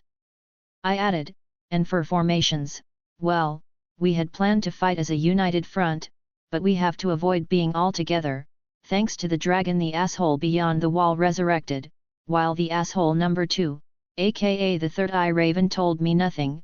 I sighed. Well, you can count on me, Daenerys offered with a smile, making me feel uncomfortable imagining her on a battlefield. I won't take a no for an answer. You died, and showed me how unprepared my heart was to lose you. I won't let that happen again, she added, seeing my face. I sighed, as I looked at her, her face covered with one emotion, total determination. Very well, but you won't be in the heat of battle, the most I can allow is the ranged division. I smiled. Besides, I think it fits you. I don't think I've seen archers manage a bow like you. Flattering. Daenerys smiled, but I suppose you are right, it's the only active role I can fill, that and mounting the dragons, but I'm sure you have others plans for our sons. I do, I nodded, while the idea of her riding one of our sons into battle was truly poetic. I wanted to have my son as trash cleaners. Their flame power combined was able to kill thousands of them, in a matter of seconds, and realistically, they were the only ones capable of fighting them, and or stalling the massive undead dragon the undead king had. Very well, like always I will trust you, Daenerys sighed, seeing the enemy's army standing hundreds of meters away from the wall, so far away yet so near. I think I have an idea. What? I asked with curiosity. Let's use catapults, to start attacking them right now. We have a month to plan, they don't. Daenerys explained, somewhat excited. Catapults, what a nice idea. Perhaps they were a bit too far away, but it couldn't hurt. I say, carry on. Wait, what if I also plagued the ice beneath them with broken pieces of dragon glass? I think I have an idea. I smirked as I explained my idea. I think it might work, that could potentially slow them, and if we are lucky kill some, Daenerys said. The biggest problem right now is that thing, she pointed at the enormous beast. And to be honest, I had no idea how to kill something so big, which is why I was going to have my sons to stall him, at least long enough for me to kill the Lich. Neld Harrion Mormont Ravenik used Tarj Ryan the First, POV. While father had yet to discuss with my siblings and I, our role in this upcoming battle, I knew what he was going to ask us, for only us could take on such a task, of trying to kill that massive monster, that once was a majestic dragon. Not to sound negative, but I don't think we stand much of a chance, Crow hissed, and he was right. By size alone, that beast was the mountain of dragons, while we were at much average-sized guys. In human terms, there was no doubt in my mind he was superior in every single aspect, but even then, we would not fail. Like father says, when brawn doesn't work, use more brawn. If that doesn't work, try once again, and if you still failed, well, that's because you are not using your brain. We have to outsmart the beast. Any idea? I inquired. He is big, but he can't fly, meaning, we have the speed advantage, but we lack the firepower to terminate him, Regal muttered deep in thought. If only we were fully grown, that's it, he added with an excited hiss. What? I asked. We are still teens by dragon standards, we can't match him, Regal laughed. Wow, your grasp of the obvious is outstanding, Crow muttered. Asterisk, don't you see? We don't have to beat him. We only have to lead him to someone that can, asterisk, Regal hissed. We are not the strongest creatures in father's army. Crow and I shared a look, as we both muttered under the same time, the Krakens. All of them together, should be more than enough to kill the bastard, Crow hissed in excitement. Asterisk, very well. Now let's discuss how we are going to move him close enough to the water, asterisk. Ned Stark POV. Ronard, MYB King and apparently the Queen, somehow, were on the wall. If it was for me, they wouldn't be near there, but I knew Ronard. He always had his reasons, and I couldn't do anything but trust them.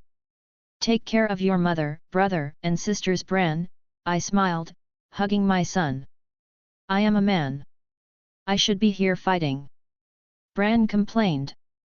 You are fighting a different battle, a different war altogether, I sighed. You have to be strong for them. If Robb and I don't come back, you'll be the lord of the house, and you will have to take care of them. I hugged him once again. Do you understand? Yes, Bran nodded, trying to hide the fact that he was crying. Promise me, you will come back. I will try. Now go, I ordered with tears forming up in my eyes. There was no guarantee I was going to live through this, Ronard himself said. There was a big chance he himself would die, meaning this was beyond anything I was capable of preparing for. They will be safe in King's Landing, a lord commented. If we fall, no one will. Chapter 150, Chapter 147. The morning of the day after my resurrection had dawned clear and cold, with winter chill screaming the end of an era. Daenerys and I went out at dawn to talk to Ned Stark, with Melisandra flying among us riding Crow. I was strangely calm, too calm. Perhaps what I had lost in the resurrection were my emotional attachments to my problems, who knows. Our mission was simple, we had to change our angle of attack, we had to fight this battle intelligently. One mistake would bring about the end of the world as we knew it. It took us an hour to fly to Winterfell, proving once again that my sons were the fastest method of transportation in the world today. Ned was currently commanding the northern troops for the coming battle, his breath smoking, in the cold morning air as his son and nephew helped him. Robb and Jon were doing other things, helping their father with the logistics needed for the upcoming battle. With a sigh I saw how as we landed the weak wind of our landing blew through the army, causing the Stark's banner to flutter, a grey wolf running across an ice-white field. Poetic, so much so that I wondered how many would die after this. Ned looked at us solemnly with a look full of joy and concern, his long brown hair moving in the wind. My king, Ned knelt in greeting. You got here just in time to see a deserter being executed, Ned sighed sadly. A traitor? Well, in the end, it was inevitable. Only an imbecile would not fear an imminent death. In the name of Ronard of the House Mormont, the first of his name, King of the Andals, King of Essos and the First Men, Lord of the Seven Kingdoms and Protector of the Realm, I Eddard of the House Stark, Lord of Winterfell and Guardian of the North, sentence you to die, Ned said, raising his great sword high above his head. And with one cut, Ned took the man's head. Blood splashed through the snow, as red as the wine of Dorne. The head rolled in the snow to my feet leaving a trail of blood behind. With a sigh I used my flames to burn the head, noticing that my fire had changed.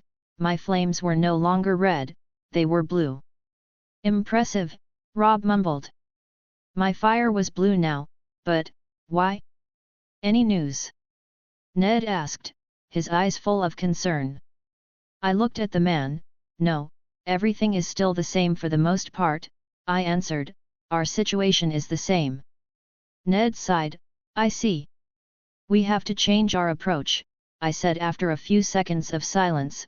We won't win if we fight like we had originally intended, we need to bring the battle to our own arena.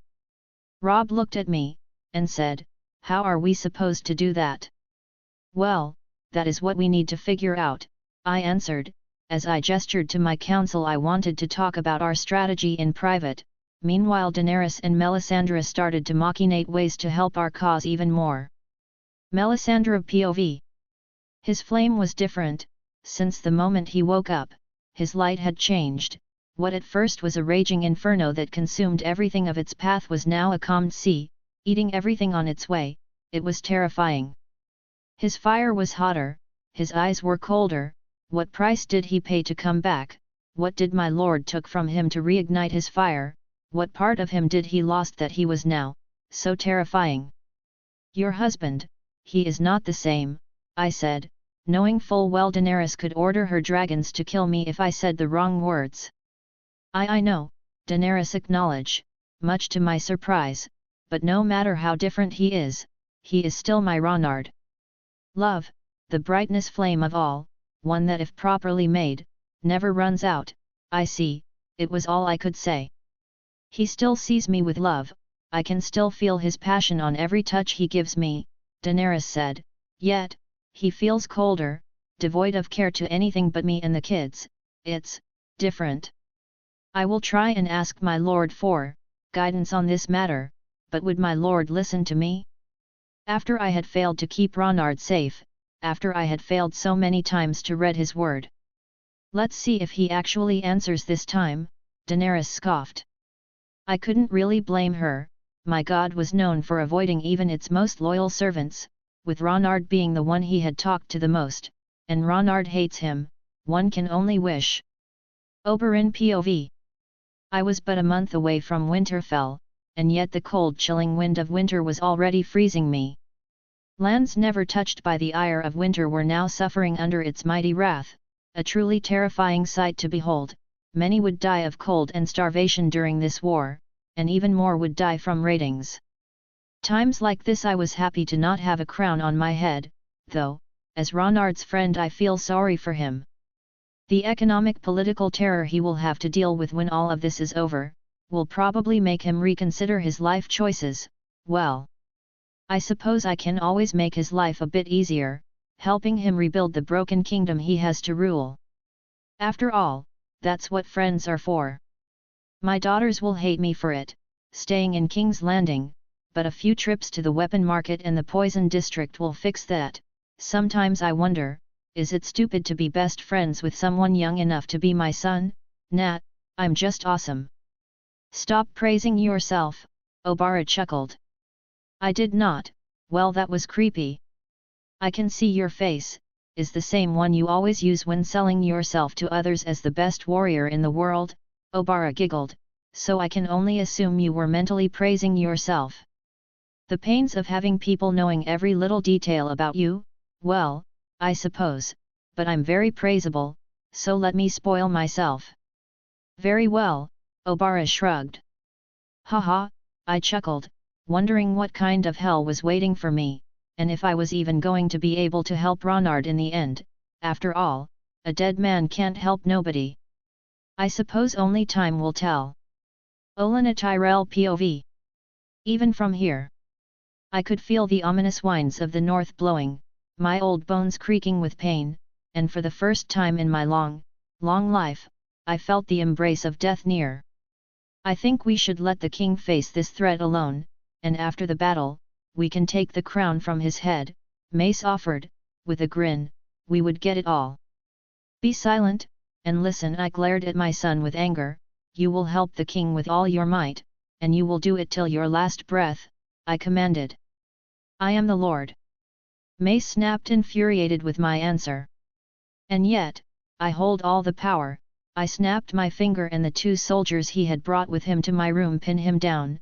I don't like the king, nor he likes me, but I do admire his skill, and whether we like it or not, we need him to win whatever is beyond that wall. I am your son. Mace cried in anger. Unfortunately, I nodded with a weak smile. Know that I do this for our legacy? No, that doesn't matter anymore. I do this for the one thing that matters. No, survival. Mother. Mace knew deep down what was going to happen. I am your son. Don't you love me? I do, but I love Marjorie and Loras more, I answered as the soldiers forced him to drink the lily poison I had bought from Oberyn. We are old, son, we have to leave the games for the newest generation.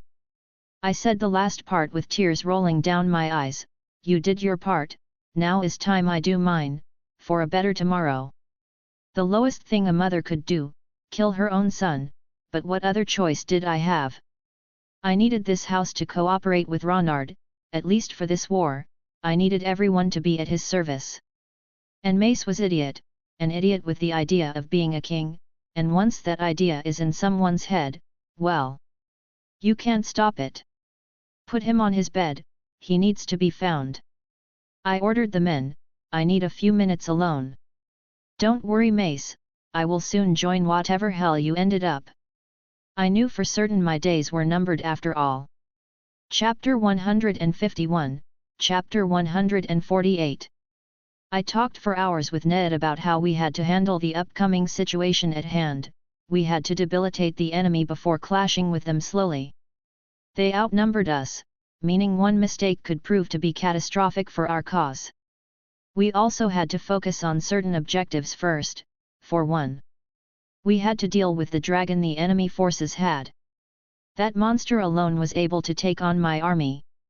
Fortunately for everyone, my sons had a plan. They would fight the dragon and lure him into the sea, where the krakens would destroy the beast. A dragon might be the strongest creature overall, but a kraken is unmatched on the water, making their idea the best path to destroy that beast. Neldharion, Crow, and Rhaegal will focus on the dragon, I stated once again. Meanwhile, we will use the wildfire to slow them down. We must delay the real fight for as long as we can. I already have all the archers ready with fire posts near them, Robb said. All our arrows are with dragon glass to maximize the damage. Good, I said. We also have some dragon glass bombs, Jon added. I think it is best if we have your ravens dropping them in their lines. He finished showing me the small bombs that were the size of a baseball ball. How do you ignite them? I inquired with curiosity. The alchemists said that they explode upon impact. I don't know the exact science behind it, Jon explained. We already try them, and they work as intended. Very well, I nodded. I will have the ravens know about this. Already on it, Nick Fury cawed beside me. We still have more than enough wildfire to make more traps, Ned said. Wildfire quite the useful thing. We will use all of the remaining fire to keep the enemy lines at bay, I sighed. We have to even the playing field for when we clash. Our entire army is armed with dragon glass weapons, or enchanted ones thanks to the Red Witch, Robb said. We have yet to try if they work, I said deep in thought, but I trust her. Sorry if it sounds bad, but what happened to your eye? Jon asked, looking at my new flashy eye. I died, I answered, without skipping a beat. What? Ned said after a long pause of silence. I fought the Night King one-on-one and lost, I shrugged. I was brought back to life though, so not a big deal. How can you fucking say that? Ned shouted. Ned cursing, well, that's a new one, Ned. While I appreciate your concern, do I need to remind you who is the king here? I asked with a faint smile. You are the king, but for that same reason, you need to stop thinking your life belongs only to you. Ned countered, his resolve unwavered by my previous statement. I suppose, I shrugged. I learned my lesson and know the enemy's strengths. I'm here, so please stop yelling and wasting everyone's time, I sighed.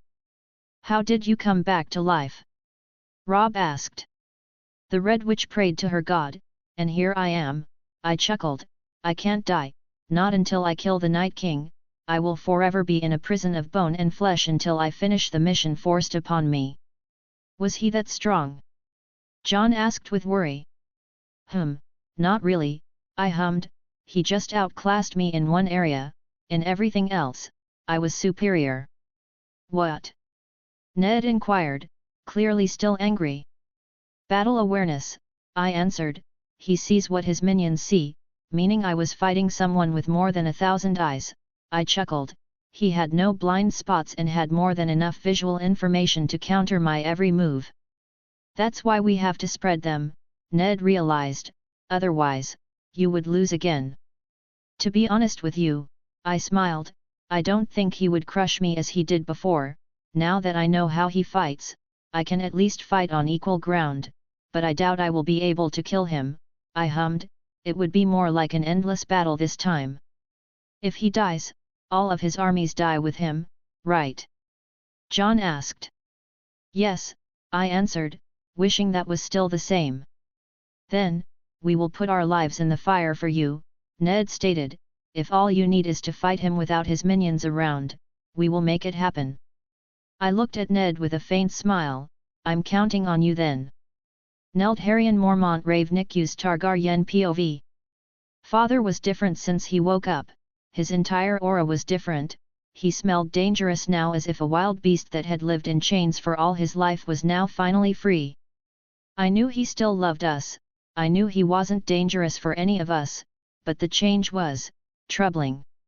His fire felt like it could burn me, and that was not normal. I wonder if this is the price for being alive once again. No matter what, he's still our dad, Crow stated, with a low hiss. I know, Rhaegal nodded. Whatever he lost, we have to help him take it back, I stated, with determination. We are also creatures of fire, so that God has to hear us. Crow roared in agreement. Maybe we can all share the price, Rhaegal added, we can all pay with father. Yes, perhaps. Daenerys POV. While Ronard was taking care of the army, I was making sure all our army was in the north on time. We had the need for every person able to hold a sword and kill. This was not a war for the throne but for surviving. I can contact all the priests and priestess in Essos, Melisandra offered. All of us together fighting for the same cause would prove to be a force to be reckoned with. It would take them months to arrive, I sighed, but send them a message nonetheless. I already did, Melisandra said. I contacted them a month and a half ago, and if they are as loyal to the Lord as for me, they will be here. A man has its doubts, a woman chuckled behind us. Those priests and priestess are pretty selfish, not all of them, but a great part of them. What do you want, faceless? I rolled my eyes in annoyance. A man is here to help, the faceless man said as he took his face out, revealing a man around his 40s. A man needs this world as much as you do. Then help, being cryptic is useless, Melisandra scoffed. A man will, the faceless man smiled, as he pulled a blade from a box behind him, and it wasn't any blade, it was none other than Lightbringer, the sword Melisandra had mistakenly given to Stannis, the sword that belonged to the champion of light, as she described. This blade belonged to your champion, Valyrian steel blessed with the ancestral fire. This is the most lethal thing for the others in this world. It is, Melisandra nodded with an awestruck expression. Will this help Ronard win? I asked. This sword is capable of cutting through steel like butter, the faceless man nodded. It was meant to be wielded by him, but that's no the only sword I have retrieved. What do you mean? Melisandra asked as the man smiled, pulling another blade from the cage. Dawn, I muttered. A man believes some people will be angry, but a man doesn't care, the faceless chuckled. Chapter 152, Chapter 149. After a few days of preparation, we were almost ready to face the challenge ahead, and I say almost because you can't ever be truly ready for a battle. Things can and possibly always will go wrong. My plan was simple, we had to abandon the north, but not in the absolute sense. After all, I had already evacuated everyone, besides the few stubborn people that refused to go, but that was on them. I was not going to force the little people to obey if they wanted to die. Well, who was I to stop them? Abandoning the north was just part of an elaborated scheme to lead the Night King's troops to where I wanted. In war, the location can win you the battle or destroy you. And with the numbers, the Night King has on his side, well, I had no other choice but to rule the environment in my favor. Which is why I'm gonna be waiting for him close to the bay, that way. My sons will be able to lure the dragon into the water with more ease, having the Krakens finish the monster. Not only that, but the Krakens could also help from underwater, throwing boulders and stuff to the enemies. This was war, and I had to use every asset I had to its utmost potential. Each and every single one of my animals was ready to fight and had a role in this fight. From ravens to hawks, my birds were all going to drop bombs within the enemy lines. Though not all my animals had a way to permanently kill one of those things, they had other orders. Like, destroy the legs, arms, and head of the undead without it. They can't move, and while still active, they can't act. We have sent all the traps, we are ready, Ned said. Traps, the holy grail of this war, if anyone thought I was going to fight the Night King without debilitating his forces. Well, if someone did, they were wrong. I had practically covered the north with wildfire mines and bombs. Their tasks were simple enough: weaken the undead army. I had small bombs everywhere, but my most lethal trap was on the beach, I had a rather dark plan if things didn't go as planned, which is why I had turned the beach into a possible gate of hell with the amount of wildfire hidden. My plan B was to set the entire beach on fire on a wild explosion of green fire that would not only take my army out but every undead with them in a 3-mile radius. Needless to say, this was my last resort to weaken his army. Though I had to be honest, I was impressed when Ned agreed. It was unexpected, not that I needed his approval, but he still agreed. Saying this was not a war that we could win with honor. Yet, Ned Stark is okay with fighting the undead without honor. I'm proud of him, I am. Good, have all the archers ready, I said, we will depend on them more than ever during this fight. 1 week, we had 1 week before the shit started, 1 week to see if my presence here helped or destroyed this world. Daenerys POV. Dawn and Lightbringer, the 2 most famous swords in the world. The 2 swords I was flying to Ronard. These blades should give him an edge, Melisandra stated. Beside me, 1 blade was blessed by the god of light and the other by the stars. Even now, both of them are hot, their steel never goes cold. Legends say Dawn was forged from a fallen star, I commented. What about Lightbringer? I inquired. Valyrian steel blessed by my god, Melisandra answered. Ronard Mormont POV. My ravens had recently informed me that Daenerys and Melisandra were coming my way with Crow and, with 2 legendary blades, Dawn and Lightbringer. And, well, I was a tad surprised. How in the hell did they get their hands on those 2 blades?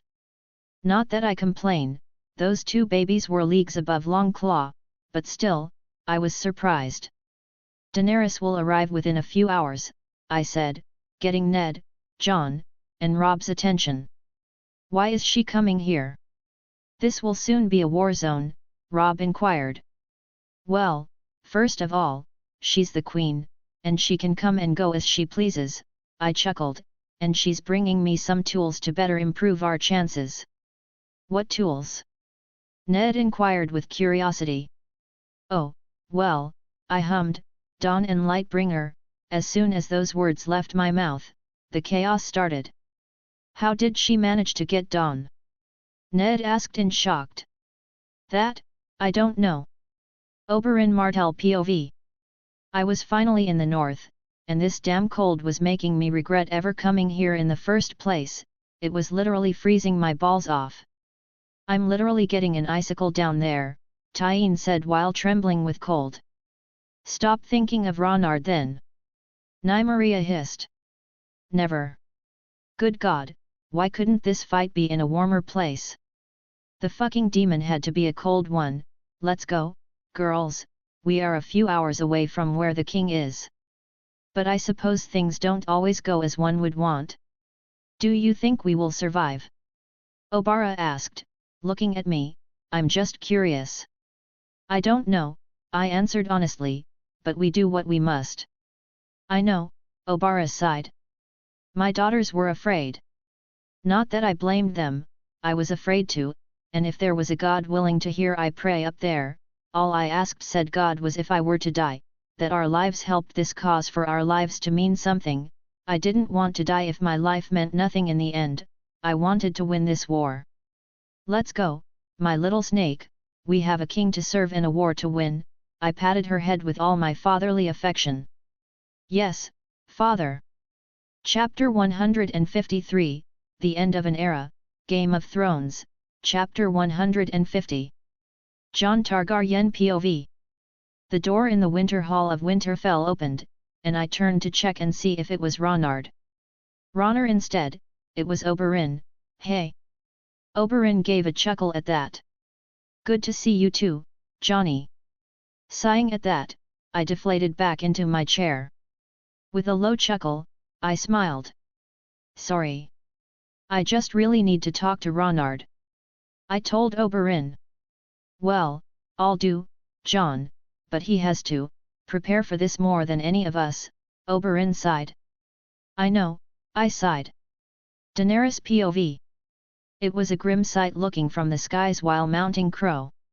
On a beautiful day like today, nice and bright, it made it impossible to miss the approaching hordes of undead, little by little approaching. The explosion of the wall barely slowed them down, and the traps Ned had set barely lowered their numbers. It was a terrifying sight to behold. "Tell Ronard the undead forces are moving towards us," I ordered one of the ravens flying beside me.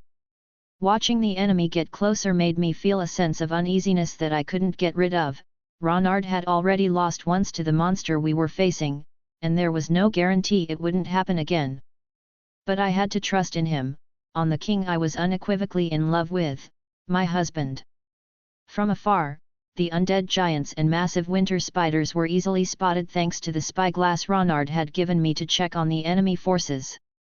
But among them, one stood out the most, the frightening undead dragon. Ronard was right, the one real threat besides the Night King was the massive dragon that dwarfed most of the army in front of it. Skeletal and falling apart, it looked to be more dead than the living, probably incapable of flying, but his size alone was more than enough to wipe armies off the face of the earth, and I couldn't help but watch in horror as it approached and challenged with his size the biggest buildings I had seen in my life. It pained me to see the sigil of my house being used in such a humiliating manner. No dragon should be forced to obey. Yet, for me, that wasn't the worst part. The horde of undead soldiers and undead animals weren't as terrifying as what was mounting the dragon, the children of the forest, hundreds of them, each and every single one of them on the dragon's back.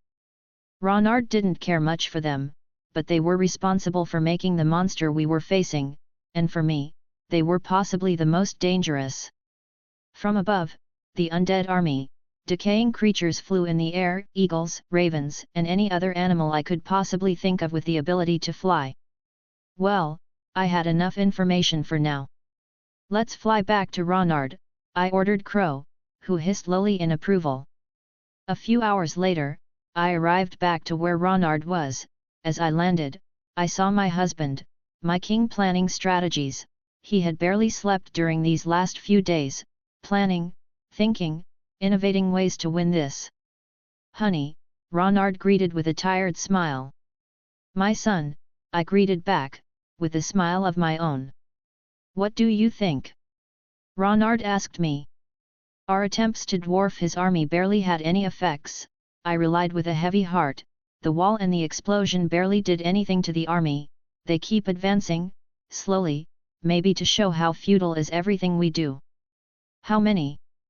Ronard asked after a few seconds of silence. "Several 100,000, close to 1,000,000, at least. I've never seen an army so large before," I replied.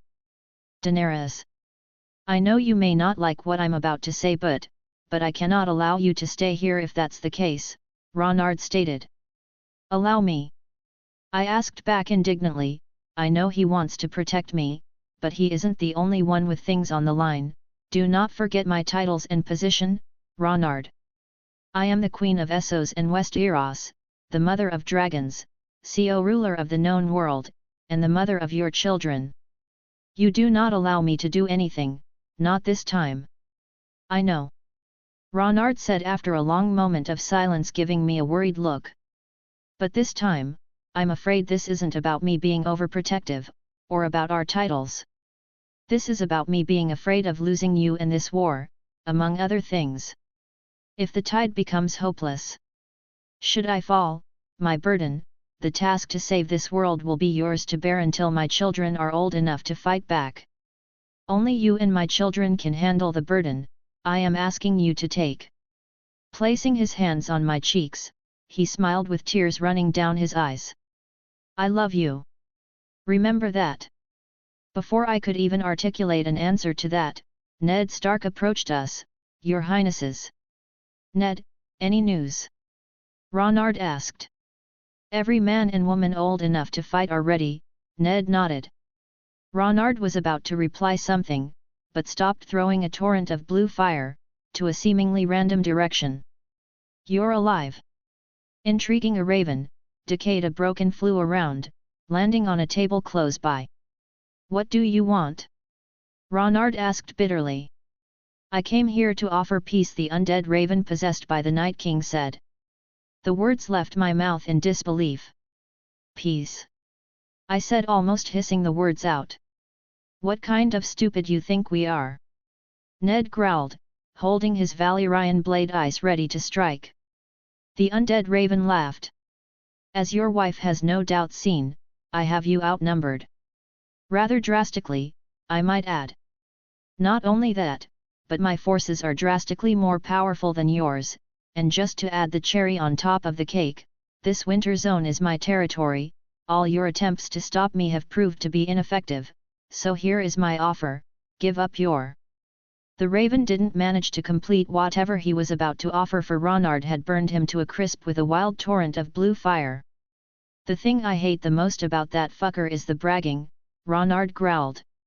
How did he manage to get here? Don't your ravens have an eye on anything in the skies? Ned inquired with worry. He probably used one of my ravens. He killed a few during a scouting mission, Ronard replied with a frown, as if he was hiding something from me. But what? Night King POV. Ronard was alive, and didn't accept my generous offer of a quick death, and no undead revival I wanted to offer, but it mattered little in the great scheme of things. He was but an ant playing with the unavoidable depths of death. If we continue at this pace we will be on Winterfell in fortnight, one of my free-minded undead spoke. We have no need to hurry. The more we take to approach, the more we take to arrive, the more terror we will inflict upon their fragile hearts, I stated with delight. No, let us. I was cut off as me and all of my generals looked up. Every single one of us feeling the immense surge of heat directly above our heads. Oak, my children of the forest, dived towards me and wrapped me in a shield of magic. My other generals tried to run away while some decided to do their best to block the incoming attack. I felt the ground shake. Even from inside Oak's magic protection, I could see the blinding green light that erupted from the sky near the middle of my forces. Not soon after, a loud boom rang. As I felt thousands of my minions vanish from existence. Once the rumbling sound of the explosion died down, Oak broke the magic shield around me. Green fire was all around, burning bright. The explosion had left nothing, its wake but smoke, fire, dust, and death. Once again, I felt the same feeling invading the area, but this time targeting another point of my army. An explosion of the same magnitude followed, and hundreds of dragon glass shards flew in every direction, and like before I felt thousands of my minions died for good this time. What was this madness? A weapon so powerful it could be fired multiple times in such a manner. And how did Ronard manage to hide this from me? We have to move fast. If Ronard has more of that dangerous weapon, things could go wrong with me. Just 2 shots of that explosive, and I had already lost close to 200,000 soldiers. And many generals. Ronard POV, 2 hours earlier. I knew the Night King was approaching, and that he would not let the opportunity to brag about his mighty undead dick go by. But in case he didn't, I had sent Daenerys to check on his army from afar. I wanted to tempt him. To tempt his overgrown pride. I knew for a fact he was not going to attack Daenerys, not that he could.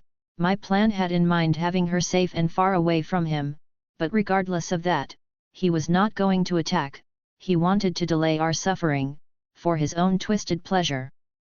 With his attention on me and my wife, I would send my ravens and hawks, carrying my 2 latest inventions, the wildfire nukes.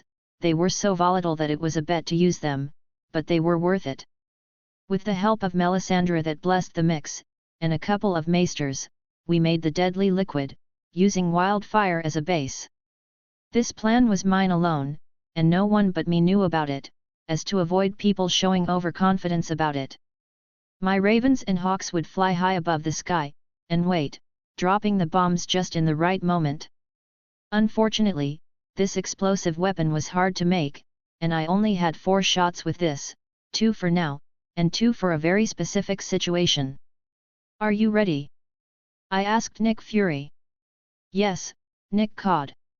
Chapter 154, The End of A Song of Ice and Fire, Part 1, Game of Thrones 151. 2 massive explosions of green light had descended from the sky into the enemy forces a few hours ago.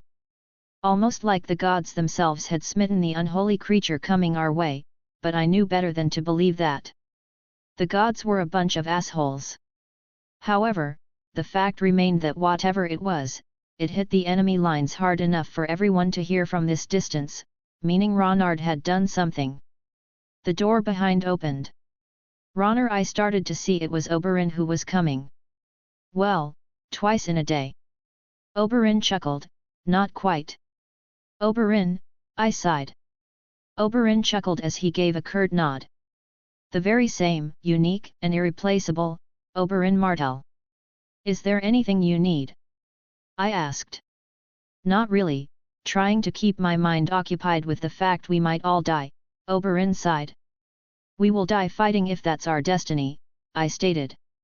That's the plan, Oberyn chuckled, though, I like to believe Ronard will win, you know, with his crazy luck. That's what we are all believing. I smiled. Where is Ronard, by the way? Oberyn asked me. I don't know, I answered. I do. Ned Stark stated as he entered the room. The king gave his orders, we are to move now. Move now? What had changed? Any change of plans? I asked Ned Stark. No, he just modified our waiting time. Ned Stark answered with a grim look. He said, it's all or nothing now, and that you have to leave. I won't leave him alone. I half shouted. Ronard Mormont POV. I see you've had your fun with my newest weapon, I stated plainly as I flew above him, with Neltharion holding one of the last 2 bombs on his claws, ready to drop it. While Rhaegal held the last one high above us, flying above the enemy lines. Wanted to take in the sights. Enjoy the walk, before destroying all life. The undead lich replied with a growl and then gestured to me. But you seem to have forgotten about how hopeless you were last time we fought. Did you forget the result? The undead smirked. It's hard to forget. I shrugged, first time I have ever lost, so, that memory will haunt me for a long time. As I talked with him, my attention shifted to his army and how much the explosions had hurt his manpower. Then, you should know you can't defeat me. The Night King proudly stated. My attention shifted from his army back to him as I chuckled bitterly, things have changed. The Undead King looked at me, with clear amusement on his face. Oh? How so? I smiled as I pointed Dawn at him. The opportunity for you to be able to defeat me has come and gone. You're no longer capable. I told him. Is that so? The Undead King asked, almost hissing in anger. You had your chance to kill me, and you did, but you should have gone for the head, I smiled, devoid of all emotion. You think a month is enough to bypass the wall between you and me? The Undead King scoffed, arrogant little brat. I eyed him for a second before I started to chuckle. I did not think of you for a whiner, quite the letdown, I sighed. I surpassed you, because you killed me. I no longer have any stops, any shackles, you will fail, like it has been written, don't blame me for it, blame the gods for fucking us up. The Night King chuckled at that. Have you seen my army? It is the greatest army known to men. I can't be stopped.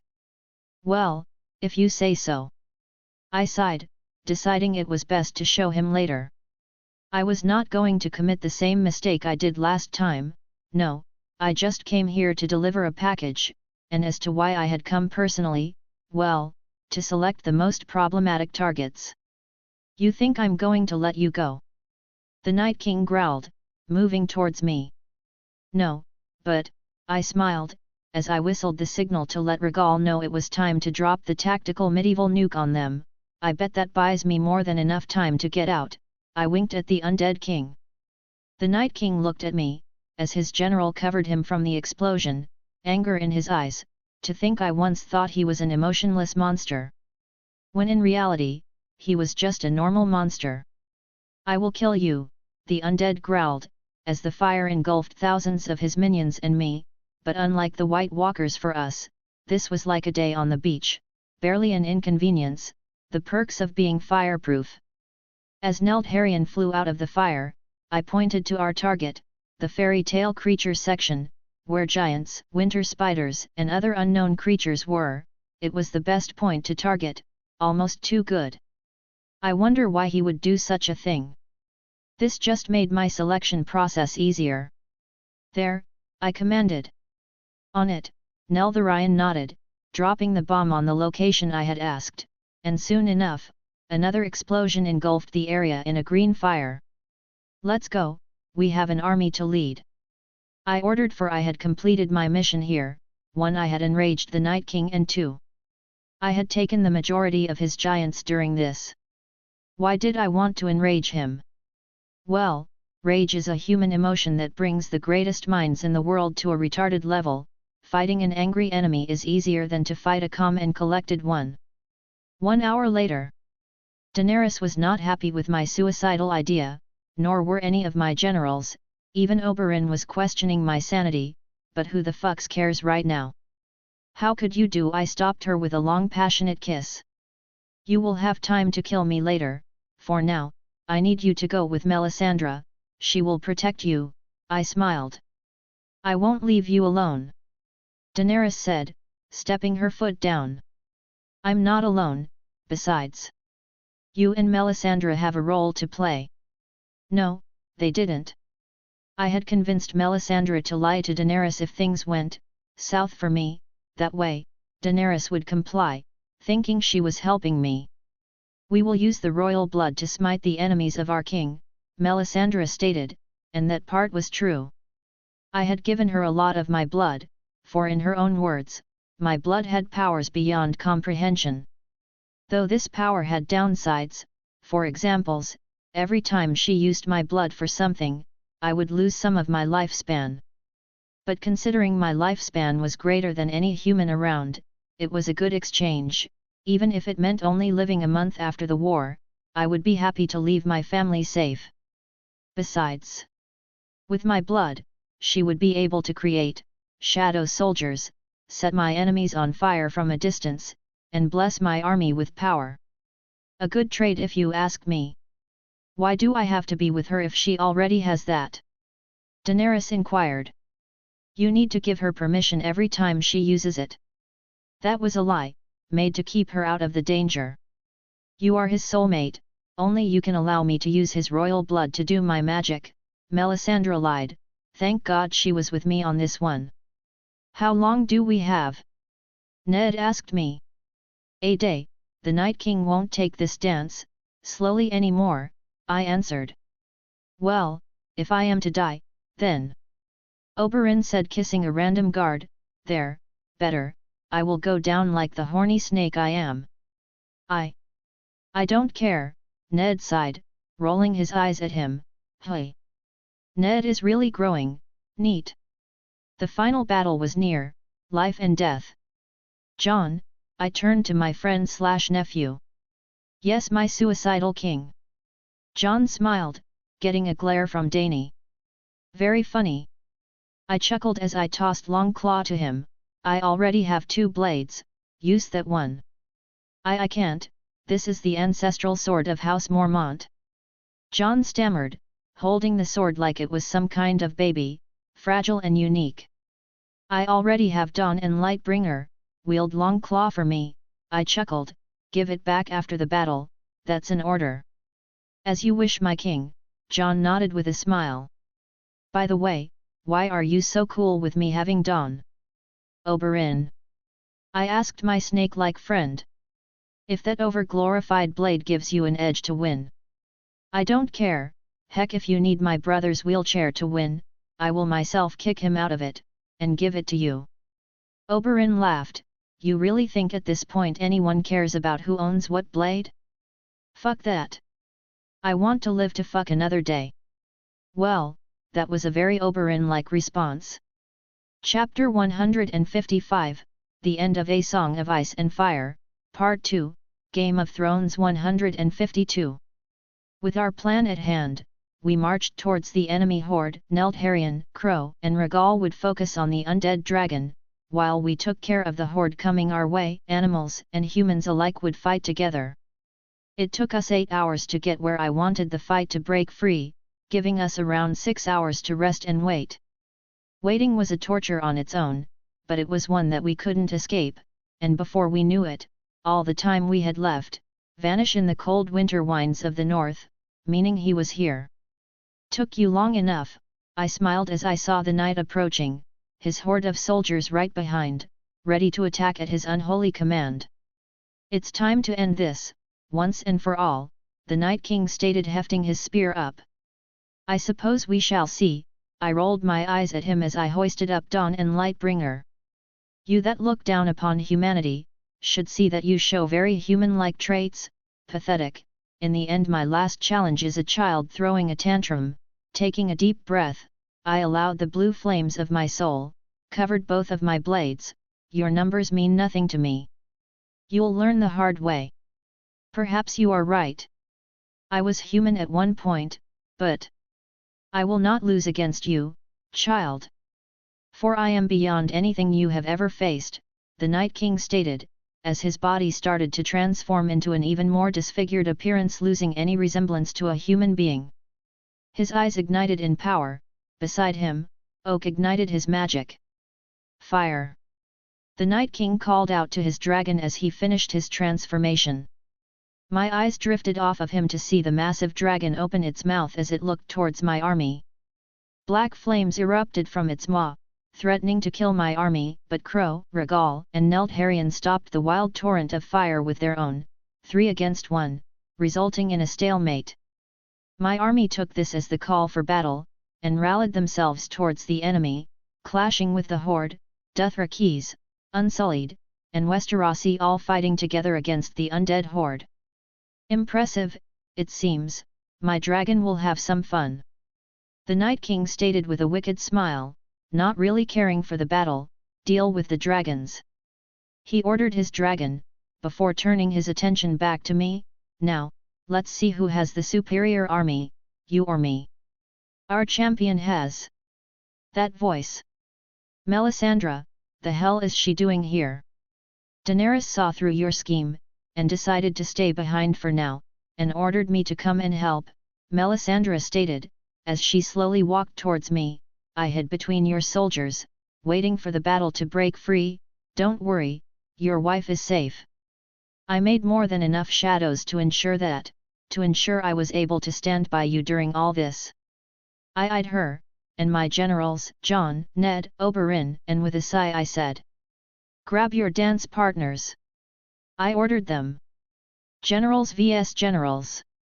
King vs King, truly poetic. The Night King laughed, as his general and him started to walk towards us.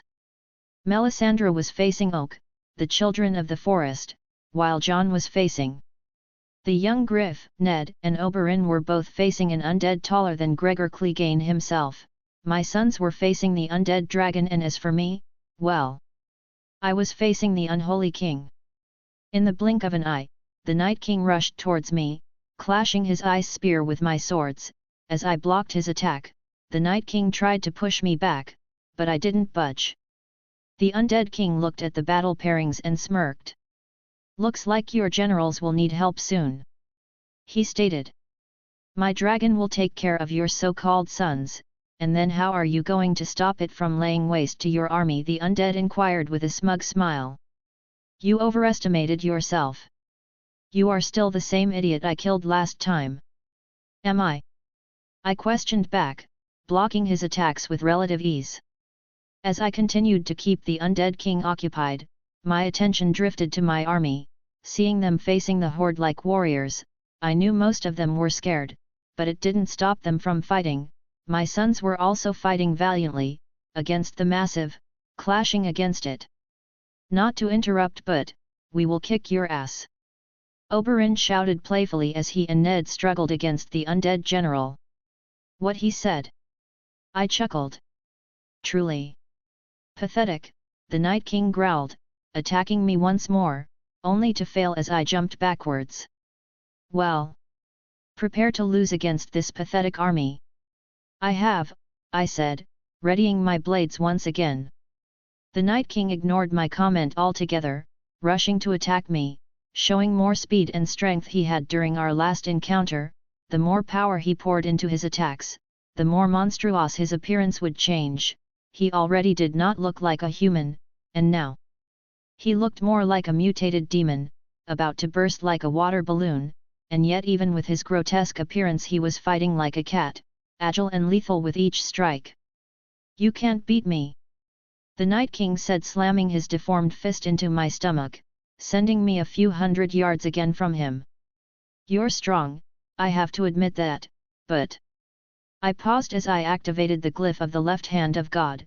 Before appearing before him, I saw his eyes widened in horror, as I pierced through his chest with dawn, followed by a roundhouse kick to his head, slamming him into the ground, creating a small crater underneath it. "I'm stronger. Gotta love the super soldier serum plus the runes of the left hand of God, a lethal and explosive combination." For a moment I thought everything was over. I had after all pierced his chest with a flaming sword.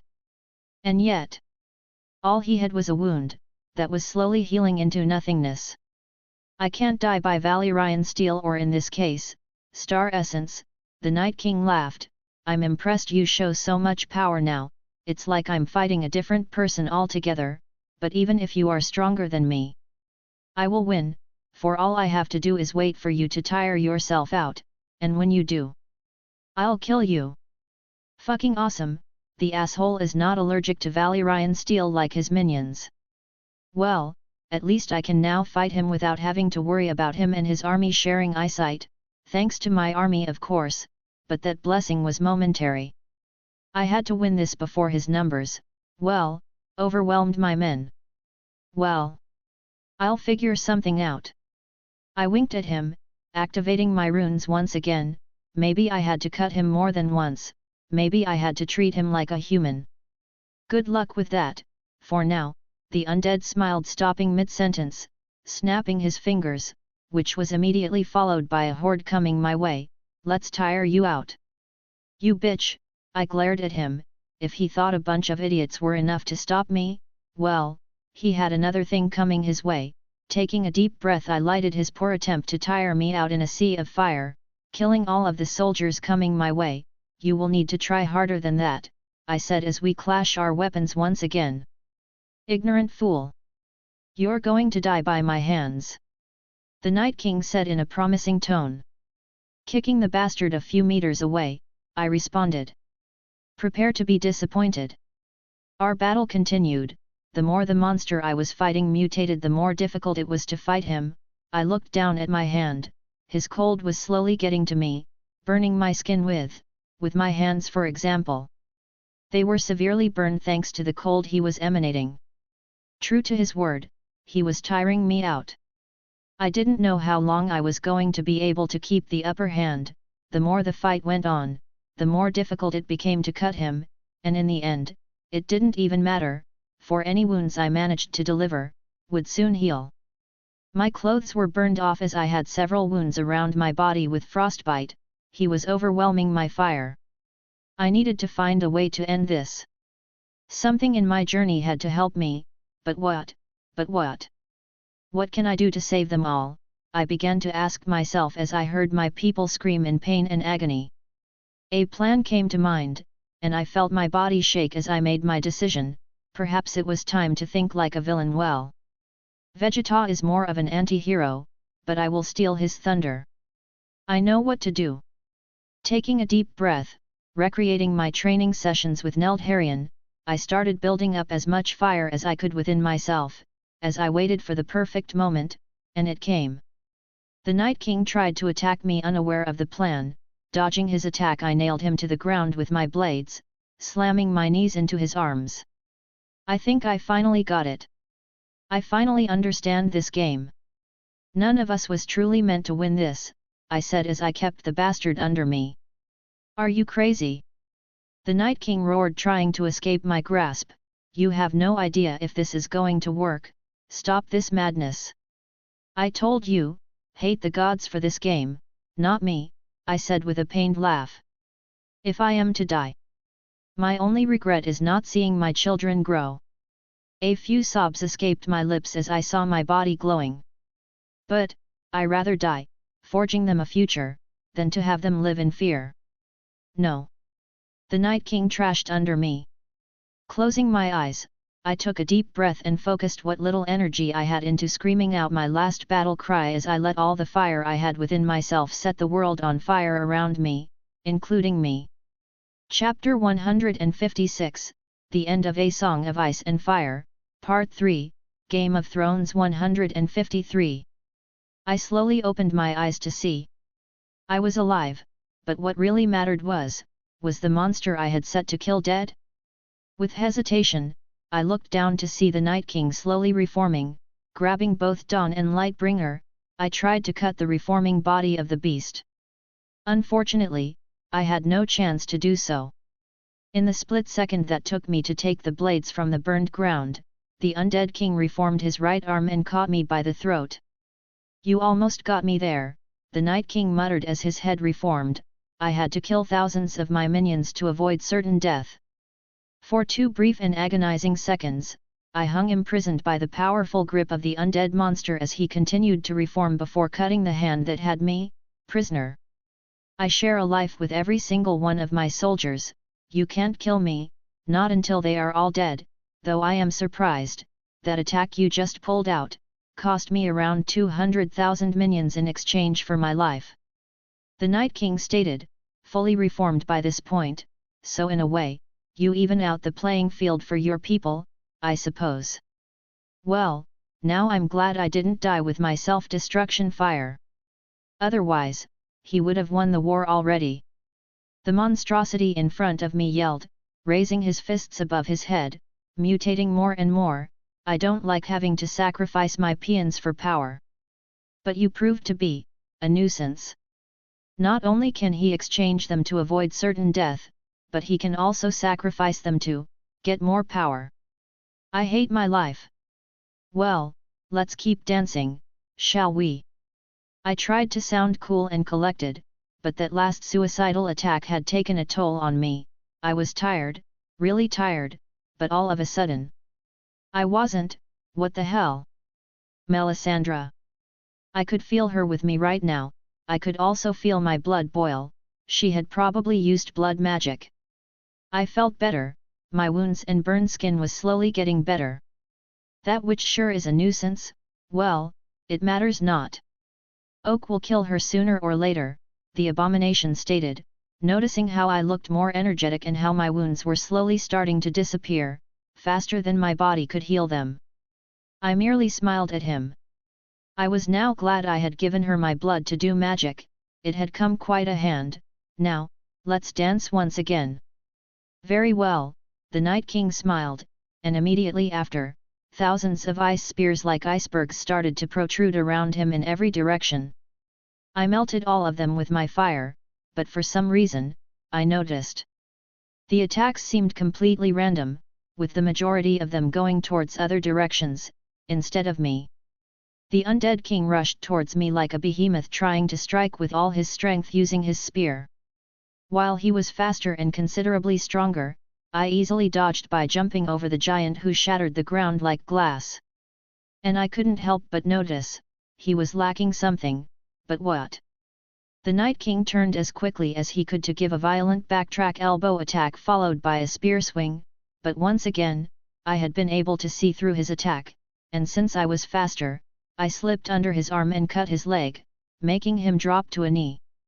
The Night King had somehow forsaken technique for power. There was no other explanation. With the raw force and speed he currently had, he should be more than able to push me, or kill me. But his attacks were now, like those of an almost mindless animal. With a violent roar, the already enraged undead reformed his leg and stood up, trying to attack me once again with his massive spear. This time I ducked under the attack and cut his head in a singular motion, followed by a quick cut to his arms. However, before his limbs and head fell to the ground, he reformed once again, attaching what I had just cut. Unfortunately for him, he did this just to receive a storm of cuts that stopped him before he could even attack. There was no doubt now. The Night King basically traded intellectual prowess for physical prowess, giving him more power and me the lead on the battle. This was unfortunate for him, but I wasn't going to let this opportunity go to waste. I would keep on my assault until he stopped reforming. If you can't solve a problem with violence, it means you ain't using enough violence, to begin with. For today, that was my motto. I need more power. The Night King shouted, dropping his weapon to the ground, as he punched the ground with both arms like a gorilla, mutating once again, showing that even his cognitive abilities were starting to disappear. Suddenly, with a roar and blinding speed, the undead colossus managed to grab me by the wrists and delivered a terrible blow with his watermelon-sized knee to my guts, sending me a few hundred meters away, with a trail of blood on my blood. I had been thrown so hard that most of my army stopped for a second to give me a look, to see if I was still alive. Nothing like a concussion to get the blood flowing, I chuckled as I stood up, giving my men the thumbs up while I puked some blood. I will kill you. The colossus rushed at me like a football player, this time a little bit more accustomed to his speed. I dodged the brute by jumping to the side, cutting the giant with Dawn and Lightbringer. The undead roared, throwing a deadly punch that promised me a painful death. Once again, I dodged, taking a step to the side, grabbing his arm and with all my strength using it as a lever to nail the giant to the ground. M-O-R-E, the giant shouted, struggling to even speak the most simplistic words, and once again he mutated, taking the form of a werewolf-like creature, though I had no hair, just rotting flesh and ice around his body, around 12 foot tall. He is losing thousands every time he does that. If he keeps doing that, we will outnumber him, Nick Fury cawed, flying above me. Do you think you can keep him mutating? Could I? While it was easier to read him, it was also becoming more and more troublesome. A single punch from before broke bones and damaged some organs. I will try, I sighed, it's not like I had another choice. I think he can't die while he has lived to exchange for his, so this way, we will lower the number to 1, Nick offered. I kill you. The undead colossus shouted as he rushed at me on a straight line. Blinking in realization, I kicked a spear I found on the ground, piercing his skull and stopping his once again. More. I need more. He roared once again, mutating once again, his body now sporting tendrils, and more than 1 month. I'm not gonna. I am scared. I muttered, talking to myself, this shit had gone from 1 to a million really quick. The undead monster lunged forward, quickly sprinting towards me, jumping midway in an attempt to smash me like a bug. But reflex kicked in. I moved the heck away from the impact before dashing forward, piercing his chest. Instinctively I jumped backwards, waiting for the bastard to mutate once again, and like a clock. Me. Need more. With a somehow even more animalistic form, the undead sprinted at me again. This I jumped out of the way at the last second, using the momentum to cut him head off. He was stronger, faster and scarier than me, that much was true. But now it was a battle of mights, or strategies. It was a battle of timing. One mistake on my part, 1 second of hesitation would end me. I knew that, so I had to time all my movements perfectly. Once again, I jumped backwards, waiting for the beast to mutate. And he did, but instead of asking for more power, he just roared, showing he didn't have any brains anymore, mutating his body once again with a simplistic yet terrifying roar. The undead king was now on all fours, looking at me, once again resembling a wolf, like the one I had seen in my visions a long time ago. Holy sh! I was cut short for the moment I blinked. The monster had blasted towards me, trying to attack me, barely dodging. I couldn't help but feel the cold embrace of fear as I saw the damage a single attack did. The monster didn't let me recover and attacked once again, this time biting my arm off like it was fucking cheese. Not resistance, nothing, he just ripped my left arm that was holding Dawn, like nothing, from the elbow down. He just bit my arm like a cake. Shit. I snarled, jumping back to recover. The undead spit my arm to the side and roared in victory. Well. Fuck you, buddy, I am right-handed anyway. I was not going to lose like this. Taking a deep breath, I burned the wound sealing it, and grabbing Lightbringer, I smiled, taunting the beast as I dashed forward, dodging his maw and razor-sharp teeth as I thrusted my sword with just enough power to go through his head. "Do you need any help?" I heard Fury inquired. "I lost an arm, Sherlock, what do you think?" I rolled my eyes as I took my distance, waiting for the fucking Pokemon to evolve once again. "Our forces are now outnumbering the undead, 1 or 2 more mutations, and we will win," Fury stated. "Hooray," I chuckled. Once again, the wolf-looking monster mutated, from a normal wolf to a monstrously with 6 mouths, 2 heads, and 3 legs. "God, that is disgusting," I muttered. With a powerful roar, the Lovecraftian abomination darted at me, faster than before because why not? With the utmost care, I proceeded to methodically dodge all the attacks he was throwing at me, not because I was able to see them. Ha! Not at all. His attacks were a blurry of motion now, almost impossible to see them for me, but, thanks to his animalistic minds, his attacks were so one-directional, that it was as easy to predict them, though unfortunately for me, not all of my predictions were accurate, for I failed to dodge newly acquired tail, which resulted on me being smacked with it, followed by me flying across the battlefield like a rag doll, landing close to Oberyn and Ned. "Protect the king!" Ned shouted, running towards me. "Don't be an idiot," I stopped him, struggling to stand up. "You lot won't buy me even a second." With a loud crash, the beast landed a few dozen meters away from me, growling like a feral beast. "Holy shit," Oberyn muttered, taking a few steps back as the beast stared to walk towards us.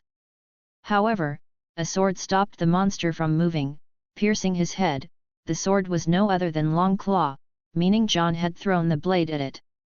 "We have to buy Melisandra time to heal him," Jon shouted, with Dawn on his hands. "Now where the heck he got that? You know what, it doesn't matter, maybe the monster pooped the blade somewhere, and he go it." "I need a few minutes to do so," Melisandra confirmed. "Well, fuck it, this is a good way to die," Oberyn smirked. Ned smirked back. "For the king!" my army shouted as Melisandra dragged me out of the danger zone. "Ha! Fucking lunatics!" I stared at Melisandra with a questioning look. "How many undead remain?" I asked, struggling to speak. "God, that tail really messed me up."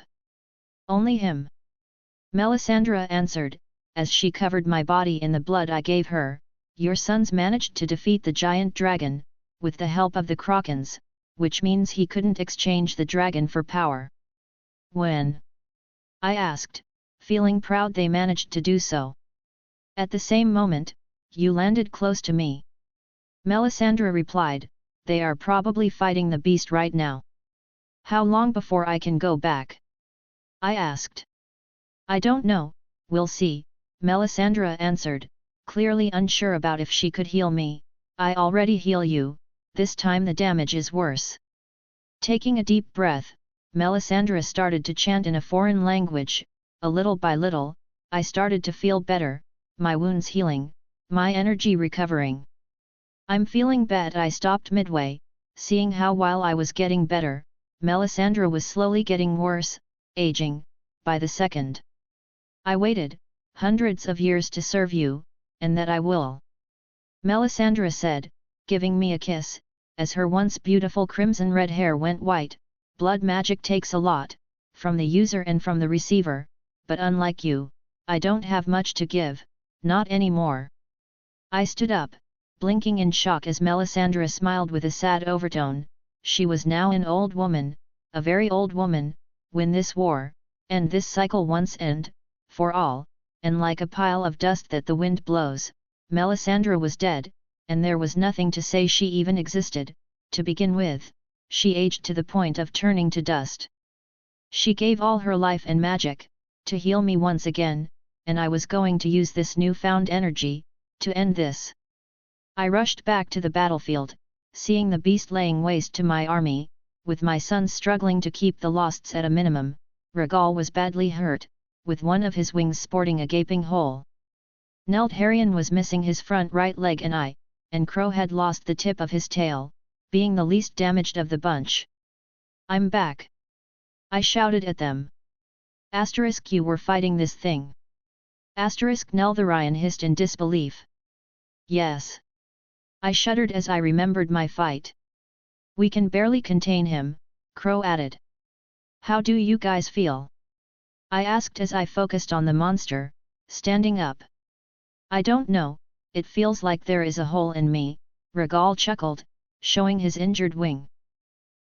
"Even now?" Crow hissed. "Don't worry brother, now that we have father here, this will be a hole in one," Rhaegal laughed. "I will kill you if that unholy abomination doesn't," Crow muttered. "Do you mean, the unholy abomination?" Rhaegal offered with a slight grin. "Funny but, let's focus on the monster, okay?" I chuckled. "He also took a bite out of you? Hey," Neldharion sighed, showing his left front paw, "hate the motherfucker." "Yeah," I said, running towards the beats with my sons behind me, "we have to burn him to nothing, so be ready to breathe the biggest fire in history." "Got it," they replied in one voice at the same time. Taking a deep breath, I did what I had instructed my sons, and once again I focused on gathering all the fire I could. As the beast ran towards us, killing my men like they were flies on his way. "Go to hell," me and my sons shouted at the same time as a hellish blast of massive proportions set the demon in flames, burning him and everyone around him. I was promised. I was promised this world. The Night King said within, regaining some of his cognitive skills. "Well, me too, fucker," I replied, as I lighted Lightbringer before throwing it at him like a makeshift lance, shattering his undead body once and for all. Chapter 157, Author Note. The 2 epilogue chapters will come after Christmas. Enjoy the mass release. Chapter 158, Epilogue. I woke up feeling like crap, my body aching in parts they shouldn't be any aching, worn out, tired. Besides me, my wife laid sleeping, the dark circles in her eyes showed she had been worrying sick about me. I slowly stood up from stretching the one arm I had left, as I inwardly chuckled, this was going to make some stuff a living hell. As I stretched up, I noticed I felt different. For a moment I could really understand exactly what was different, but then I realized my fire was gone, the blessing the god of fire had given me was no longer with me, meaning everything was already over. Well, it was a bumpy ride. It has its ups and downs, and now, well, here I am. Alive but crippled in a way. But in reality I would have given my entire body if it meant saving my children. So losing an arm was a pretty good deal if you ask me. Black Friday shit. Ronard, Daenerys muttered as she woke up, hugging me immediately after. There were no words between us, just a comfortable moment of silence, one that helped us more than any words could right now. With a smile, and my wife on my side, I dozed off back to the world of dreams, holding my little piece of sunshine right. Today I was no king, just a man, wanting some peace. 6 months later. And so time passed. The first few months after the war were hard, especially since some important lords had died, the Tullys among them were wiped out. From father to son, none remained, except for Catelyn, who was now considerably more friendly. In the end, everyone had lost something, some lost minor things like me, and others lost irreplaceable things like Oberyn, who lost 2 of his daughters. Obara and Tywin, who by what my ravens and Oberyn told me, fought to the very end like true warriors. Needless to say, Oberyn was destroyed with this. I couldn't even imagine my children dying. The idea was, beyond anything I had experienced so far. Ned lost more than 80% of his army, and the battle had left his heir Robb with a bad leg, nothing that would threaten his life or impede him from having heirs of his own, but he would never fight again, limping on the battlefield, would be his end. Jon was, in perfect health, a few cuts here and there, but besides that, new like a Porsche, the son of a it seemed even here the plot armor protects him. The point was, everyone had lost a lot during this war, me included. My once almost unstoppable army was now nothing but the shadow of what it once was. With a few hundred unsullied alive, and the Dothraki, mostly gone. 1 year later. It has been officially 1 year since the war ended, and I have yet to fully recover, but every day I feel better with my strength slowly coming back. As for news, the Tyrells tried to rebel as soon as the matriarch of the family died, aka the only smart person in there. So yet, I wiped them off. I gave them many chances, fuck them. But this made the 7 kingdoms feel more like, the 5 kingdoms, or 4. Hey, I need to do my math.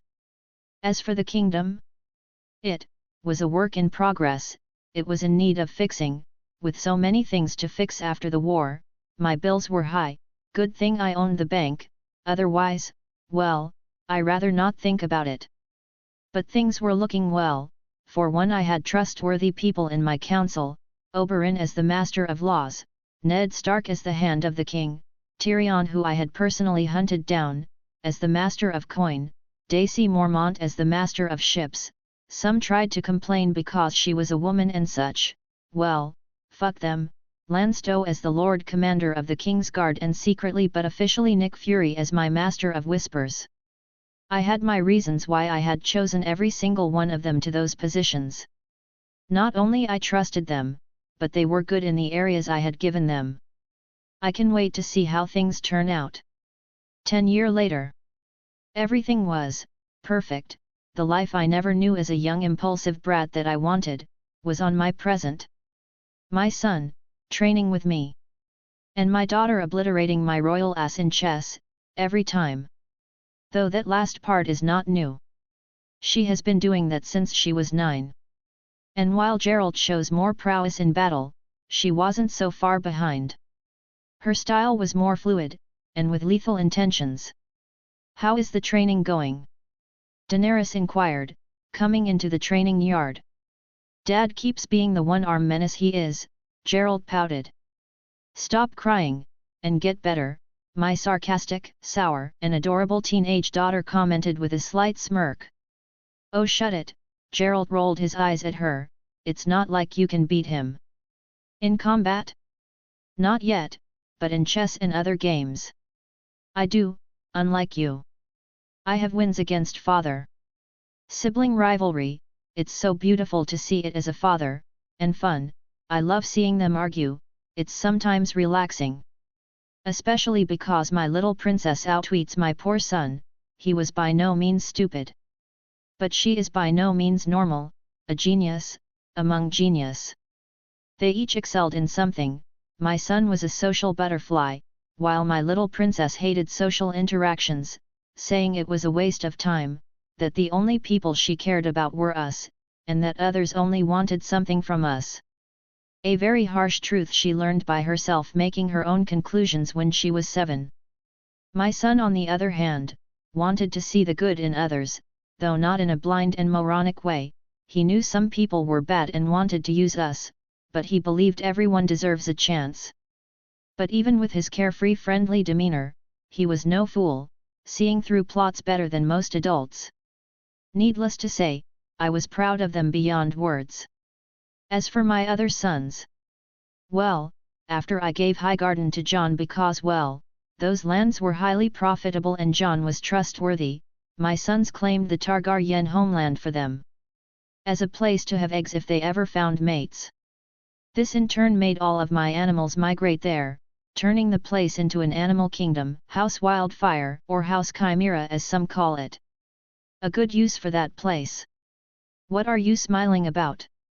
Daenerys asked, kissing my hand. I feel like a lady being courted, I chuckled. A muscular and hairy one. Geralt added with a smirk. It would be educational to see father with a dress, my little princess added with a mischievous smile. Well, I'm happy just because, I chuckled, ignoring my children like a good father, just because, I finished hugging them. 10 years later. I had finally discovered what I had lost during my resurrection. I had lost a massive part of my lifespan. Instead of aging slowly like I would have done, I was aging faster than a normal person. What happened, Dad? Having troubles keeping up? My son smirked, as we continued to spar. Kiddo, you are still too green to best me, I chuckled, as I disarmed him with a single move, all while putting the training sword on his throat. I will eventually best you, Pops, my son smiled. I have doubts about that, my daughter said, rolling her eyes, as while grabbing a training sword, let's have a one-on-one, brother. I assure you, this time I will win. As if, my son snorted, getting into position. In the meantime I sat watching them fight with a smile on my face. Here I was, a man in his middle age, with his 2 loving kids, and loving wife, living the day by day with no problems. Who would have thought I would be here 30 years ago, who would have thought? We will take care of them, once you are gone, knelt Harrion, who had come to visit today, hissed, we will protect them. Thanks, I smiled, as I watched them fight, feeling somewhat tired.